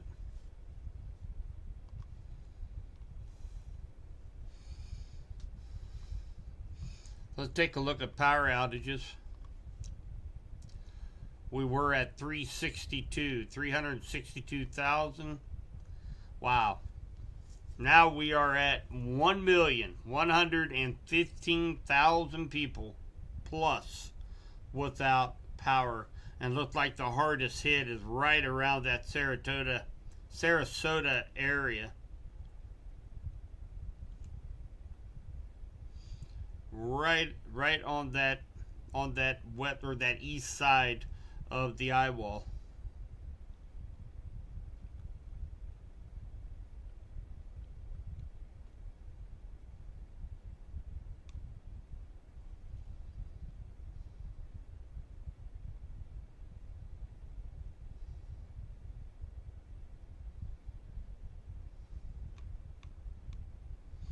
So we're definitely seeing a lot of power outages.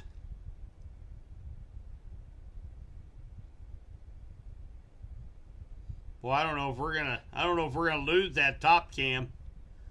Oh man, that old camera is shaking now.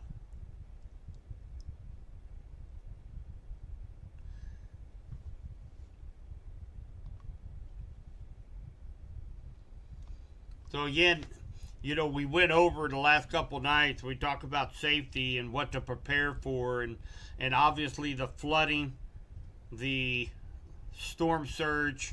You know, they're way up there in that hierarchy chain of what you need to prepare for. The threat of tornadoes, obviously, we had to prepare for, but the power outages. I guarantee you that was another transformer that just blown on that top screen just now, on the top cam. You know, the power outages is something that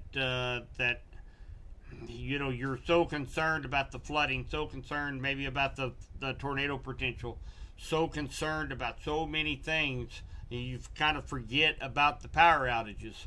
You know, that's something you had to prepare for.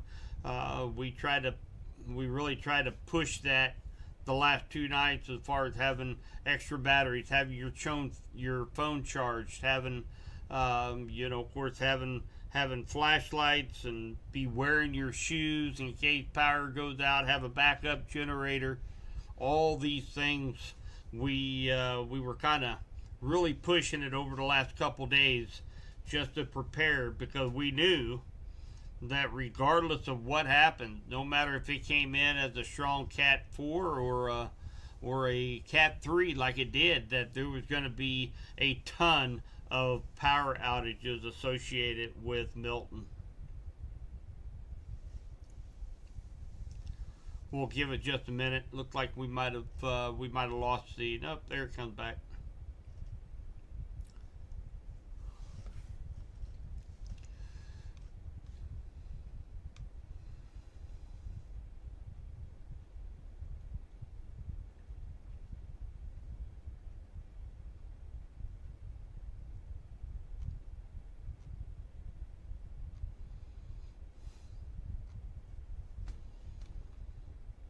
People on the ground there at Sarasota talking about tree damage, structural damage, and most areas running on generator power.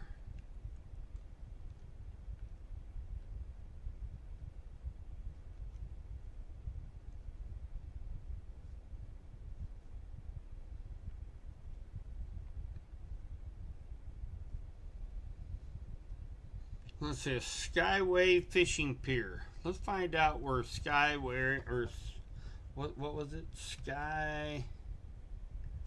Skyway fishing pier. See if it comes up.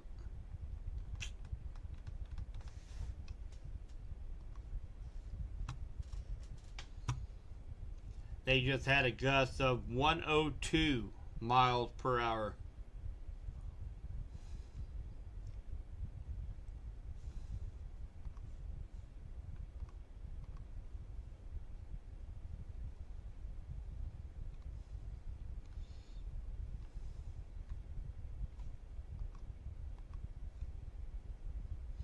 Right, so we do have a new 9 p.m. Eastern time update. I'm going to update that right now, and then we'll read through it.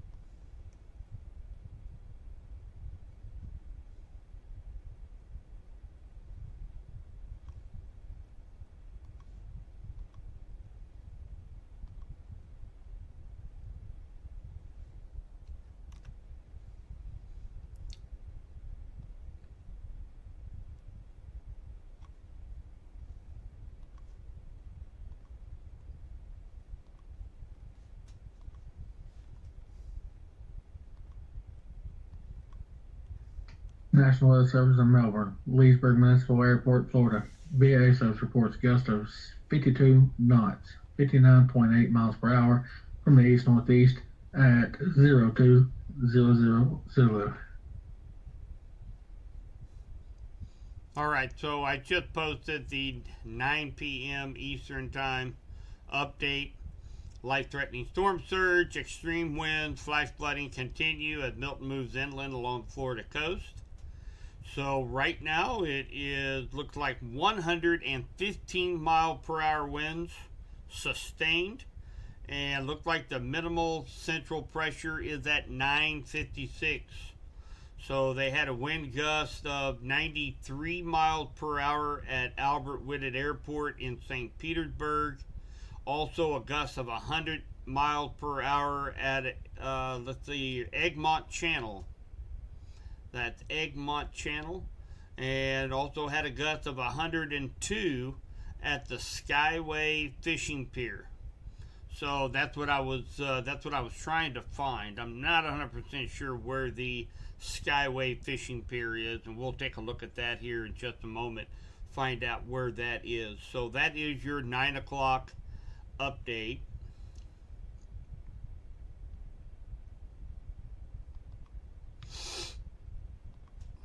Update the scroll.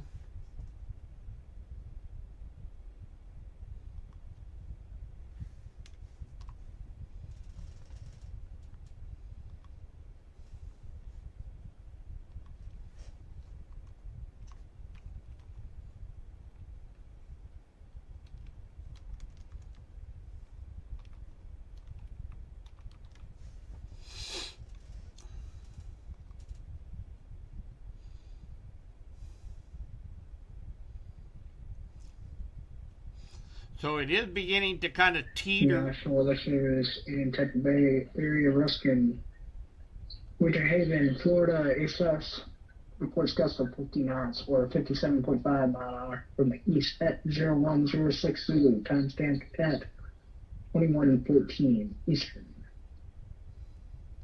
Seems like every time I begin a sentence, that's when they come on with some reports. But we are bordering that Category 2 stage. Category 2 starts at, let's see here, what is that? 110 miles per hour is the upper level of Cat 2, and then 111 miles per hour up to 129 is going to be your Cat 3. So I wouldn't be surprised later on this evening, overnight, that drops down to a Cat 2, which doesn't make any difference. 10 mile an hour wind speed difference when you're talking up over 100. National Service Tampa Bay area, Ruskin out of Bartow, Florida. ASOS reports gusts of 51 knots or 58.7 mile an hour from the east at 0115 Zulu, timestamp at 21:16 Eastern. I'm going to go ahead and shut that off for a while.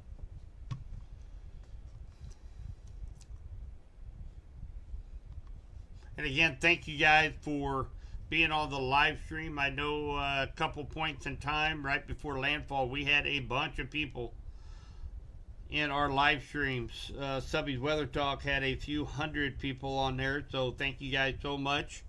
Thank you guys also for supporting the channel. I know we've had a few stars and a few super chats come through, so thank you very much. Definitely appreciate that.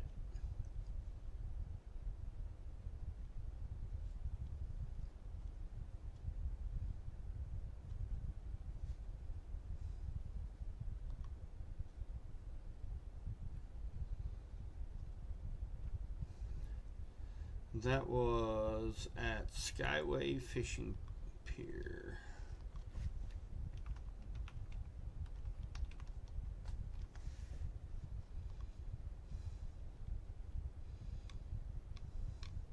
Okay.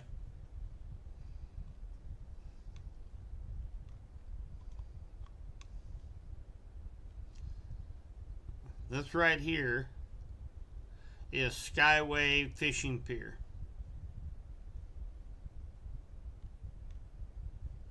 So right at the, looked like right at the mouth of the bay is where there was the latest report of 102 miles per hour. Now we did have, now this was back down again, 78.29 miles per hour measured from this buoy here in Tampa Bay.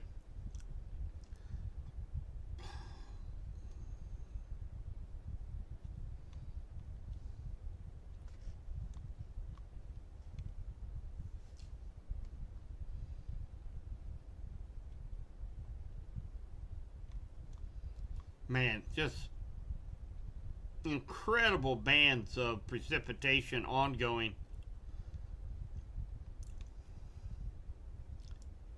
through the Tampa area, Brandon, Riverview, all the way down to Allendale Acres, Adamsville, North Ruskin area. Torrential rainfall.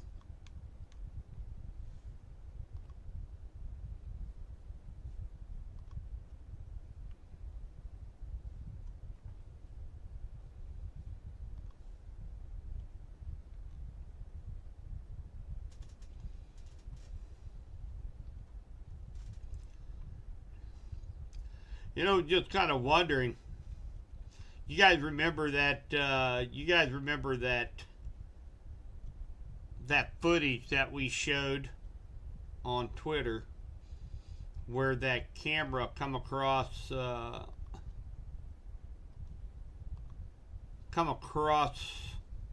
Let me show this to you again.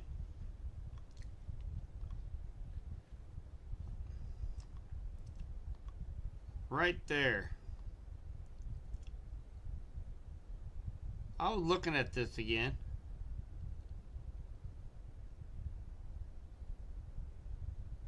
Is that a cow? And I'm being honest. Is that a possible cow?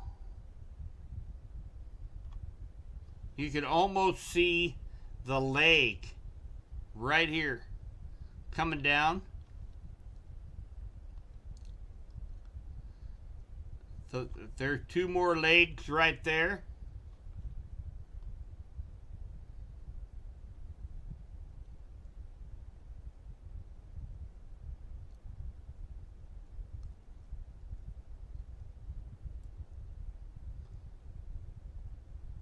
Look at all those, I mean, this was right down through an interstate. I'm not sure exactly what the tornado could hit. Did it go through a field? Are these cows that we are seeing flying through the air? I don't know.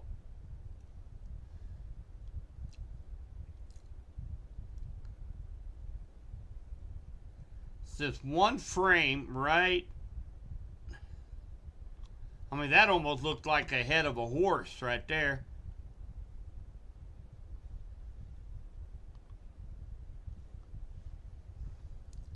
Like a horse? I don't know. Maybe I'm just seeing things.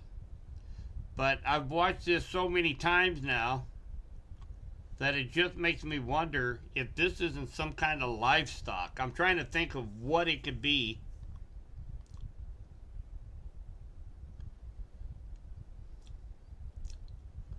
And then, of course, that's when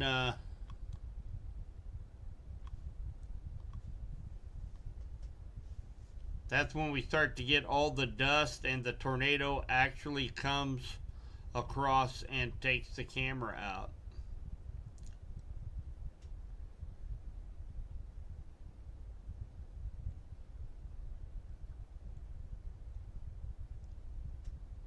Wow.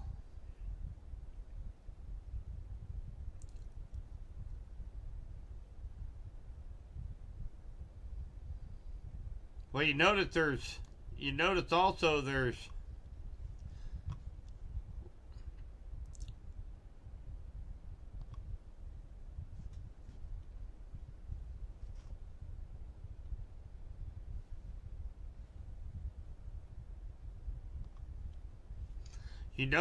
also let's see here. I'm going to leave that up here for a second. I just lost all my screens.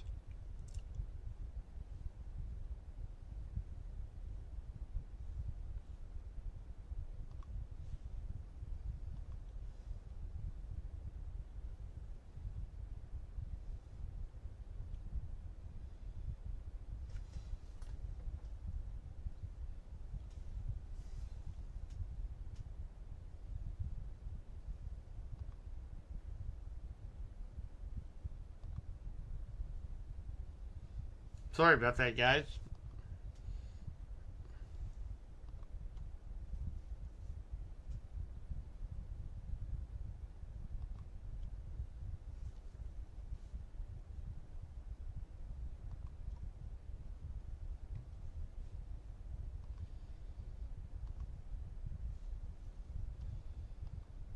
Trying to get all my screen back up again.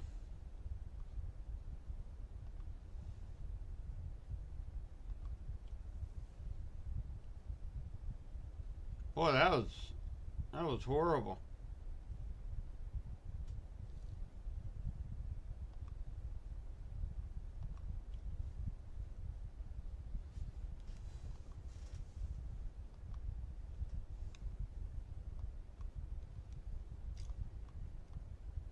Boy, one click of a button and you lose all your screens. Oh my goodness.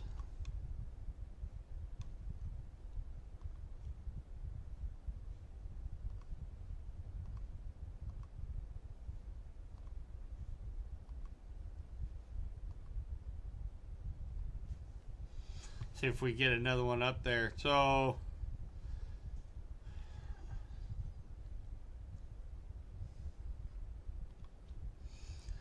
here we are back again.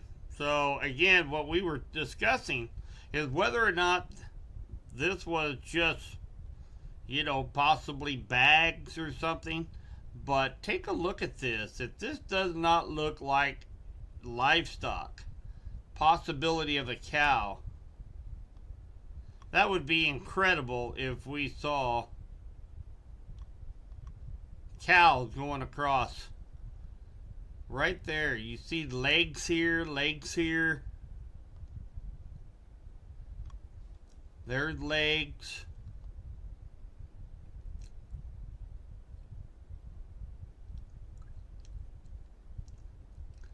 And you see several others. One here, here, and here. And of course you can see there's cars driving down the interstate. You know that they had one heck of a view, and hopefully nobody got injured, because soon after that was when the tornado come across the highway and likely took out the cam. Wow, that's incredible. I don't know, I'm gonna have to do some more research on that.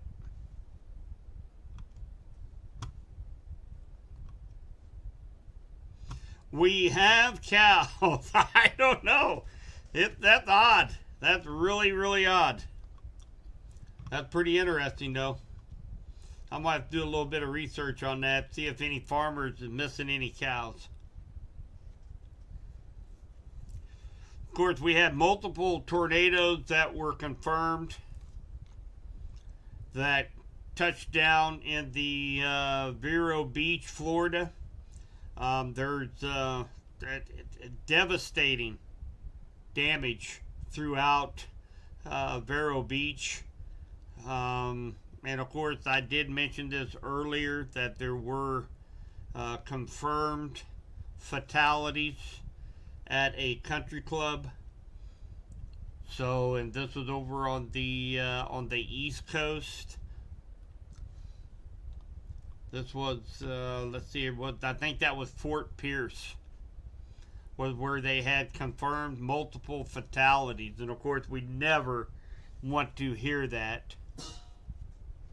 We never want to hear that.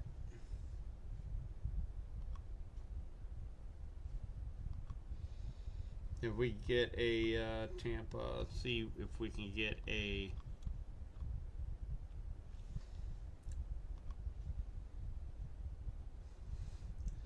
good video going here off of a traffic cam.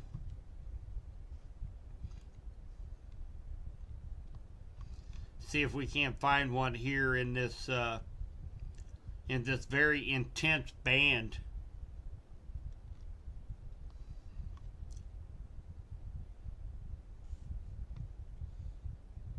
Of course, I have a feeling many of these are likely going to be without power from what I have gathered as far as power outages. And of course, Radar Omega has finally put up their PDS flash flood emergency. Oh, this is a flash flood emergency. I got it. Okay. So we did have a high wind warning for this same area, and it is still ongoing. And we also have a PDS particularly dangerous situation flash flood emergency catastrophic damage threat for this area, and that's what we were just looking at moments ago, when getting 5 inches an hour, and already received St. Petersburg 10 to 11 inches of rainfall already, and the first part of Hurricane Milton is just now coming on shore, so very easily could approach the 20 to 25 inch of rainfall that the National Hurricane Center says that Milton does have that potential to reach.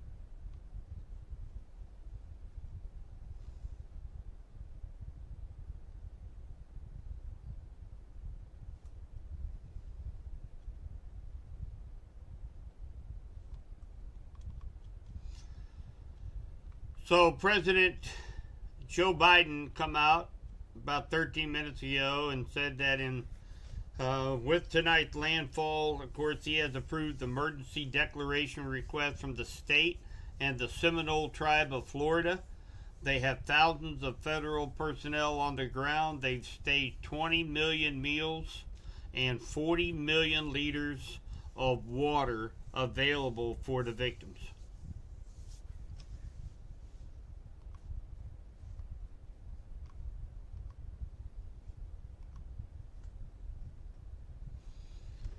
Boy, trying to find a working live cam is a little bit of a chore right now.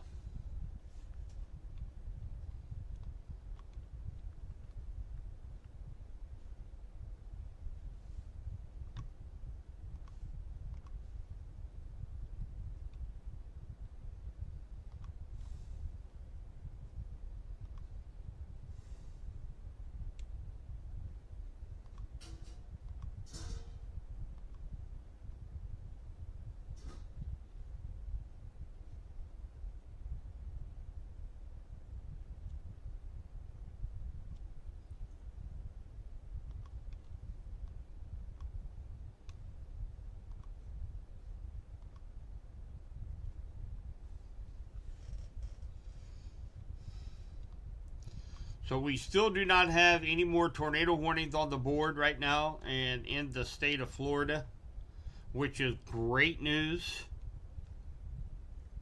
And of course, we had a 9 o'clock update from the National Hurricane Center. We are down to 115 miles per hour sustained winds and 956 millibar as the minimal barometric pressure right now of Hurricane Milton. So, couple tidbits of good news there, but again, we've got this massive outer band that is dumping so much rain in the Tampa, St. Petersburg, Clearwater, Riverview area, and there is a PDS, particularly dangerous situation, flash flood emergency for catastrophic damage threat assessment in this area for the next 5 hours.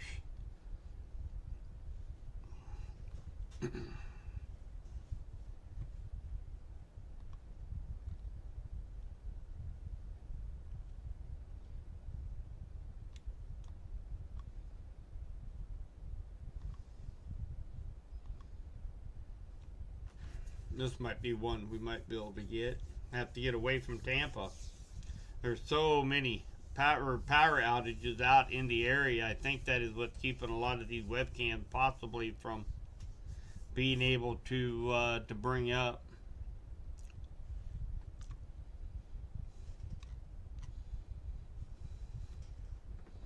Listen to some wind gusts.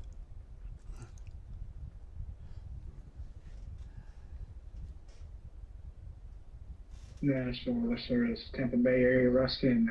ASOS reports gust of 58 knots or 66.8 mile an hour. East at 0135 Zulu. Timestamp is 2136 Eastern.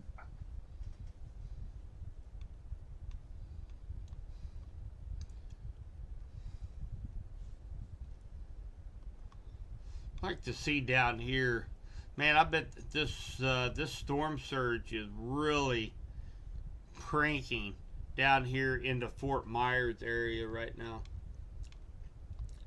See if we have any cameras down in that area.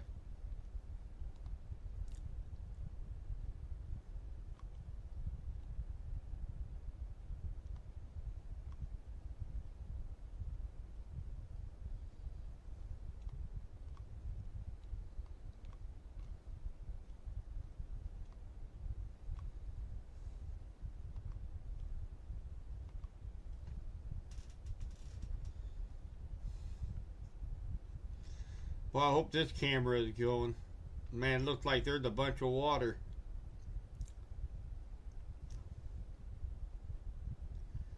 It's not going to allow me to play either. I'd like to get some down here around where this, where the storm surge is likely going to be the highest, down here around Punta Gorda and Fort Myers.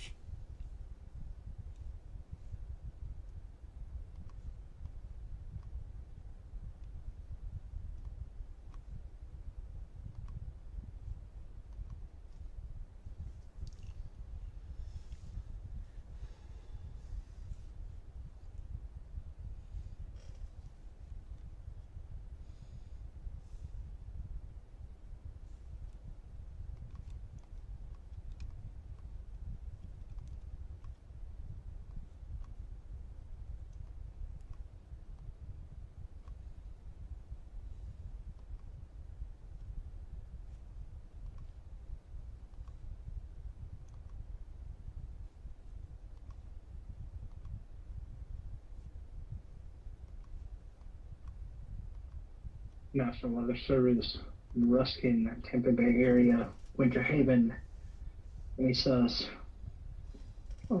has reported gusts of 58 knots or 66.8 from east at 0135 Zulu. Time stamped at 21:36 Eastern. Well, this camera, this camera will make you dizzy. Oh my goodness. Yeah, we won't. We need to get off of that one. Man, alive.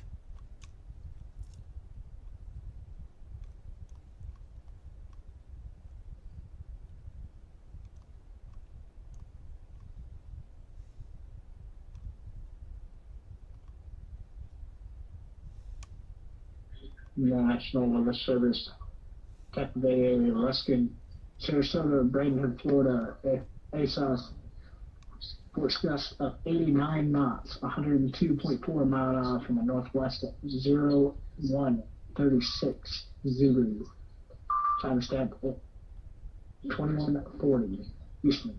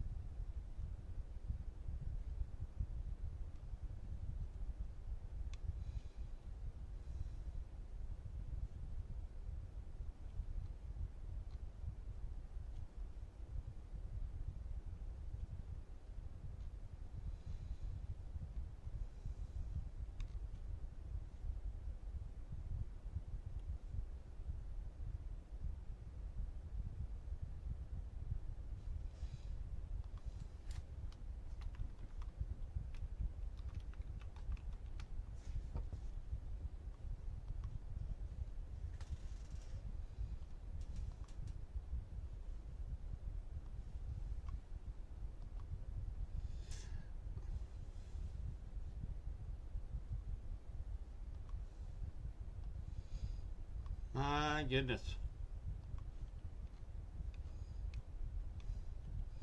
That's what kind of happens whenever you start to have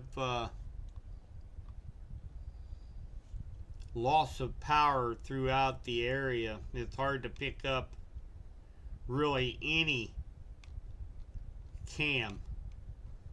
That's what we was kind of hoping. There are a couple of traffic cams that are out there. Trying to see if I can find something down where it kind of shows our shows that storm surge a little bit better.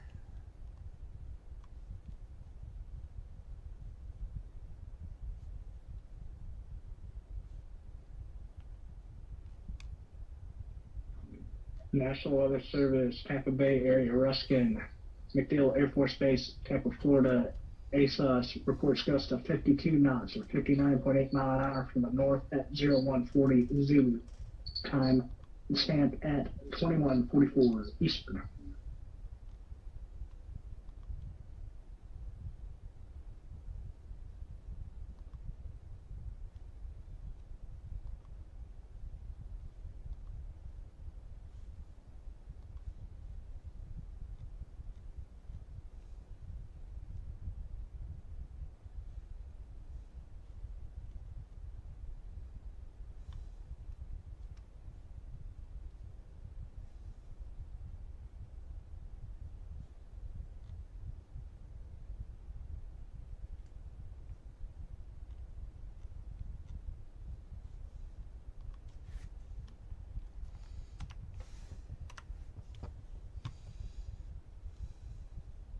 National Weather Service, Melbourne, Leesburg Municipal Airport. ASOS reports gusts of 62 knots or 71.4 mile an hour from the northeast at 0120 Zulu. Time stamped at 21:44 Eastern.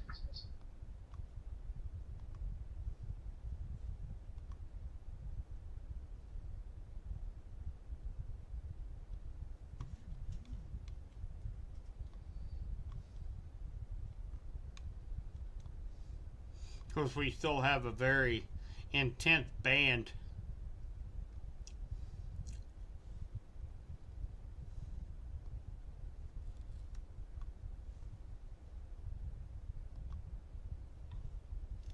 So we're back at, let's see here. This is going to be back at Sarasota.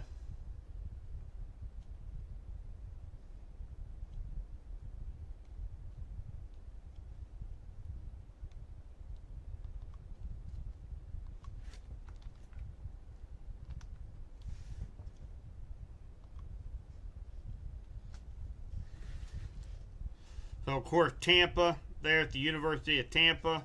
You know, we've been watching this now for almost an hour non-stop. This has been non-stop torrential rainfall in Tampa. And that's one of the main reasons why we have this this PDS flash flood warning. So take a look at this top cam there at Sarasota. As we had headlights coming down the road, you can see all of the, you know, that back side of the eye coming through. Of course, winds are really starting to pick up there in Sarasota. There on that top cam.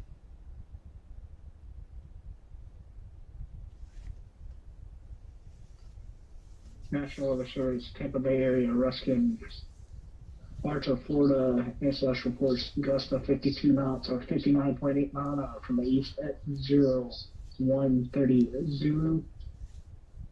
Timestamp at 21:46 Eastern.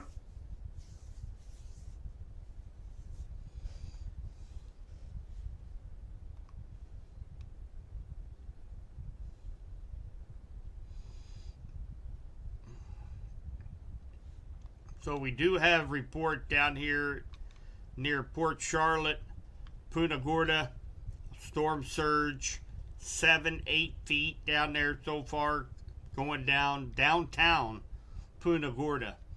So definitely getting the effects of this storm surge pushing the Gulf of Mexico up onto the coast on that eastern side of the eye wall.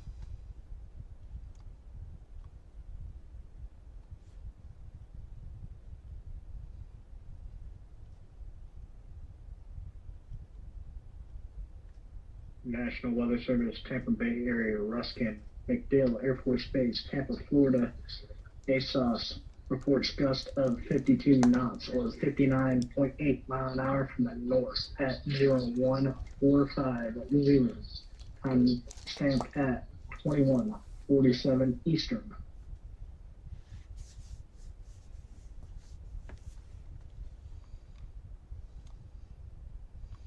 Take a look at rainfall rates here again. 1 hour So this is 1 hour totals. And we're getting up there. We're getting up there 2.5, 3 inch an hour. Almost 3 in certain places.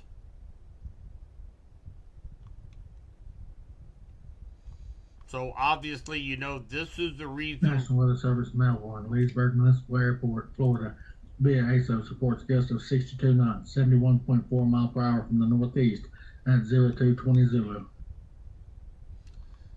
Storm total. And again, we're into the 10 range now, all through the Tampa area.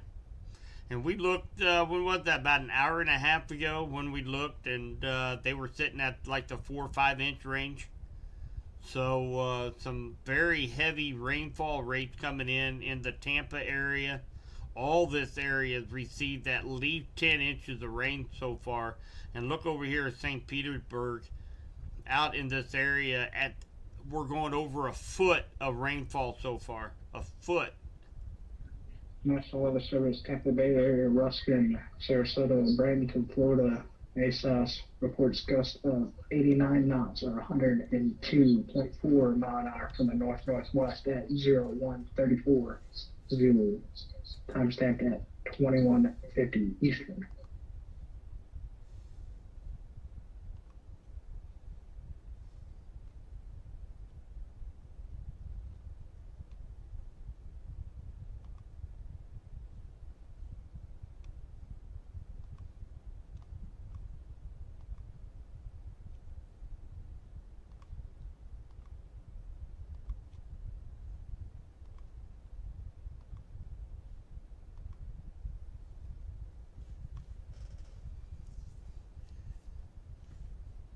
David 14 dispatch.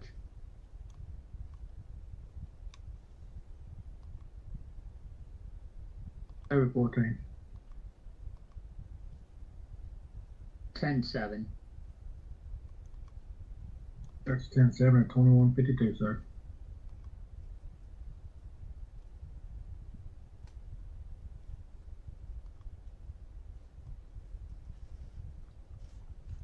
Tell you what, if we get a transformer below, those lines are going to light up like the 4th of July, being that close to the camera. National Weather Service, Tampa Bay area, Ruskin, Winter Haven, Florida.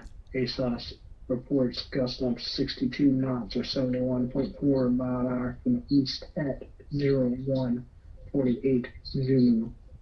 Timestamped at 21:52 Eastern. Man, look at the University of Tampa feed. Man. Over an hour of nearly horizontal rain.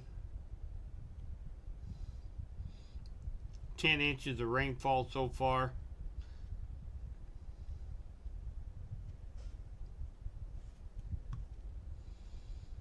I check for any updates here.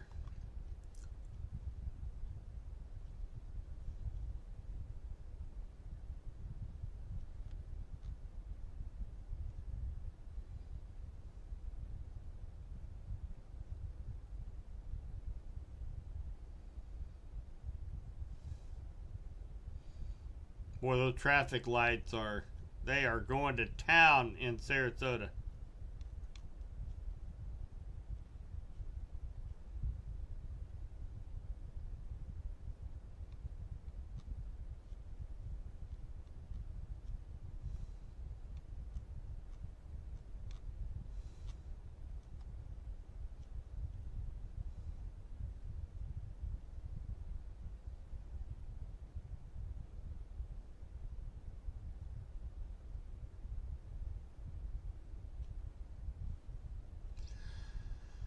So an update from the National Weather Service from their relatively new division, their water division, flooding division.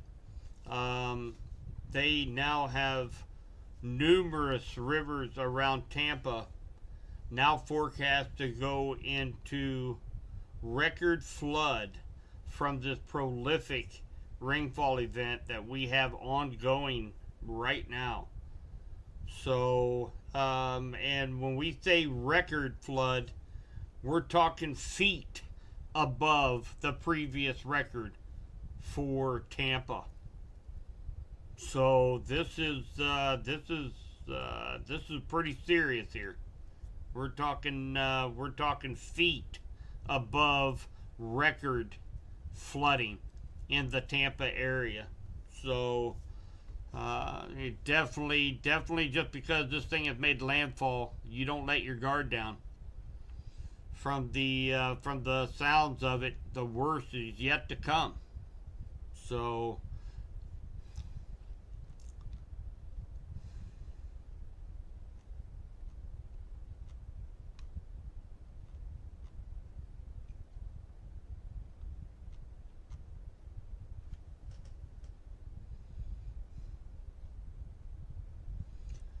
it showed storm surge is occurring in Port Charlotte, Florida, which is right here. That's what we were trying to get some kind of cam on down here.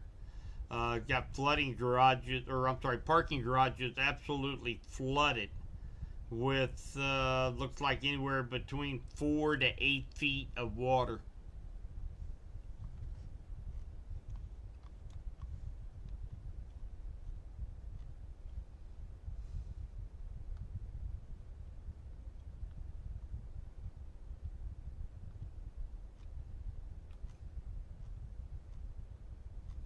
All right, guys. So we have been Weather Service, Tampa Bay Area Rescue, St. Petersburg, Florida. ASOS reports gusts of 75 knots or 86.3 mile an hour from the north at 0138 Zulu, timestamp at 21:56 Eastern. right at the mouth of the bay. We had a National Weather Service, Melbourne, Daytona Beach Regional, Florida. Via ASOS reports gusts. Okay, we're gonna X that out for a little bit. So there at the mouth of the bay, 82.99 miles per hour gust was recorded right at the mouth of the bay. So here's what I'm going to do, guys. We've been live streaming now. We're approaching the 5-hour mark. I am going to take a break. And I'm going to grab me a snack. I have not had dinner yet this evening. So I am going to grab a little snack. I'm going to leave everything up as you see it. Leave the live feeds up. And then when we come back, we'll kind of do a basic rundown of what we've got going on. And then we'll take a look at a couple models as well and see when we can expect Milton to come across the state of Florida. So we'll do that when I come back. And again, I'm just going to take we just lost power on the Sarasota cam. We just had something blow. Oh, there's the big power flash.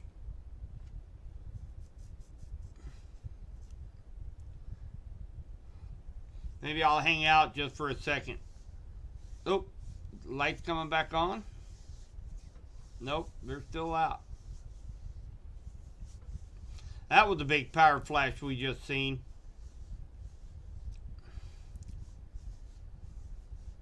Traffic lights are still up and they're still running. I do see some. Oh, I did see some lights that were still on around the street light, but now they're gone.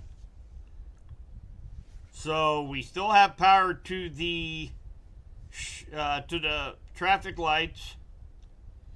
Looks like that is the only thing that we have power to at the present time.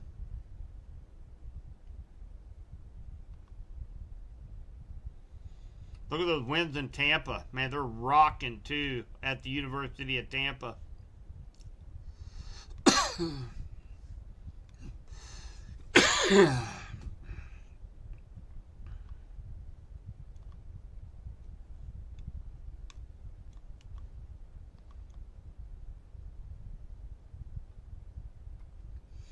Yeah, we're probably, I'd say probably transferred down to the surface.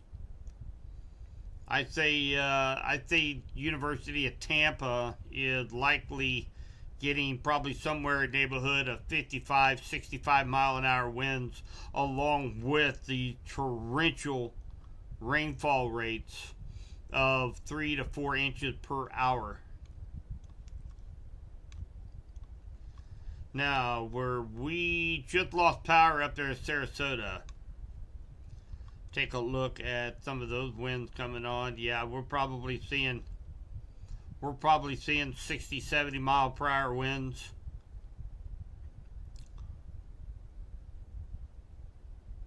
There in Sarasota. We just seen a transformer blow on this top cam. All the lights went out. A few of them came back on, and then they all went back off again. So we just have traffic lights, the only thing that is remaining with power here at Sarasota.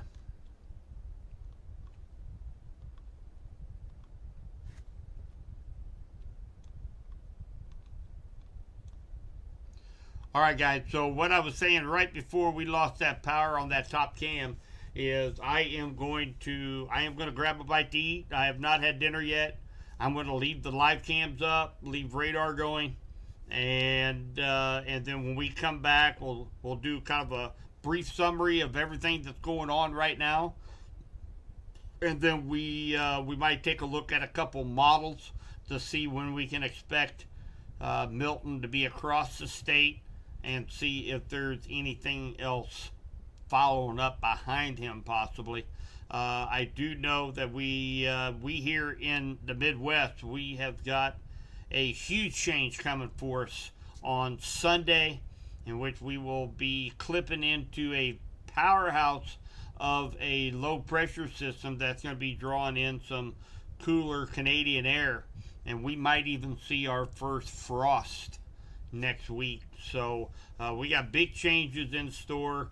Looks like it will start here in Missouri around on Sunday, all the way through next week. So I was telling everybody this morning on my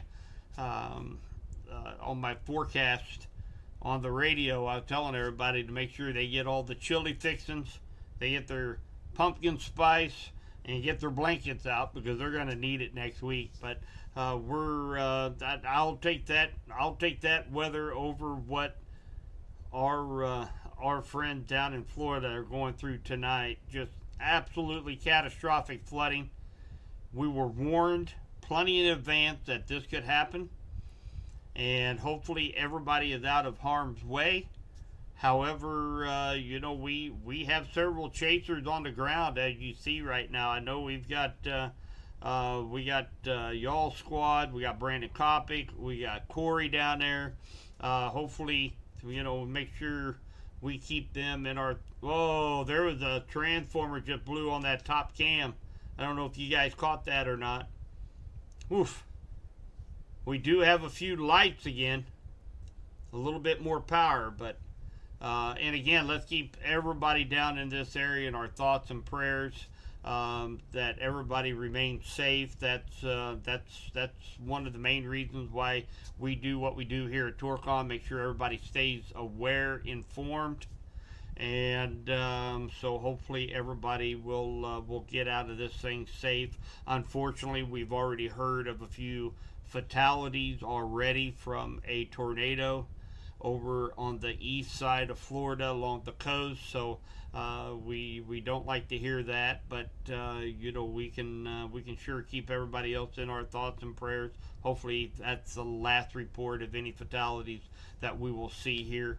But this is an ongoing catastrophe. It's going to be here with us over the next few hours, and you can count on Torcon to make sure to keep you guys informed of everything that's going on for all of our friends, family, and relatives that might be impacted by Hurricane Milton. You guys just give me just a few minutes. Everything's going to stay up on the screen. Enjoy the live feeds. Maybe be able to see another transformer blow. You never know. And I'll be back with you guys here in just a few.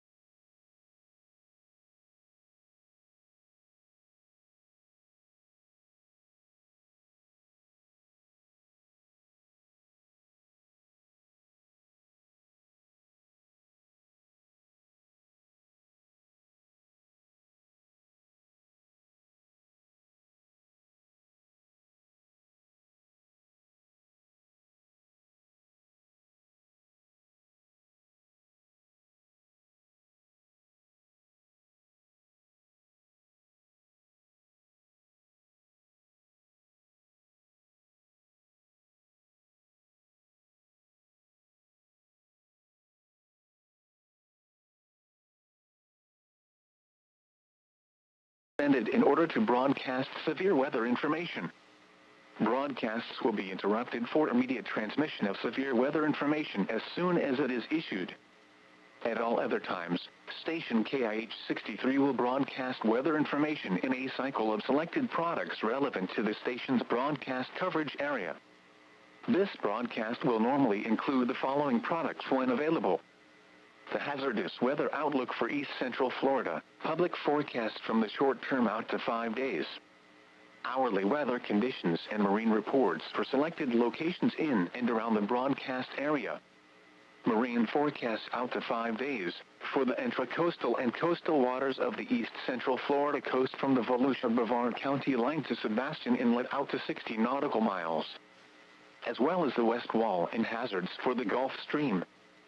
Daily climate information is broadcast from 5 a.m. until 8 a.m., and again from 5 p.m. until 8 p.m. Civil emergency and public safety information are broadcast as it is received from local, state, and other federal agencies. If you have any questions about NOAA Weather Radio broadcasts or comments regarding our services, our mailing address is National Weather Service, 421 Croton Road, Melbourne, Florida, 32935.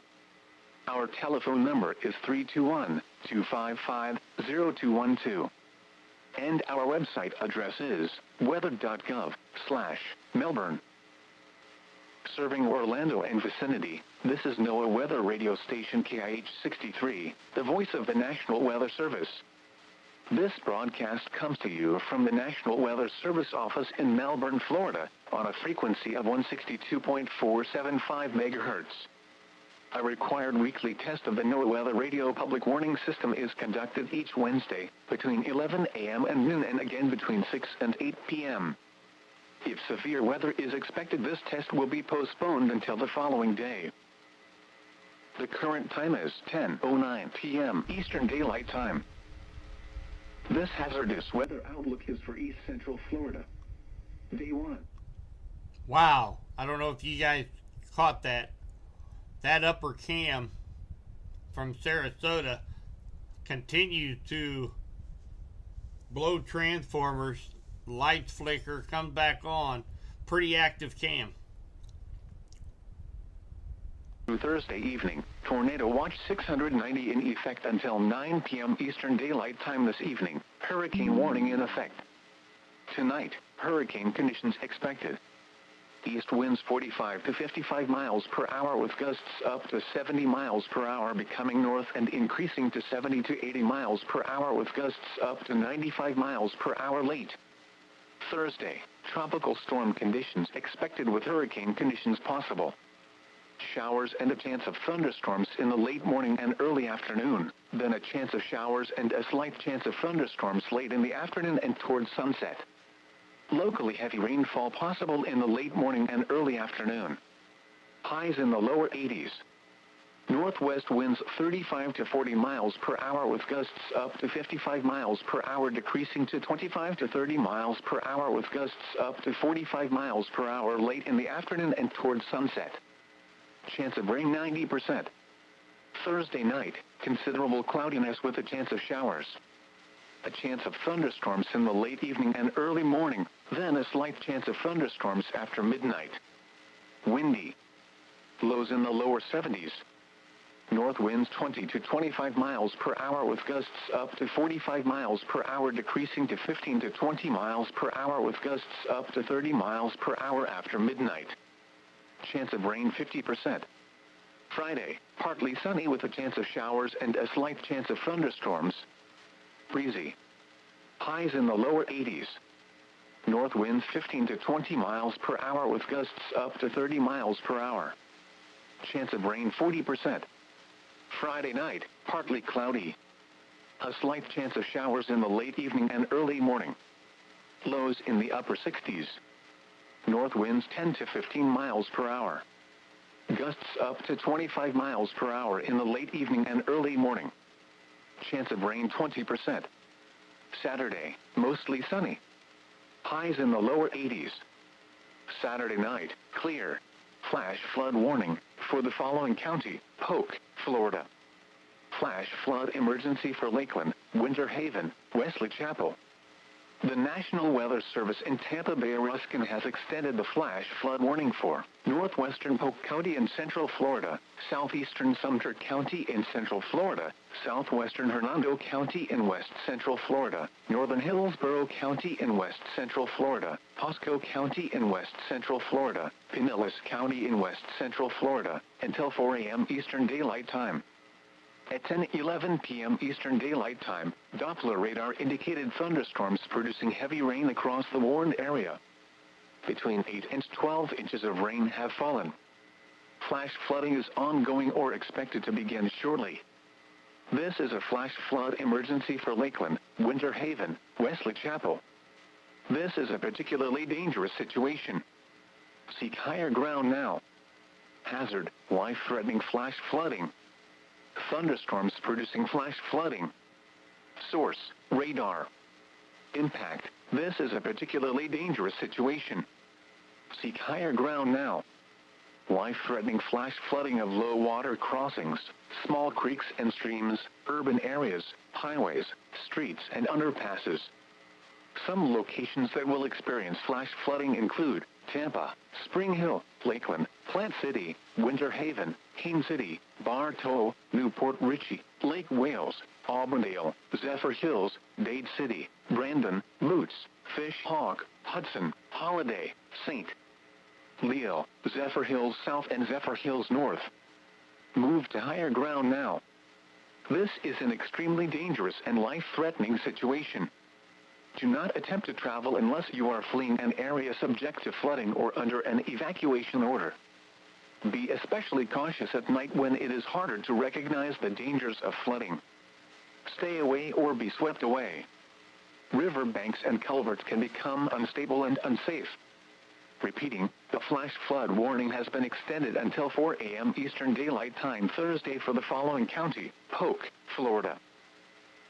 Flash flood warning for the following county: Polk, Florida. The National Weather Service in Tampa Bay Ruskin has extended the flash flood warning for Polk County in central Florida, Sumter County in central Florida, Citrus County in west central Florida, Hernando County in west central Florida, Hillsborough County in west central Florida, Manatee County in west central Florida, Pasco County in west central Florida, Pinellas County in west central Florida, until 2:45 a.m. Eastern Daylight Time. At 10:12 p.m. Eastern Daylight Time, Doppler radar indicated thunderstorms producing heavy rain across the warned area. Between 4 and 10 inches of rain have fallen. Flash flooding is ongoing or expected to begin shortly. Hazard, flash flooding caused by thunderstorms. Source, radar. Impact, flash flooding of small creeks and streams, urban areas, highways, streets and underpasses as well as other poor drainage and low-lying areas. Some locations that will experience flash flooding include Tampa, Spring Hill, Clearwater, Lakeland, Largo, Bradenton, Pinellas Park, Plant City, Winter Haven, Temple Terrace, Haines City, Bartow, Seminole, Newport Richey, Lake Wales, Auburndale, Zephyr Hills, Palmetto, Brooksville and Inverness. Be especially cautious at night when it is harder to recognize the dangers of flooding. Stay away or be swept away. River banks and culverts can become unstable and unsafe. Repeating, the flash flood warning has been extended until 2:45 a.m. Eastern Daylight Time Thursday for the following county: Polk, Florida. The forecast for the Orlando NOAA Weather Radio listening area. Flood watch in effect through Thursday evening. Tornado watch 690 in effect until 9 p.m. Eastern Daylight Time this evening. Hurricane warning in effect. Tonight, hurricane conditions expected. East winds 45 to 55 miles per hour with gusts up to 70 miles per hour becoming north and increasing to 70 to 80 miles per hour with gusts up to 95 miles per hour late. Thursday, tropical storm conditions expected with hurricane conditions possible. Showers and a chance of thunderstorms in the late morning and early afternoon, then a chance of showers and a slight chance of thunderstorms late in the afternoon and towards sunset. Locally heavy rainfall possible in the late morning and early afternoon. Highs in the lower 80s. Northwest winds 35 to 40 miles per hour with gusts up to 55 miles per hour, decreasing to 25 to 30 miles per hour with gusts up to 45 miles per hour late in the afternoon and towards sunset. Chance of rain 90%. Thursday night, considerable cloudiness with a chance of showers. A chance of thunderstorms in the late evening and early morning, then a slight chance of thunderstorms after midnight. Windy. Lows in the lower 70s. North winds 20 to 25 miles per hour with gusts up to 45 miles per hour, decreasing to 15 to 20 miles per hour with gusts up to 30 miles per hour after midnight. Chance of rain 50%. Friday, partly sunny with a chance of showers and a slight chance of thunderstorms. Breezy. Highs in the lower 80s. North winds 15 to 20 miles per hour with gusts up to 30 miles per hour. Chance of rain 40%. Friday night, partly cloudy. A slight chance of showers in the late evening and early morning. Lows in the upper 60s. North winds 10 to 15 miles per hour. Gusts up to 25 miles per hour in the late evening and early morning. Chance of rain 20%. Saturday, mostly sunny. Highs in the lower 80s. Saturday night, clear. Lows in the upper 60s. Sunday, sunny. Highs in the mid-80s. The 10 p.m. weather roundup. Orlando Executive Airport, under cloudy skies, temperature 74 degrees, dew point 72, humidity 93%, the wind northeast at 20 miles per hour, gusting to 38. Pressure 29.36 inches and falling. Elsewhere, Kissimmee, light rain, temperature 78 degrees, wind east at 39 miles per hour. At Winter Haven, rain was falling. East wind, at 48 miles per hour, gusting to 77. The pressure was 29.00 inches, and falling. Lakeland, heavy rain, visibility 1 mile, temperature 77, wind northeast at 46 miles per hour. Sanford, with cloudy skies, 71 degrees, wind northeast at 23 miles per hour, gusting to 43. Leesburg, heavy rain, 70 degrees, wind northeast at 45 miles per hour, gusting to 67. DeLand, heavy rain, 70, northeast wind at 29 miles per hour, gusting to 47. Daytona Beach, heavy rain, 72, northeast wind at 41 miles per hour, gusting to 60. Melbourne, cloudy, temperature 83 degrees, wind southeast at 24 miles per hour, gusting to 47. Ocala, rain, 71, northeast wind at 20 miles per hour, gusting to 35. At Tampa, heavy rain was falling. North wind, at 51 miles per hour, gusting to 83. The pressure was 29.08 inches, and rising. In Jacksonville, light rain, 73, wind northeast at 20 miles per hour, gusting to 26. Miami, cloudy, 82, wind south at 22 miles per hour, gusting to 36. The latest marine reports. At the buoy 13 nautical miles northeast of Ponce Inlet, air temperature 73 degrees, east wind at 35 knots. Scripps buoy 4 miles east of Port Canaveral, water temperature 82, seas 6 feet with a period of 8 seconds. At the buoy 20 nautical miles east of Cape Canaveral, air temperature 84 degrees and water temperature is 83. Seas 11 feet with a period of 8 seconds. At 125 East New Smyrna Beach, air temperature 83 degrees, sea temperature 84. East wind at 27 knots, gusting to 33. At the buoy 6 nautical miles northeast of Fort Pierce Inlet, water temperature 82, seas 10 feet with a period of 7 seconds. Marine forecast for the following: coastal waters from the Volusia-Brevard County line to Sebastian Inlet out to 20 nautical miles. Tornado watch 690 in effect until 9 p.m. Eastern Daylight Time this evening. Hurricane warning in effect. Tonight, hurricane conditions expected. Southeast winds 40 to 45 knots, with gusts up to 55 knots, increasing to 60 to 70 knots, with gusts up to 85 knots, after midnight. Seas 9 to 11 feet, occasionally to 14 feet, building to 12 to 16 feet, occasionally to 20 feet after midnight. Wave detail, southeast 16 feet at 9 seconds and northeast 3 feet at 13 seconds after midnight. Extremely rough on the intracoastal waters.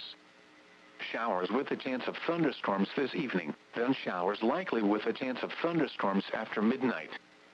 Thursday, hurricane conditions expected.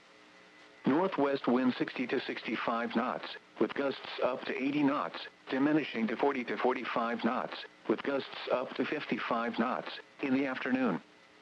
Seas 14 to 19 feet, occasionally to 24 feet, subsiding to 13 to 17 feet, occasionally to 22 feet in the afternoon. Wave detail, southeast 18 feet at 9 seconds and northeast 6 feet at 12 seconds in the afternoon. Extremely rough on the intracoastal waters. A chance of thunderstorms. Showers in the morning, then showers likely in the afternoon. Thursday night, tropical storm conditions possible. North winds 30 to 35 knots, with gusts up to 45 knots, diminishing to 25.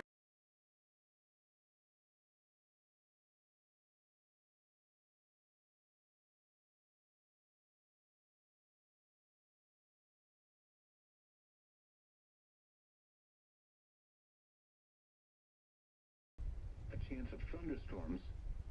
Showers likely in the evening, then a chance of showers after midnight. Friday, north winds 25 to 30 knots, diminishing to 20 to 25 knots in the afternoon. Hey guys, thanks for your patience. Man, it's amazing how much better you feel after wolfing down a hot dog and a cup of coffee. So, so thanks for your patience. I appreciate it. So, of course, you know, a couple things. We've got a couple points were made from the National Weather Service, which I feel like need to be repeated, that if you live down here in the Sarasota, all the way down into, say, Port Charlotte, Punta Gorda, you have to keep in mind that there's going to be a stage in which that water is going to start to recede here in the next hour or two. They remind you not to go out, because what will happen, you think the water's receding, you go out into it, and the storm surge will come back. And that's when you could have life-threatening conditions over, you know, going out. You just need to stay hunkered down inside. That's all there is to it. So, been trying to get a hold of a couple of my buddies, see how they're doing. And, have not been able to get a hold of them. So hopefully they are doing okay. They are up here in the Tampa area. So hopefully they are remaining safe through all this. But man, we got a lot going on here, guys. So of course they extended out the PDS flash flood emergency. Of course, we just had lights go out again in that top cam transformer blowed. We had an extension of that. Now that's going to go all the way over to Four Corners, Davenport, Greenleaf, Polk County, Winter Haven, Lakeland, Dade City, Spring Hill, all the way over to the coastline.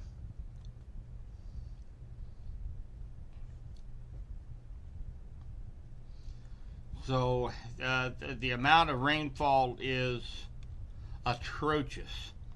1 hour storm totals right around 2-3 inches per hour. St. Petersburg so far over 15 inches of rain total.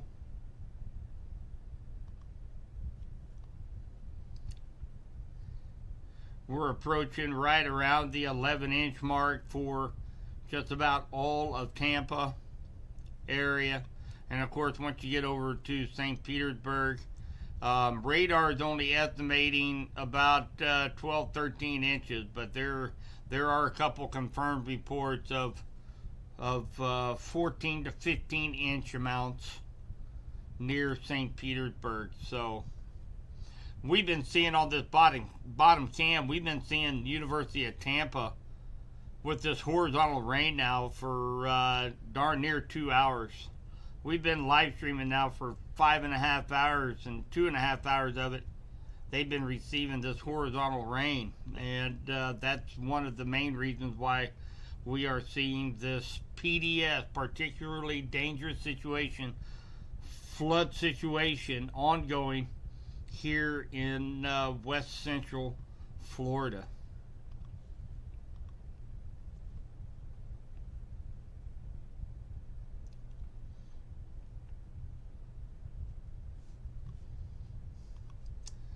See if I can catch any updates here.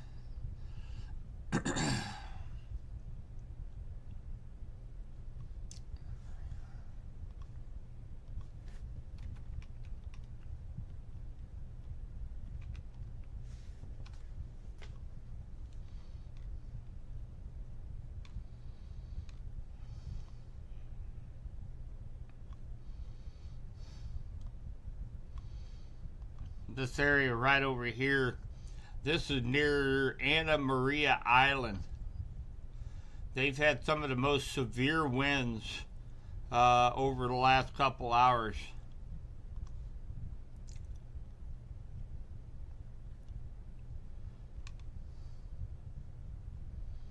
See if I can find, I don't see a wind reading.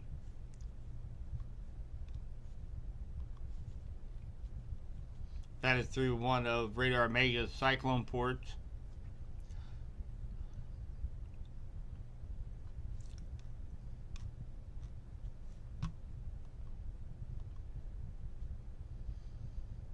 Hey, Lucky.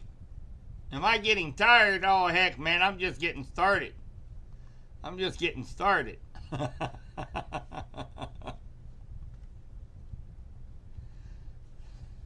At least until that that hot dog and coffee wears out here in about 30 minutes.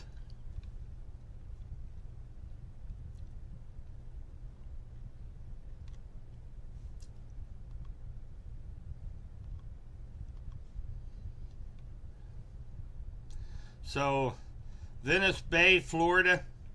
I'm seeing videos here where you've got water halfway up buildings, halfway up street signs, and water just pouring in right now. So this thing is long from over, guys.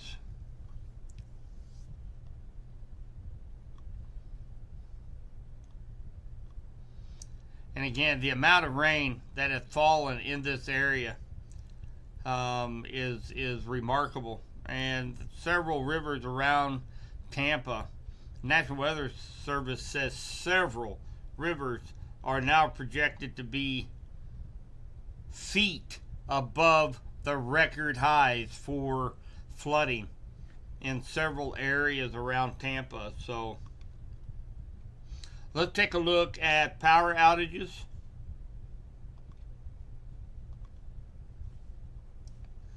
So last time we checked, we had 1,115,813 people without power in Florida. Now let's see how many we have. We went up a little bit, went up by about 500,000. 1,649,000 plus without power in the state of Florida. And of course, it's this center section of Florida that is the problem child right now, trying to keep electricity running in this area. Over 1.5 million people without power right now.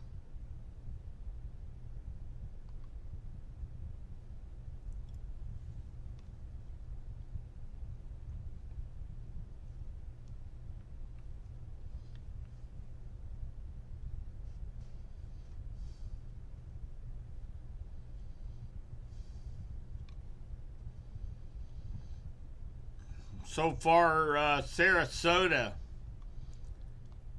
right here, I do believe, if all the numbers are correct, so far has got the highest storm surge right now at 10.25 feet. 10.25 feet storm surge right now. So let's listen to a few of these. Let's listen to a few of these wind gust reports from Torcon. They'll be coming through here momentarily. Also, I'm going to be 1041 social media. 1041 social media at 2231, sir. And again, you're hearing Torcon Weather Team. Again, another shout out. What a great group, a great team we have together. We have the social media experts. We had, my gosh, look at Tampa down there. Holy cow. I think that wind may be changing direction just a little bit at the university. Oh no, those are, now we start seeing some transformers blow there at the University of Tampa.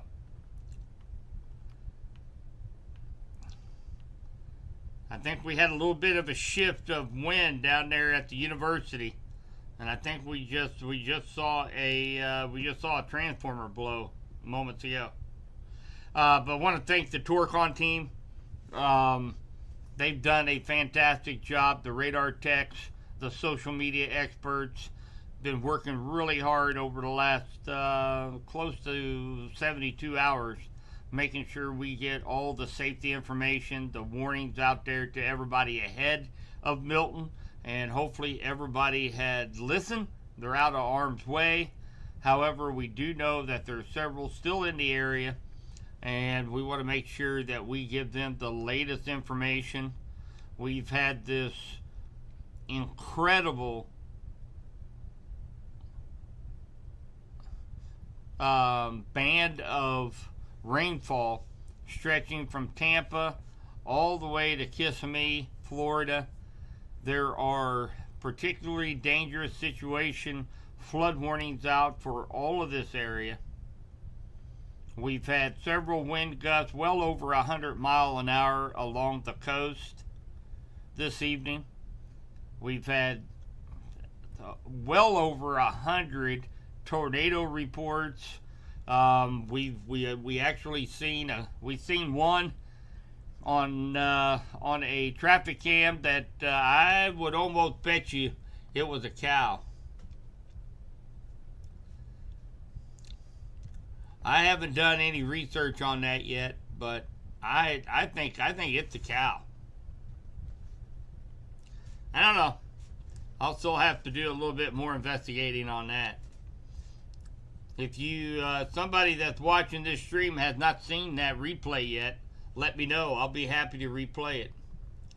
There was a tornado to come over a traffic cam, and of course there was a lot of debris associated with it, and then it took out the traffic cam. But on some of the still shots of the traffic cam before it got taken out, what looked to be possibly a herd of cow that it picked up and went through the it was lofted into the air and thrown about. But if you have not seen it, let me know. I'll be happy to show it again.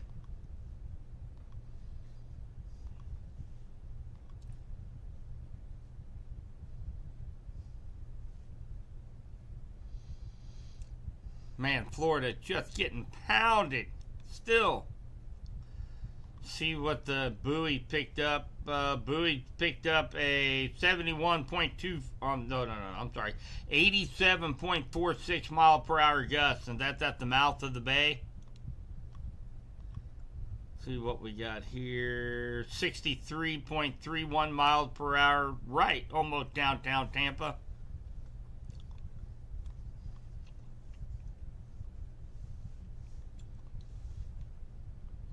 We do not have any tornado warnings on the board right now anywhere across the country, much less the state of Florida, so that's great news.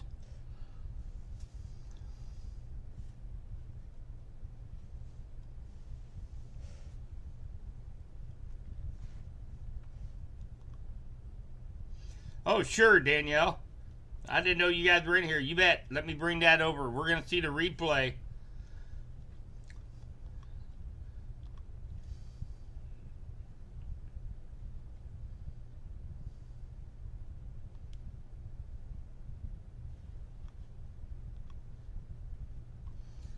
All right, so here we have, I'm going to go ahead and show it to you guys in real time, and then we're going to slow it down and I'll show you. So we're looking at I-95 through a traffic cam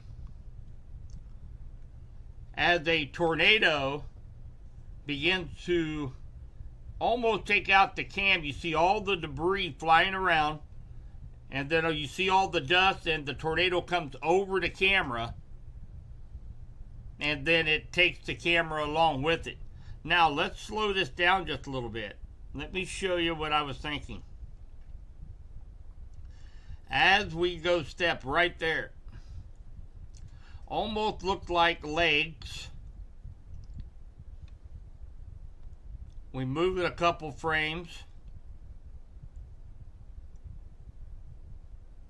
It almost seemed like it had some mass, some width right there.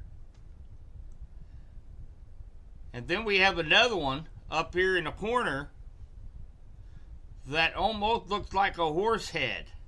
I don't know. This could very well just be a roof off of a house for that matter. But then as you go forward, there's several that size. Now look at that. Now you got 1, 2, 3, 4. Service in Melbourne.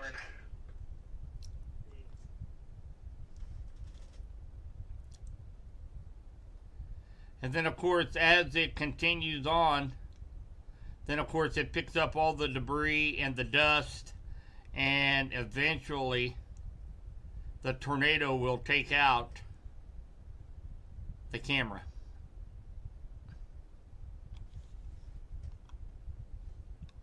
What do you guys think?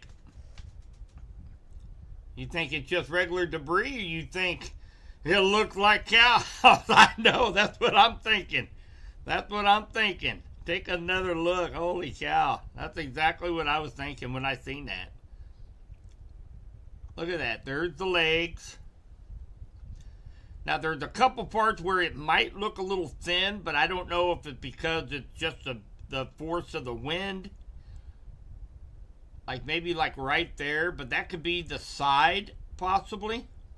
And then of course you see the thickness right there, maybe some white, maybe like underneath. And then right here you see what kind of looks like possibly a head of livestock, maybe, but then it looks thin again. Right about here it kind of looks thin, but and right there. But then you've got several of them right around the same masses all coming across there. So I don't know. It's gonna be something kind of research. But man, what a wild night. What a wild night. Now this same tornado went further down and crossed I-95 again in eastern Florida, and that would be this one right here. So then it comes back over I-95, and that's what we were looking at. That is what took the camera out. That is a very large, damaging tornado. These weren't the little spin-up tornadoes that you see normally associated with hurricanes, where they might last for 5 minutes, 5-6 minutes, and they might have EF0 damage. These were very large, destructive tornadoes, and you can see all the debris that it's carrying around. And of course, these were all on Florida Department of Transportation traffic cams. Was able to catch these tornadoes, a couple of them anyway, tonight. Lots and lots of damage, and unfortunately there was a loss of life, as well as Sheriff's Department had stated that several had lost their lives at a country club through the course of the evening. So, and that was at Fort Pierce. That was at Fort Pierce, Florida. That's right down here on the East Coast.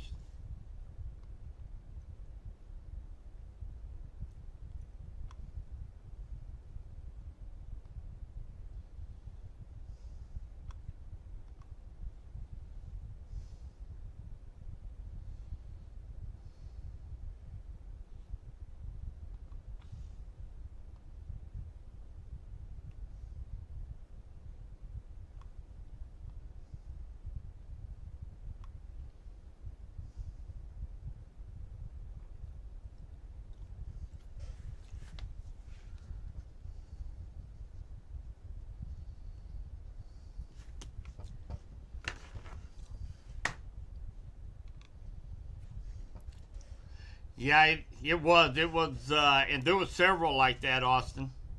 I mean, at one, I think there was, don't quote me on this, I'll have to go back and look at, but I do believe there was over 130 tornadoes in Florida just this afternoon into the evening as those outer bands rotated across eastern Florida. So, not only are we dealing with all this catastrophic flooding, storm surge, but we're also dealing with all the damage from the tornadoes in eastern Florida as well. So, crazy, crazy night.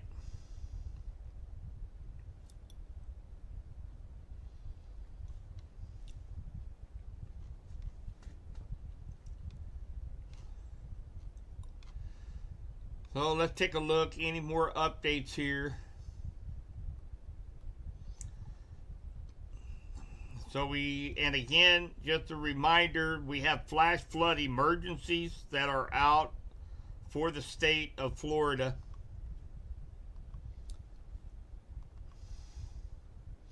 Let's take a look at those real quick and what they mean.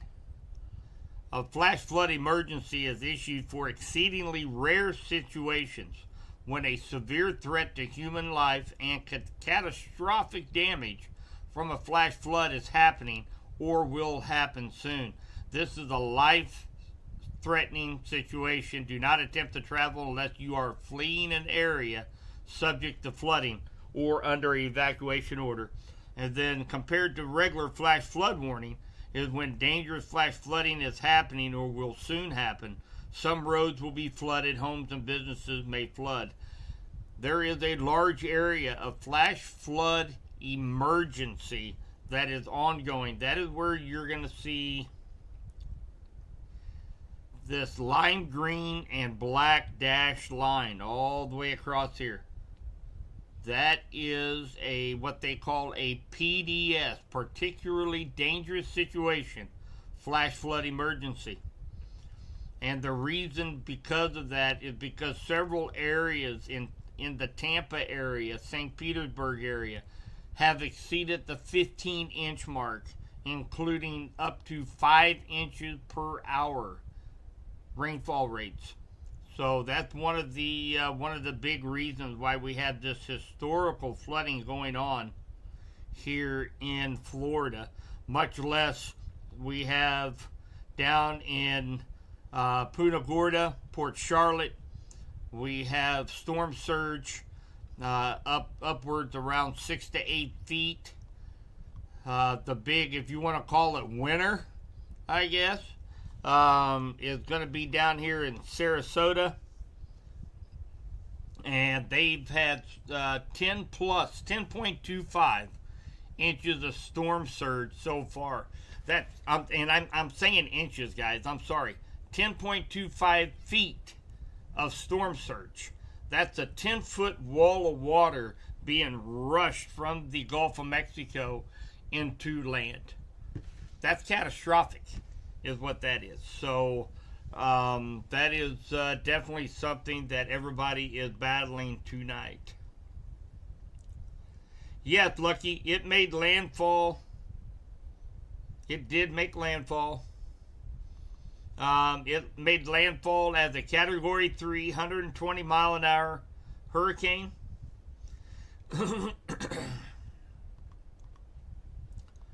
Let's see here. That was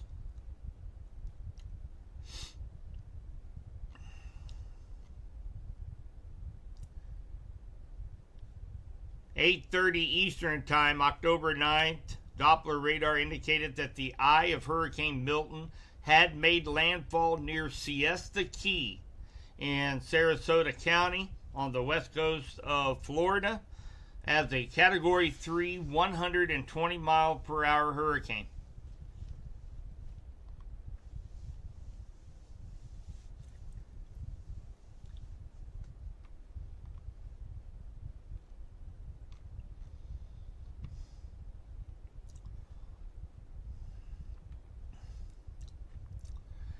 Now, you know, going through a lot of social media, you know, we've had,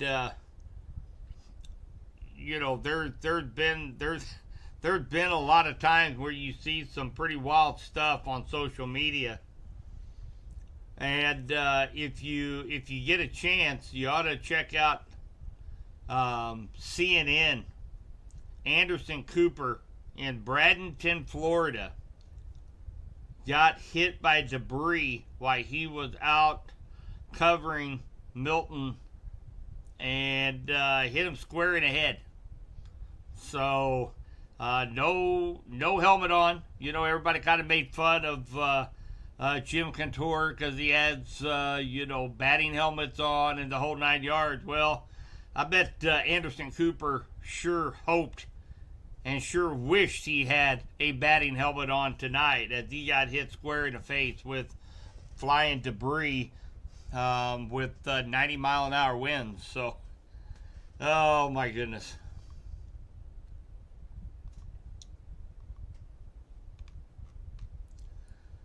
All right, we're going to take a look here and see any kind of update. We do have an update.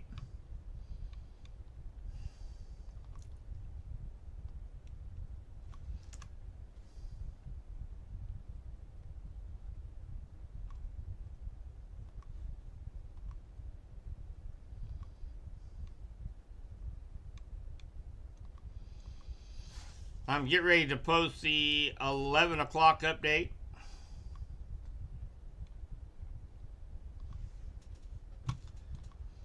So the 11 o'clock date, or the 11 o'clock update, of course, Milton is bringing devastating rain, damaging winds inland over portions of central Florida. And we are looking at Milton being a maximum sustained winds at 105 now. 105, minimal central pressure 960 millibars. 960 millibars.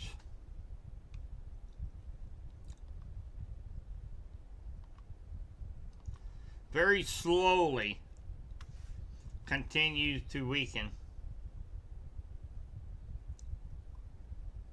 Last hour it was 105 miles per hour and 958 millibars.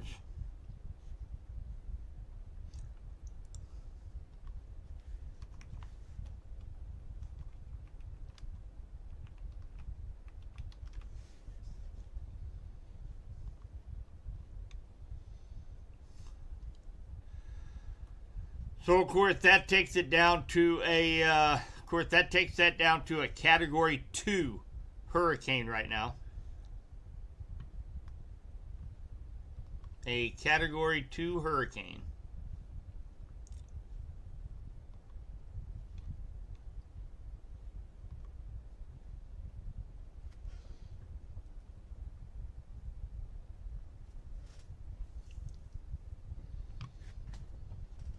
Right, we're going to check up on any updates on any wind gust.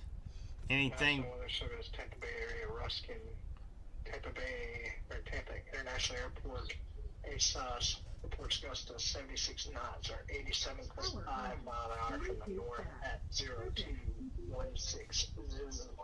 Timestamp at 22. Bluetooth device is connected.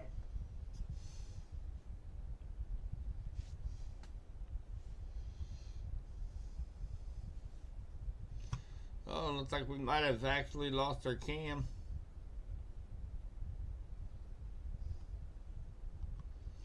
Let's see if we can find something over here in a heavy band here. Maybe like around. National Weather Service in Melbourne. 1 mile south-southwest of Melbourne. ASOS reports thunderstorm wind gusts of 68 mile an hour from the Melbourne International Airport. Measured wind gusts of 68 mile an hour, 59 knots from the southeast.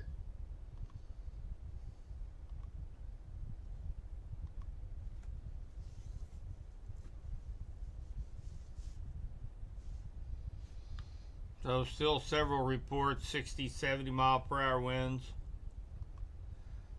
Now we are going to be looking at, this is going to be Lakeland. That is right here. That is in a band of very heavy rains and winds right now in central Florida. This is to the east of Tampa in a very heavy cell right now. Lakeland, Florida.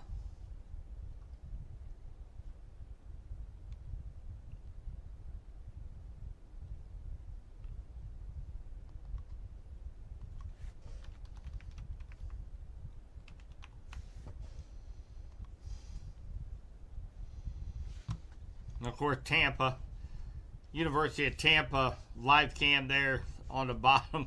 They're still getting hammered down there.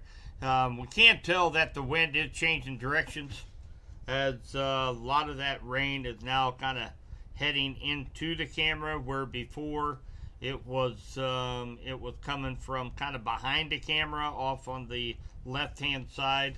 So winds are definitely beginning to wrap around this system.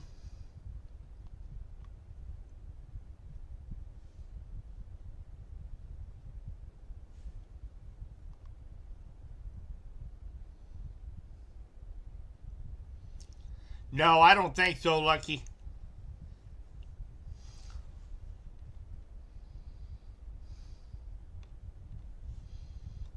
Take a look here real quick.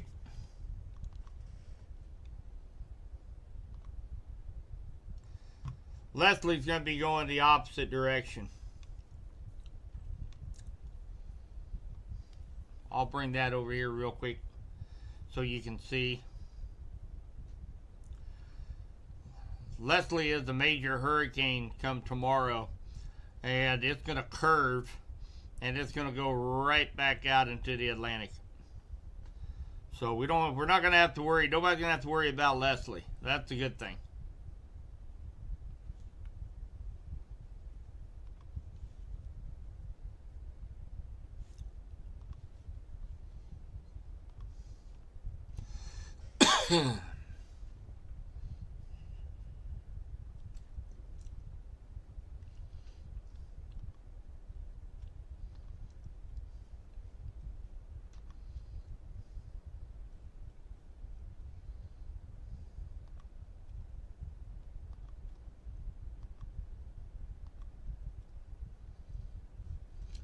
So let's bring this over as well.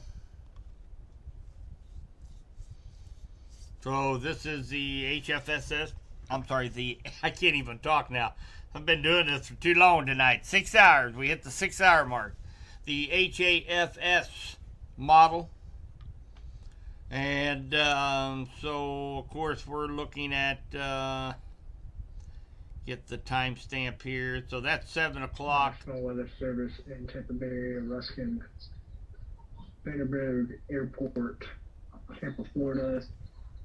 ASOS reports gusts of 57 knots or 65.6 mile an hour from the north at 0255 Zulu. Timestamped at 2256 Eastern.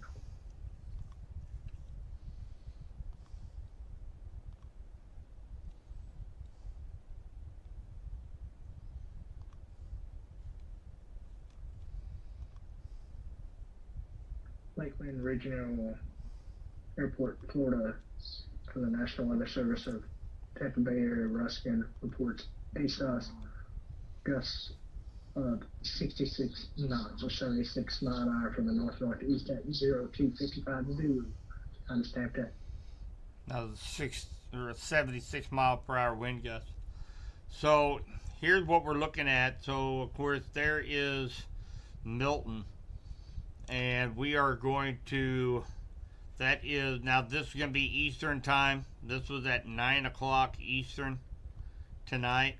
And then, of course, as we go through, it's going to make still that northeast approach is what the models are showing up toward Orlando. And then out to sea by, looks like around 6 o'clock in the morning. And then should be all the outer bands. Well, they're still kind of hanging on, but for the most part, probably around noon tomorrow, and this should be Milton should be off onto the Atlantic.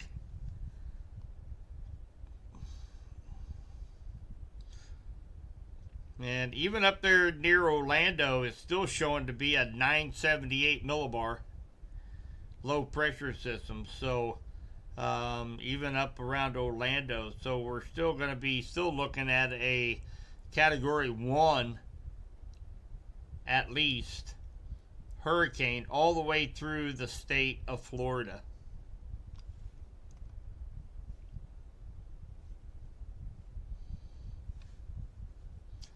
So pretty remarkable.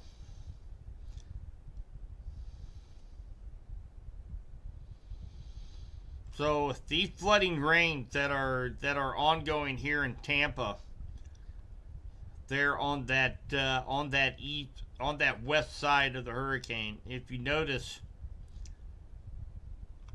you know that area of really heavy rain is also going to be affecting all the way over to Daytona Beach along the east coast of Florida. So flooding definitely a huge concern on top of everything else.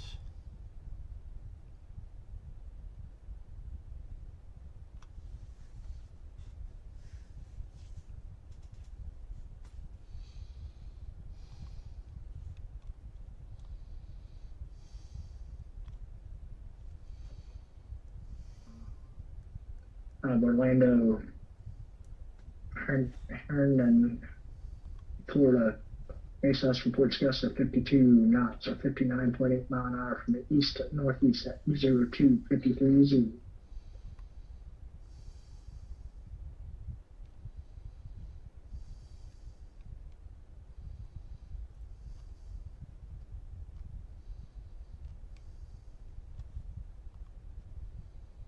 National Weather Service in Melbourne.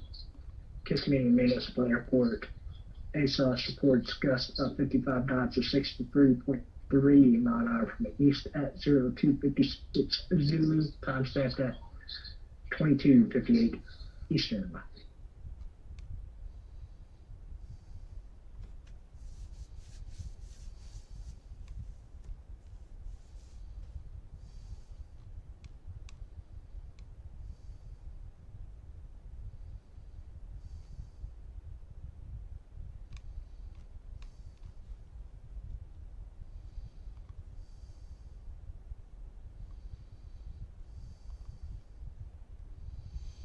All right, guys, let's go through a couple of these things here from the National Weather Service, Tampa Bay area, Ruskin, St. Petersburg, Florida.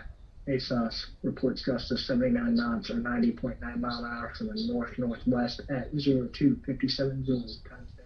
Oh, we're still getting gusts up in the 90, 95 mile per hour range. So let's take a look at some of these graphics here.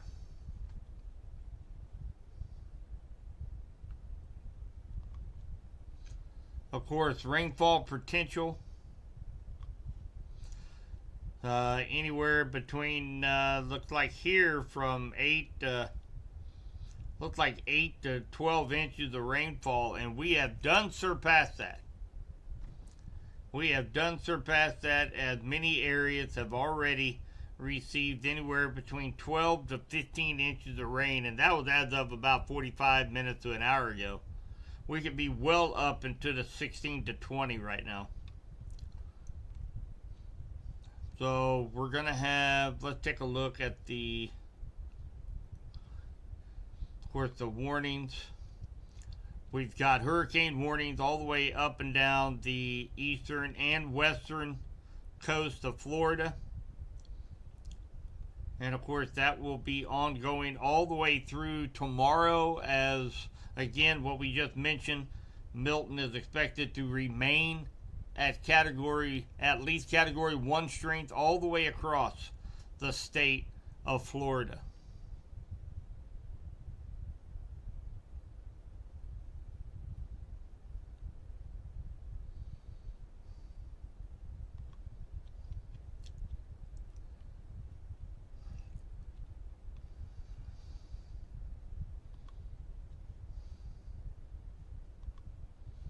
That's what I wanted. So 8 o'clock Thursday, that's tomorrow night, it should be well offshore, and we're going to be able to get get all the linemen down to help try to get some electricity turned back on, get people rescued who are stranded because of the high waters, and we'll be able to see what kind of damage that Milton had done. And I have a feeling, all in all, this is going to make Florida top 5, I'm sure, as far as monetary damages, with all the tornadoes, the flooding damage, the storm surge. This is pretty catastrophic for the state of Florida.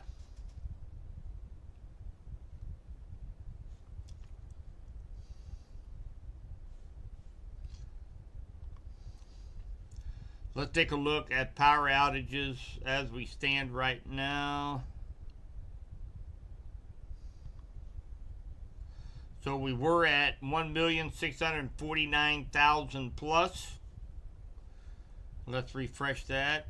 Now we are 1.7 million people without power in the state of Florida. 1,758,000 plus without power in Florida right now.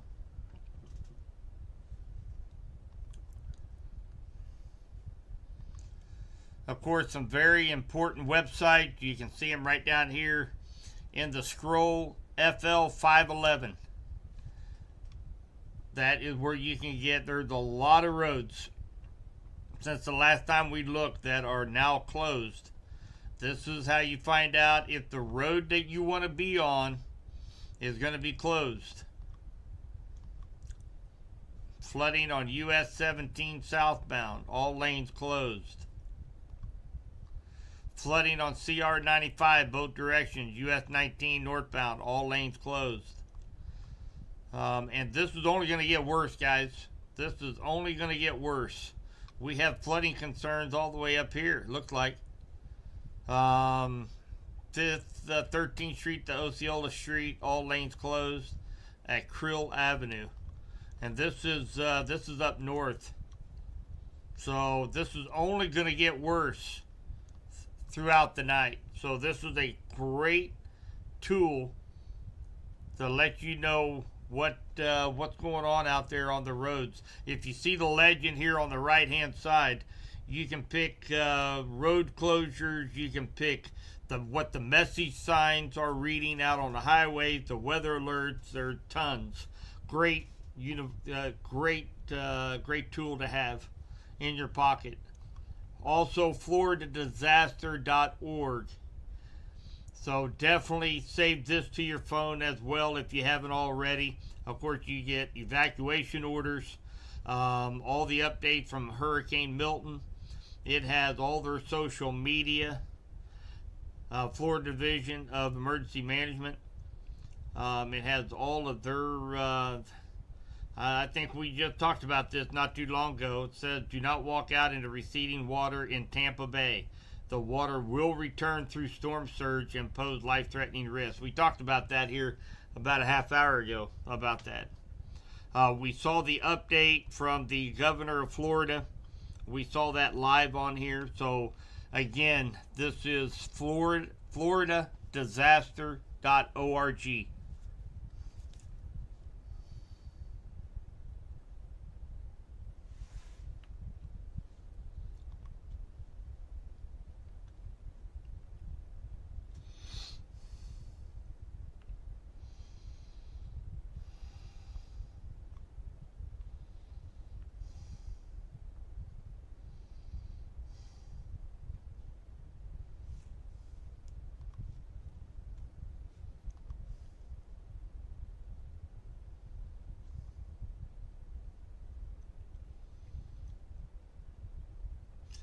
So the roof of Tropicana Field is destroyed by the winds of Hurricane Milton.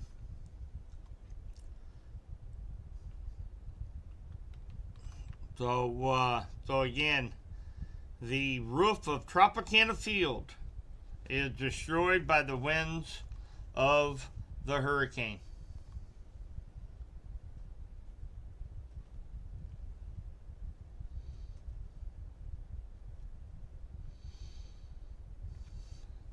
And if I'm not mistaken, I believe this might have been the hosting site for all the linemen. Is that right? So they set up, I thought it was Tropicana Field. They set it up with all the cots and for all the linemen to be able, and first responders, emergency management, everybody to be able to have a safe place to sleep. They brought in cots 2 days ago. I'm going to look that up here real quick. Oh,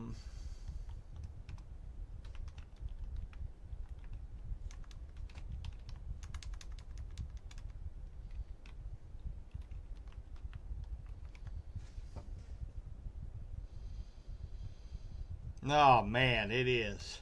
That's horrible.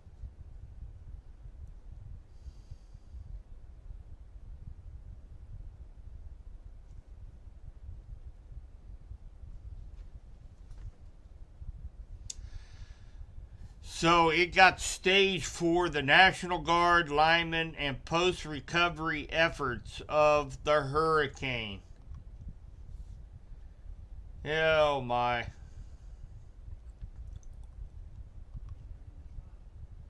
So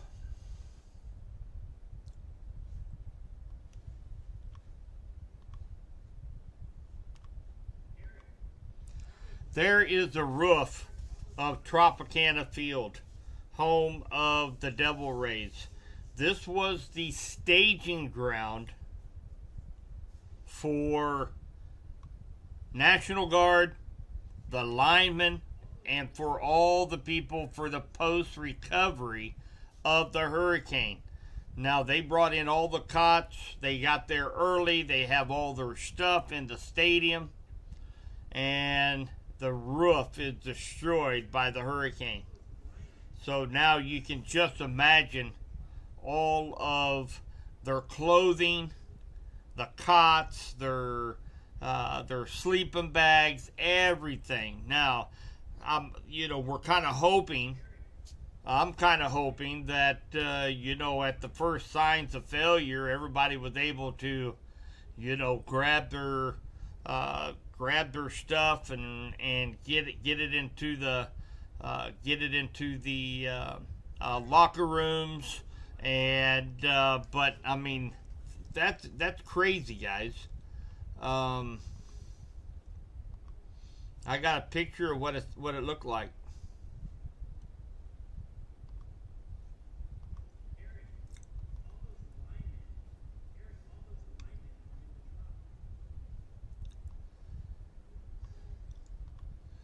So this is what the field looked like. You see all those cots and all the linemen filtering in, putting their stuff, putting their sleeping bags, getting everything ready to go inside Tropicana Field. And this is what happened tonight.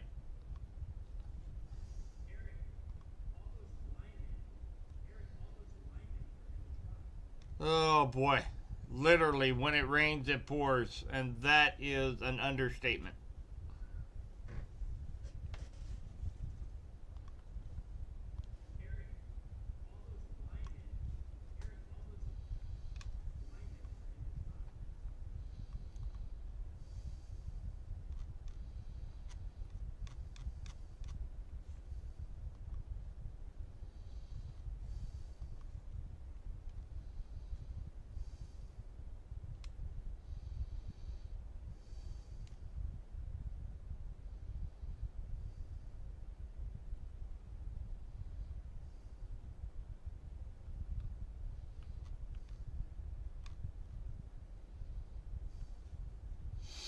That's just devastating. You have all of these linemen, all of the National Guard, everybody ready to go down and to help in the post-recovery, only to have their shelter just be ripped apart by the winds of Hurricane Milton. Oh my goodness.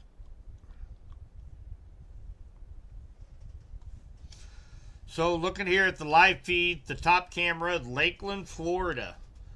It looks like that is right where our buddy Connor is. He is just north of Lakeland right now. And then the bottom cam is, we've been watching this now for the last couple hours. This is University of Tampa, Florida. And of course it's been like this now for the last, I bet that right there was a transformer. Had that glow of a transformer.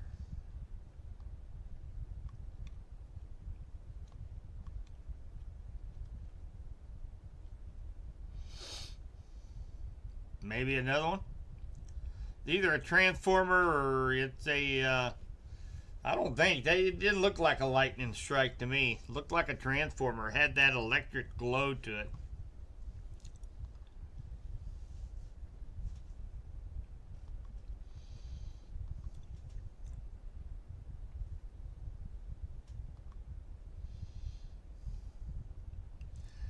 Keep in mind too, guys, that on I also have, I shut down the Subby's advisory page, which is our Torque on Southern Plains page. I did shut down all the feeds on that so that we can focus on Milton. And I also set it up to receive all the feeds from the National Hurricane Center as well. So once I am done here, you can still refer people over to that page to get all the latest information from the Hurricane Center. It will automatically come onto that page so that you can click on it, read the full report if you want to know what's going on with Milton as it crosses Florida. I have been live streaming now for about 6.5 hours now, so I think my time is coming up pretty quick. Of course, I do forecast and meteorology for a broadcasting group here in West Central Missouri. So, of course, I got to be up and at them early to be able to get forecasts out and ready to go out to the corresponding clients in the morning. So, we're going to continue to see this flooding become being a problem throughout the night, guys. This is something that when you have rainfall of this intensity for this long, you're going to have problems. And this is on top of the storm surge and the already 4, 5, 6 inches of rainfall they received before Milton come on shore. So you got saturated grounds, you've got over a foot of rain, you got storm surge, you got catastrophic flooding.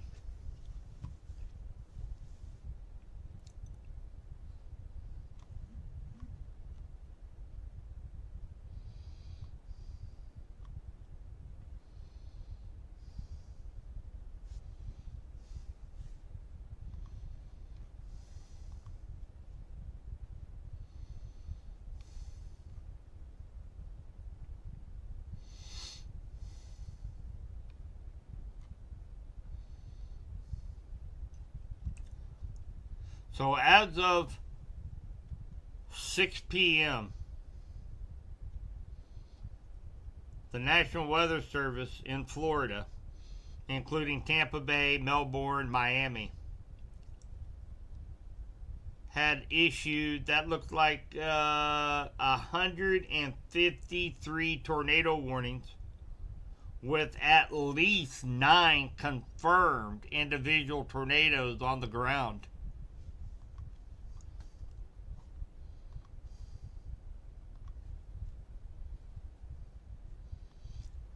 I'll show you a picture of this. Those are all the polygons of the numerous amount of tornado warnings that's been issued today by the corresponding National Weather Service offices. Incredible. 153 tornado warnings issued. They were busy. Our social media experts here at Torcon were busy today. So again, we're another big shout out to our crew at Torcon. They've done a fantastic job. Couldn't be more proud of them. They worked their tails off all day and for the last 48 hours. And this is all volunteer, guys. So they jumped at the shot to be able to be a part of this over the last almost 72 hours. And we've had a ton of volunteers jump up. And it's not easy. It's not easy. You know, being a full service weather team from coast to coast, as Torcon is, we don't know these areas. I don't know Florida very well. These social media experts don't know Florida very well. You know, we're trying to learn as we go. And that's and sometimes that's really tough, especially when you start talking about roads, interstates. That's really tough as a logistics officer or as a radar tech, being able to determine you know, where the storm's at. We have storm chasers. We do not have any storm chasers for Milton on this go around. We did with Helene. But this thing, we knew how catastrophic that this hurricane was going to be, and the number one concern is make sure our team is safe, and there's just no way they could go down there and be able to document this particular hurricane because of all the flooding potential. The potential of this thing. I mean, you got to keep in mind, this thing 24 hours ago was a Cat 5, 180 mile an hour sustained winds with gusts up to 225 miles an hour. I mean, this thing was a beast, and it's in the record books now. Very likely, I'm going to tell you, with the number of records that it has broken as far as fastest, the biggest spread of increase in intensity over a 24-hour time, as far as just sheer strength of a hurricane, with all the damage, with all of the tornado reports, with all the flooding, I have a feeling that Milton will likely be, we'll find out that they are going to retire Milton. This is going to be definitely one for the record books going forward. So this has been a wild ride, and it's not over, unfortunately, as we're going to be seeing a lot more reports of flooding. As I mean, just take a look at the screen. Take a look at University of Tampa. It's been like that for 2 hours. And they still have more bands of rain to come through Tampa. You know, from Orlando over to Horizon West, down to Polk City, down to Lakeland. They're in the middle of this band of just torrential rainfall, rates of 2, 3, 4 inches an hour. And there's still a lot of rain yet to come on shore. So this will definitely be a historical hurricane. The only bright outlook on this is that it did weaken because of wind shear.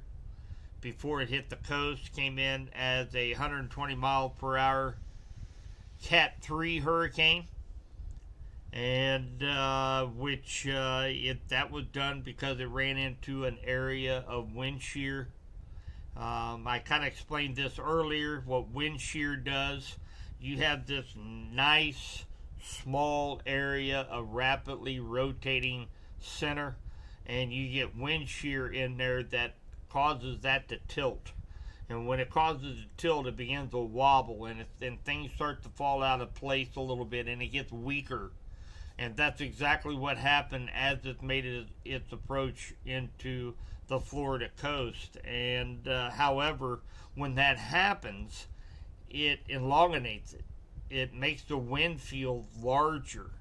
So instead of a 30-mile circle that has intense winds, now you might have a 200-mile circle with damaging winds, and that's exactly what had happened. This thing grew in size, slammed into the coast, and we've had numerous reports of 100-mile-an-hour plus wind gusts through the course, and we're still picking up 90-mile-an-hour wind gusts according to Torcon, as we've been following their radar techs and social media experts here for most of the night, doing a great job over there. But one thing for sure, guys, we want you to share this.